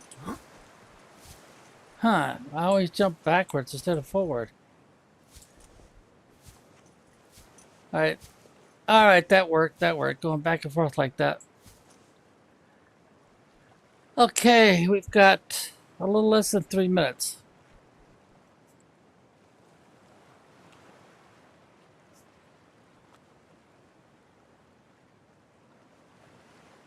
Before the attempt at rescue. Usually if you don't get on top of this rock, those land crabs will be after you. Very aggravating. They don't do a lot of damage per bite, but they bite a lot. They jump up and they bite you. I kind of wish I had a binoculars option. It's probably one of those dead birds we found. Remind me of a delta wing. Reversed delta wing. Which has been experimented by men who wanted to fly 3 or 4 different ways.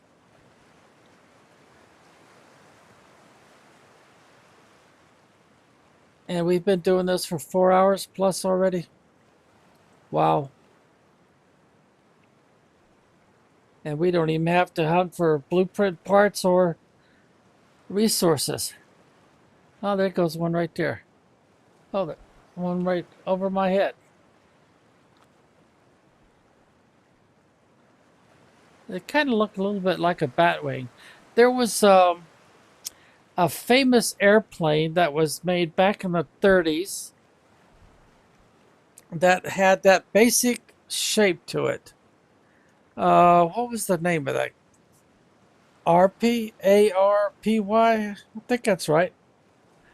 And the idea was he was trying to make a design that he could sell to just about anybody cheaply. And they can take off and land in short ways. So the runway didn't have to be fancier or very long. And it used a common small horsepower engine. And it was very safe to fly. It was hard to stall. You could slow way down to like, what was it, 20, 30 miles an hour? Uh-oh. We've got trouble. Yep, this is their... Yep, we've got trouble. That's a gun. Survivor, we see you. Man, I don't know how you held out down there. We broke an atmosphere, and we're descending towards the landing site. Wish there was some way I could warn you, Is that but... a building down there? What do you mean you can't identify it? Hold on. No turning back now. Positions, everyone. Touching down in 10, 9, 8. There it is. You guys are It's in coming big from the trouble. Change course. Set thrusters to full.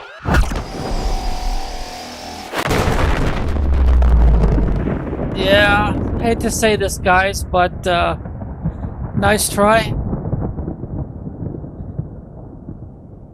Now you're like all the other survivors. You're dead. Blown apart.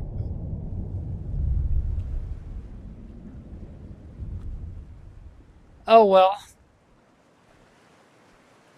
Being rescued now would be kind of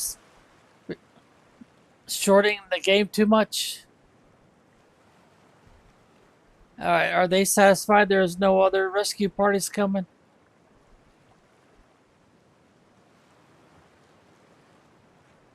As far as I know, there's no way to prevent that, which kind of makes sense.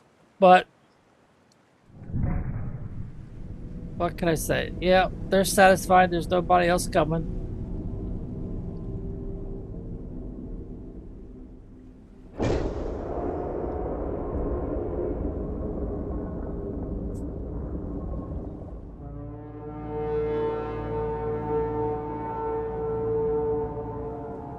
All's clear.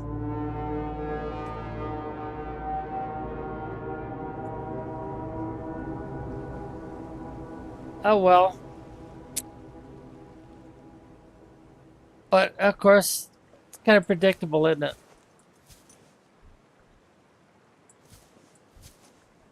Am I supposed to?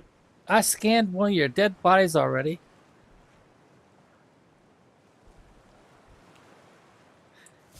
Yeah, that really reminds me of the RP a lot. I wonder if that's where they got the idea for the design.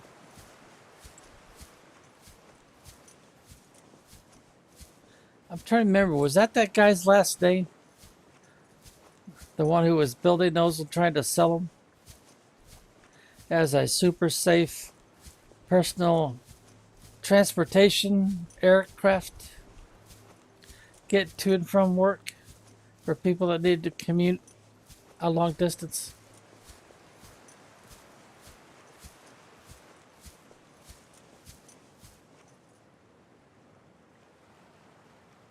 What happened? It froze in the air?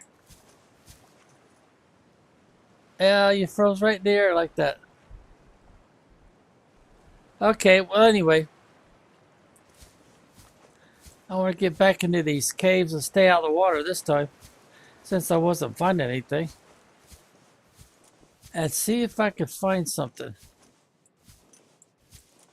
No, I guess not. Scanner number 1, yeah.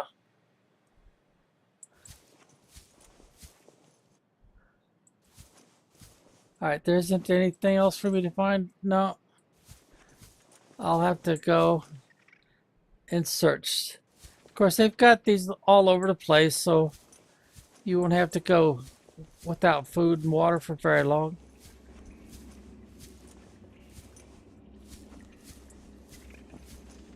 I guess I better get back to using the I think of it as a floodlight rather than just a standard light.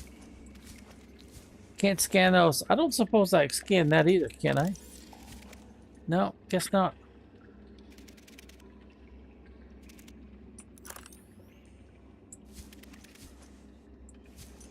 They keep thinking there's supposed to be some resources up in here somewhere. Okay, so I should pick one of those. I should pick one of those. And, ooh, shell. What did we get this time? Ooh, lithium. Nice. It's kind of hard to find lithium. Oh, here we go.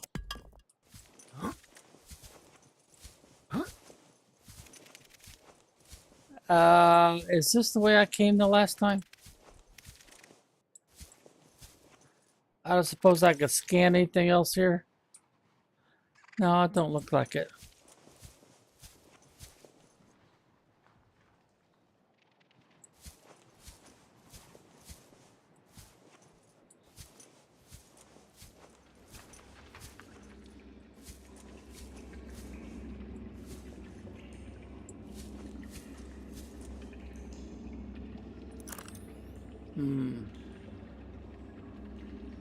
I'm going to go high first.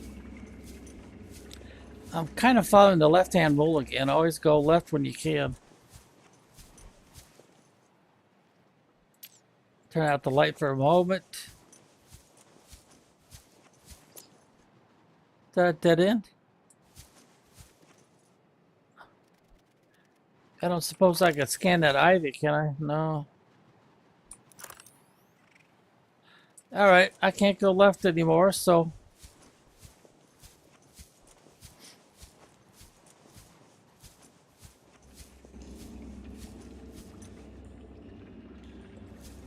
Turn out the light. Oh, turn it back on. Oh, shell.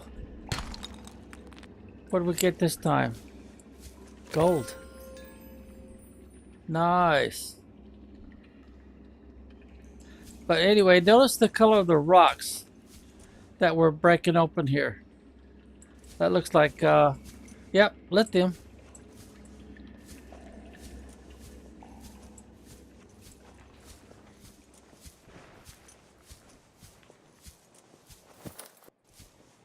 Because there's one of two options for each color of rock.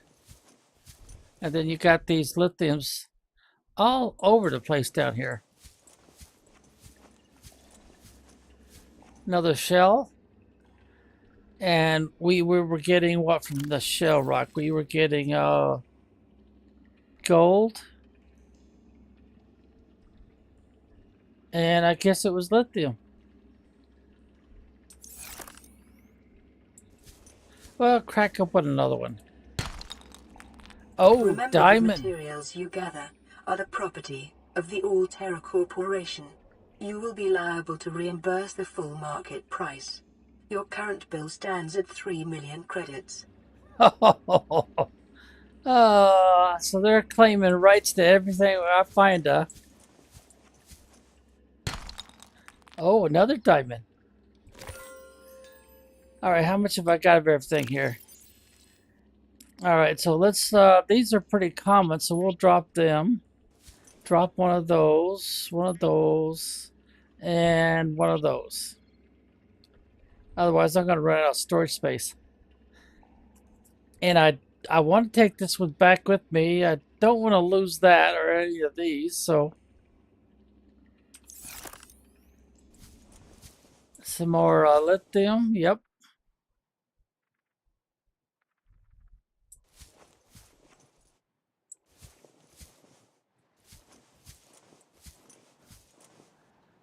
So where do we get this time?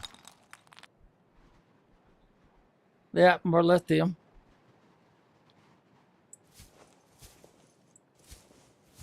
Well, wait a minute. That makes 3 different things I can find if I'm not messing up my colors. Is that where we came in?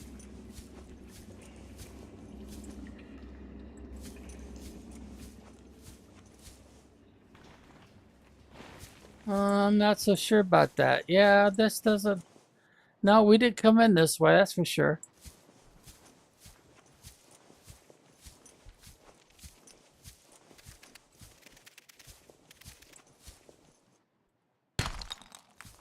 That was gold, wasn't it?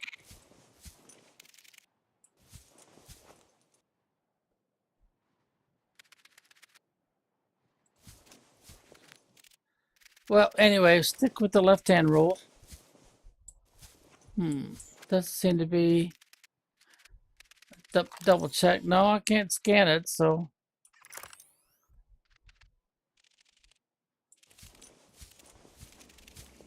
Left-hand rule dictates I go this way.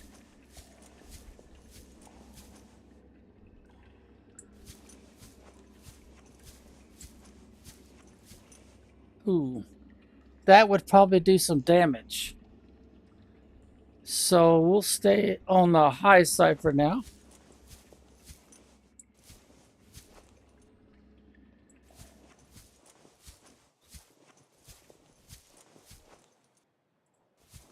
And we're back outside again. Is there a trail up in here?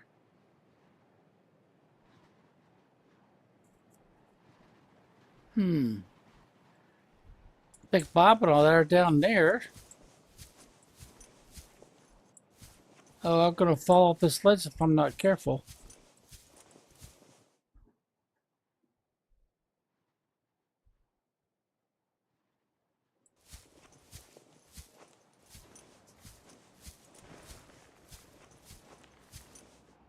Yep. So we gotta go back in. Try to stay to the left-hand rule.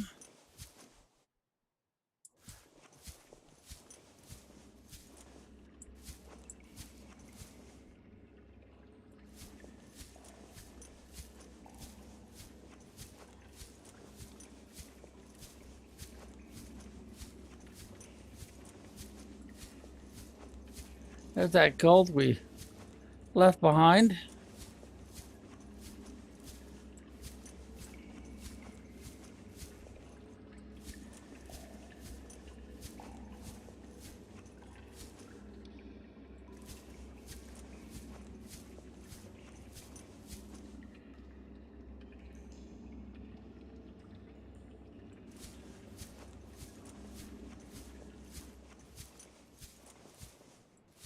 That's not something I should be scanning, is it? No, it don't look like it. I'd probably be right. Ooh. Now that actually looks a little familiar, doesn't it? Oh, come on. That would have killed my avatar. Most likely.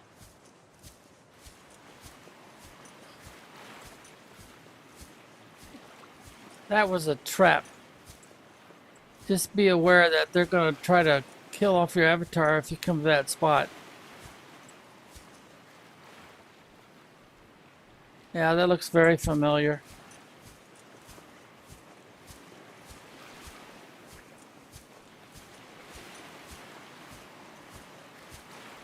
So, no.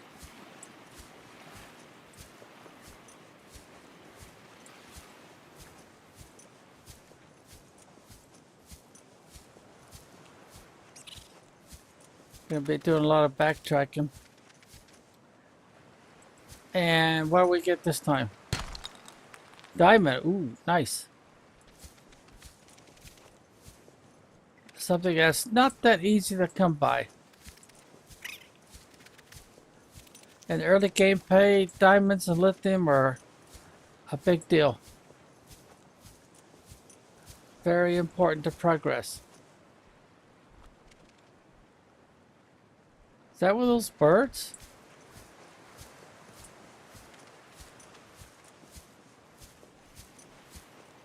Alright, so...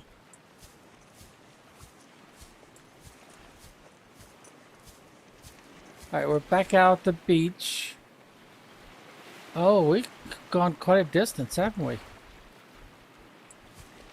But we're on this side of everything. Well, there's obviously a whole lot more cave to explore.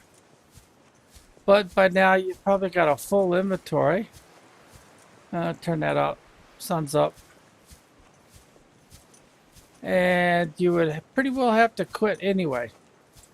But in my case, I've got a submarine I could go to. And I could store and go right back to hunting.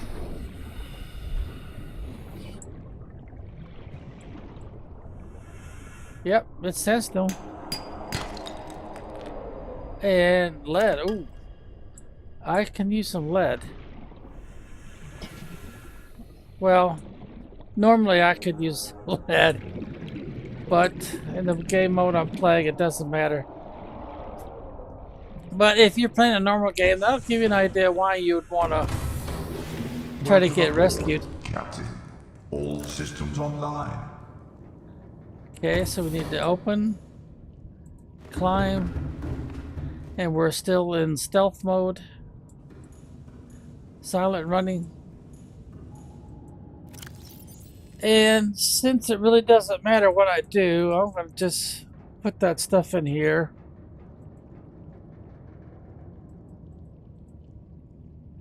Get back to basics. And I would oh, wait a minute. Did we put a plant pot in here? I think we did, didn't we? Yeah, we did. We got plant pots.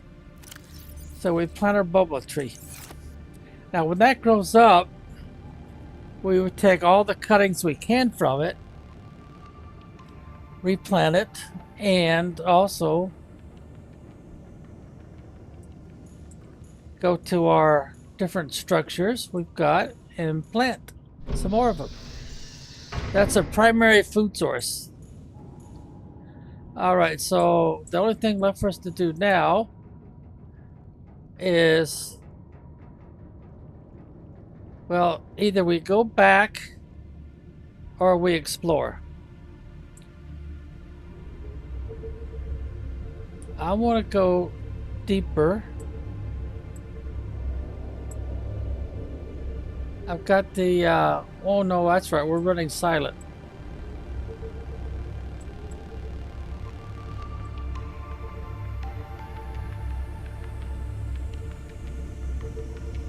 Let's see, I forget, how deep can I go?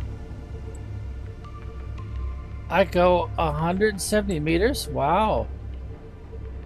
That's pretty deep. And we're going slow, so...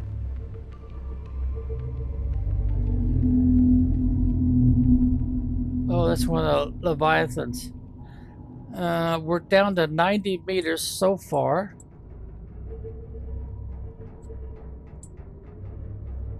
Erosion patterns on the land masses suspended here suggest they once floated on the surface. Oh, really? Oh, look at that nasty beast. Normally they would be attacking and I would be in big trouble.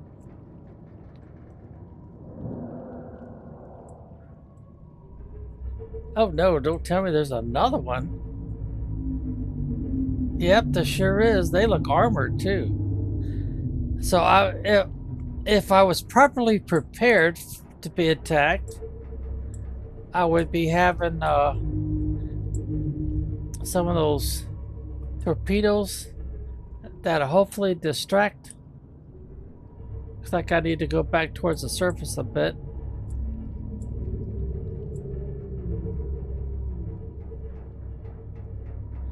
We're down 61 meters.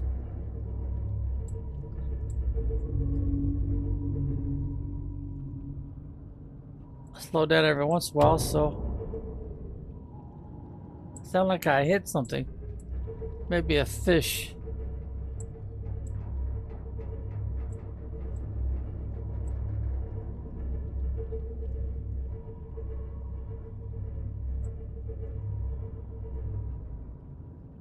Oh, I'm coming up to a wall.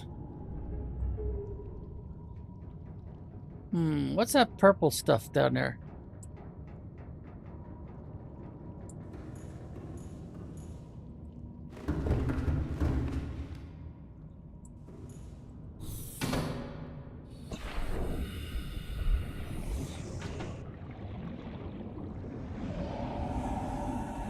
Oh, it's floating islands.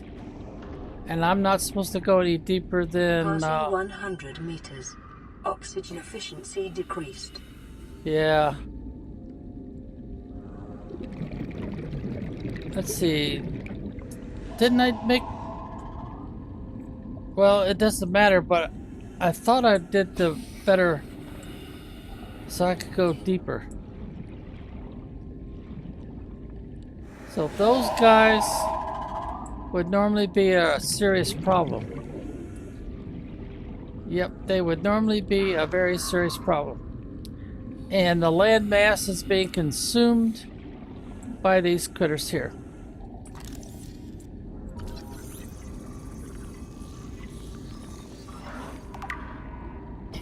Ancient floater. So the older they are, the bigger they get.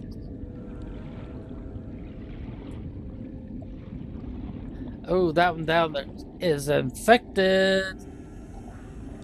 So if he bites you, you become infected. If you're not already. Oh, I should be able to get up to them and scan them in this particular mode without any trouble.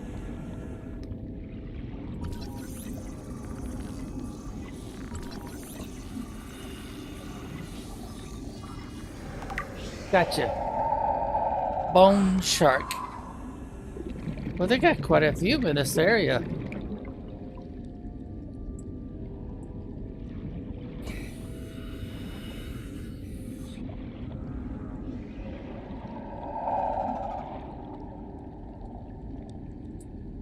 Let's see, I think I'm supposed to scan most of this stuff too. Earthen coral tubes.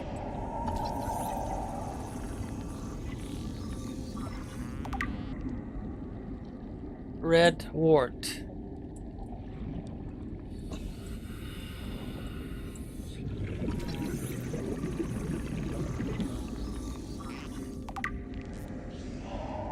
Drooping stinger. Well, that's an appropriate name. Alright, nope, don't scan that.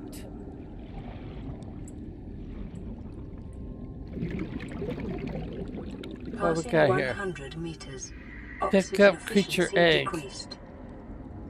Yeah, what the heck?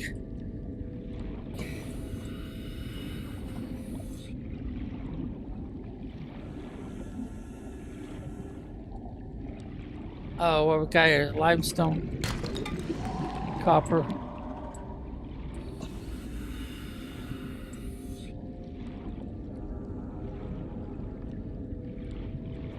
It takes quite a bit of gameplay to be able to go this deep.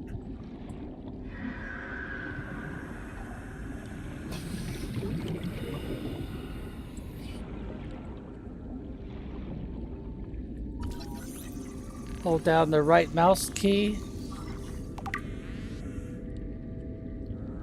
Let's see, how about this? Have I scanned this already? Yeah, I guess so. Switch over to the light.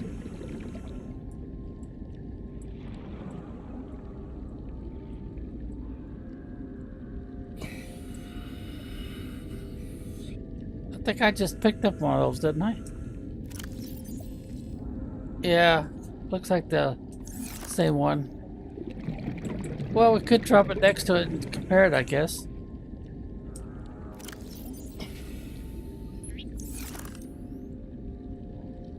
Yeah, it's the same thing, I'm pretty sure.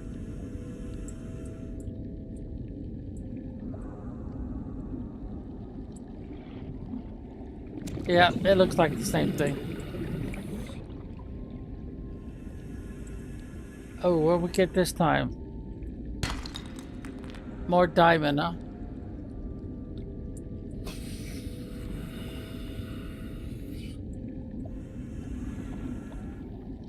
For a scanned use, violet blue.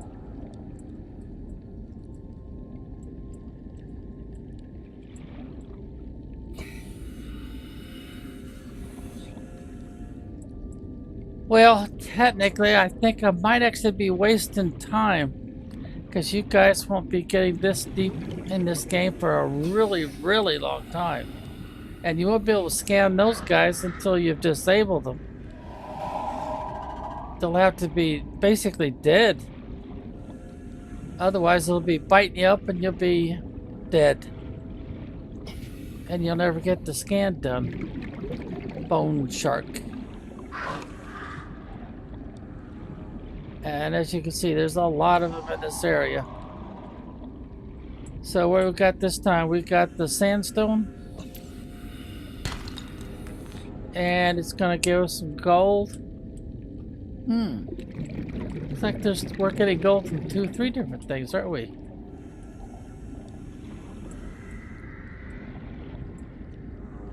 Let's see, am I supposed to scan this? No, guess not.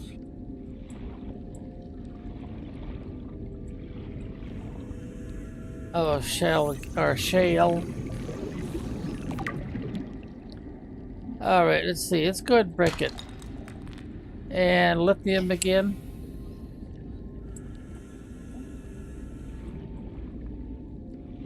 See, we've already scanned you. And salt. It's not asking me to scan it. Well, I'll go ahead and pick it up. I don't think I've picked up much salt. Salt is something you need a lot of. Alright, let's go ahead and go up since I'm getting kind of deep.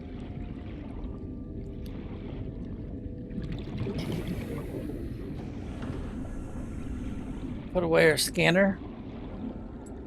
Get towards the nose here. And it should open up. There it goes. Welcome aboard, Captain.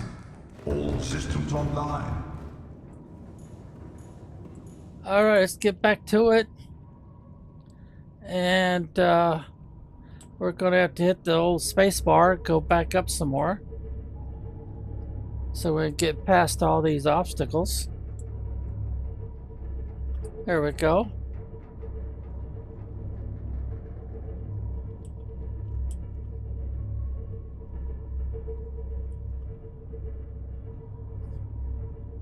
And that's probably as tall as we could go in the water. So I better monitor from the bottom here. Alright, let's go over here where it's a little deeper.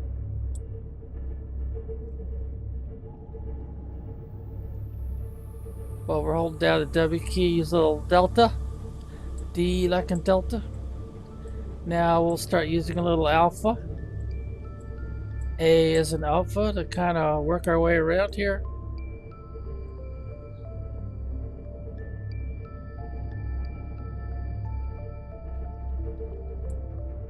Better put some more delta in there, so I don't scrape it up against stuff. We're already as high in the water as we can be.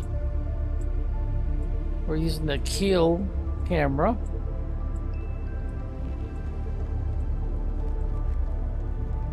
A little more alpha. A little more delta. A lot more delta. Okay, a little more alpha. Try to get back to our primary scanner outpost.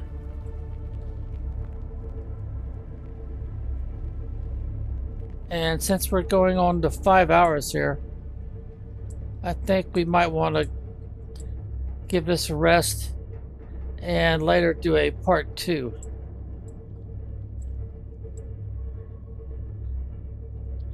But as you can see, the learning curve is pretty steep.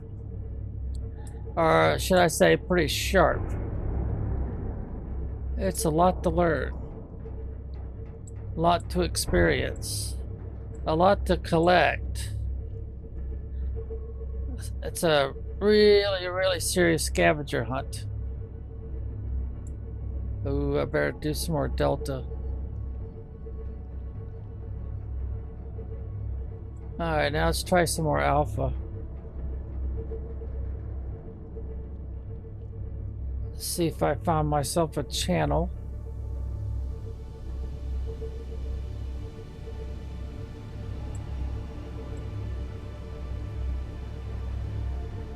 Alright, I better use the W key sparingly, because it looks like to me we're getting into some shallow areas.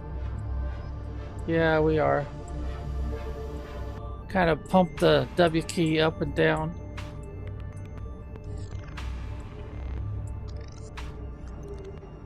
Kind of creeping along here.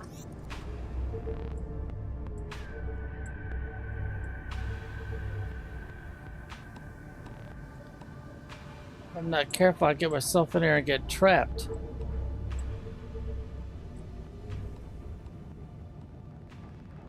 We're 111 meters away. And that looks too shallow to mess with. There's something right there. Oh, it's a crash site. Debris site. Might find 2-3 things to scan there.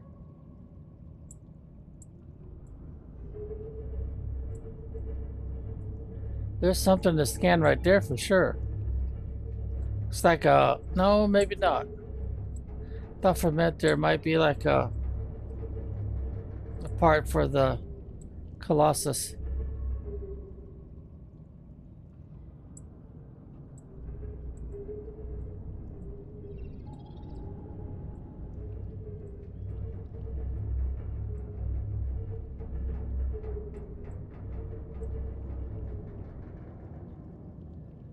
I wish the sun would come up so I could see this area better.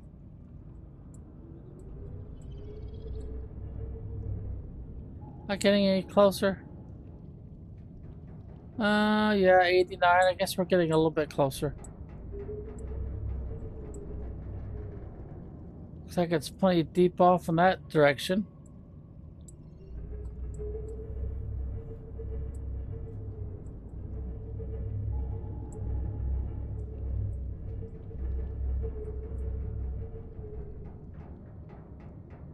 Alright, I'm going to call that good. Hit the old E key a couple times, get out of this. We should be in a safe zone, so we could turn off silent running.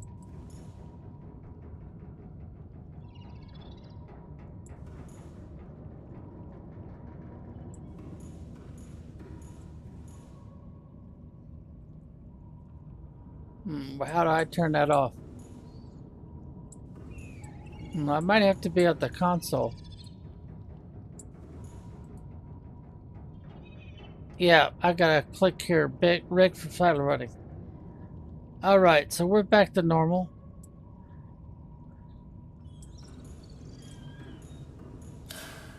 Let's see. Does that help any?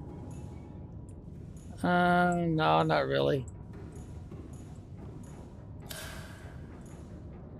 I'll go ahead and leave the inside lights on since in this particular version I don't have to worry about running down my batteries.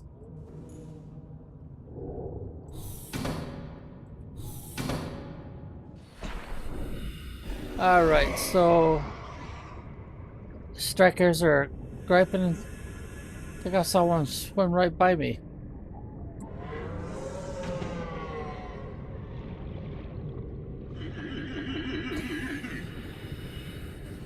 And there's our marker for scanner number 1.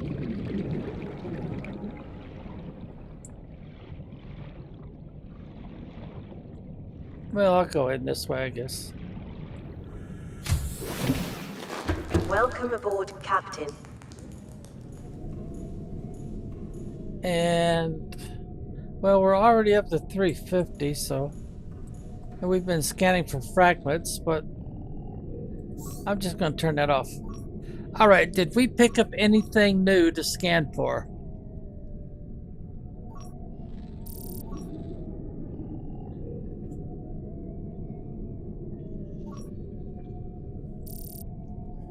No, it looks like the same stuff again.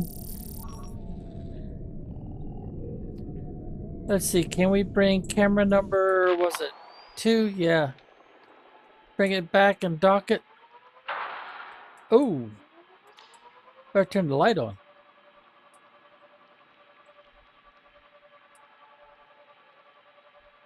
Doing a little side slip, holding down the Delta key along with the W key.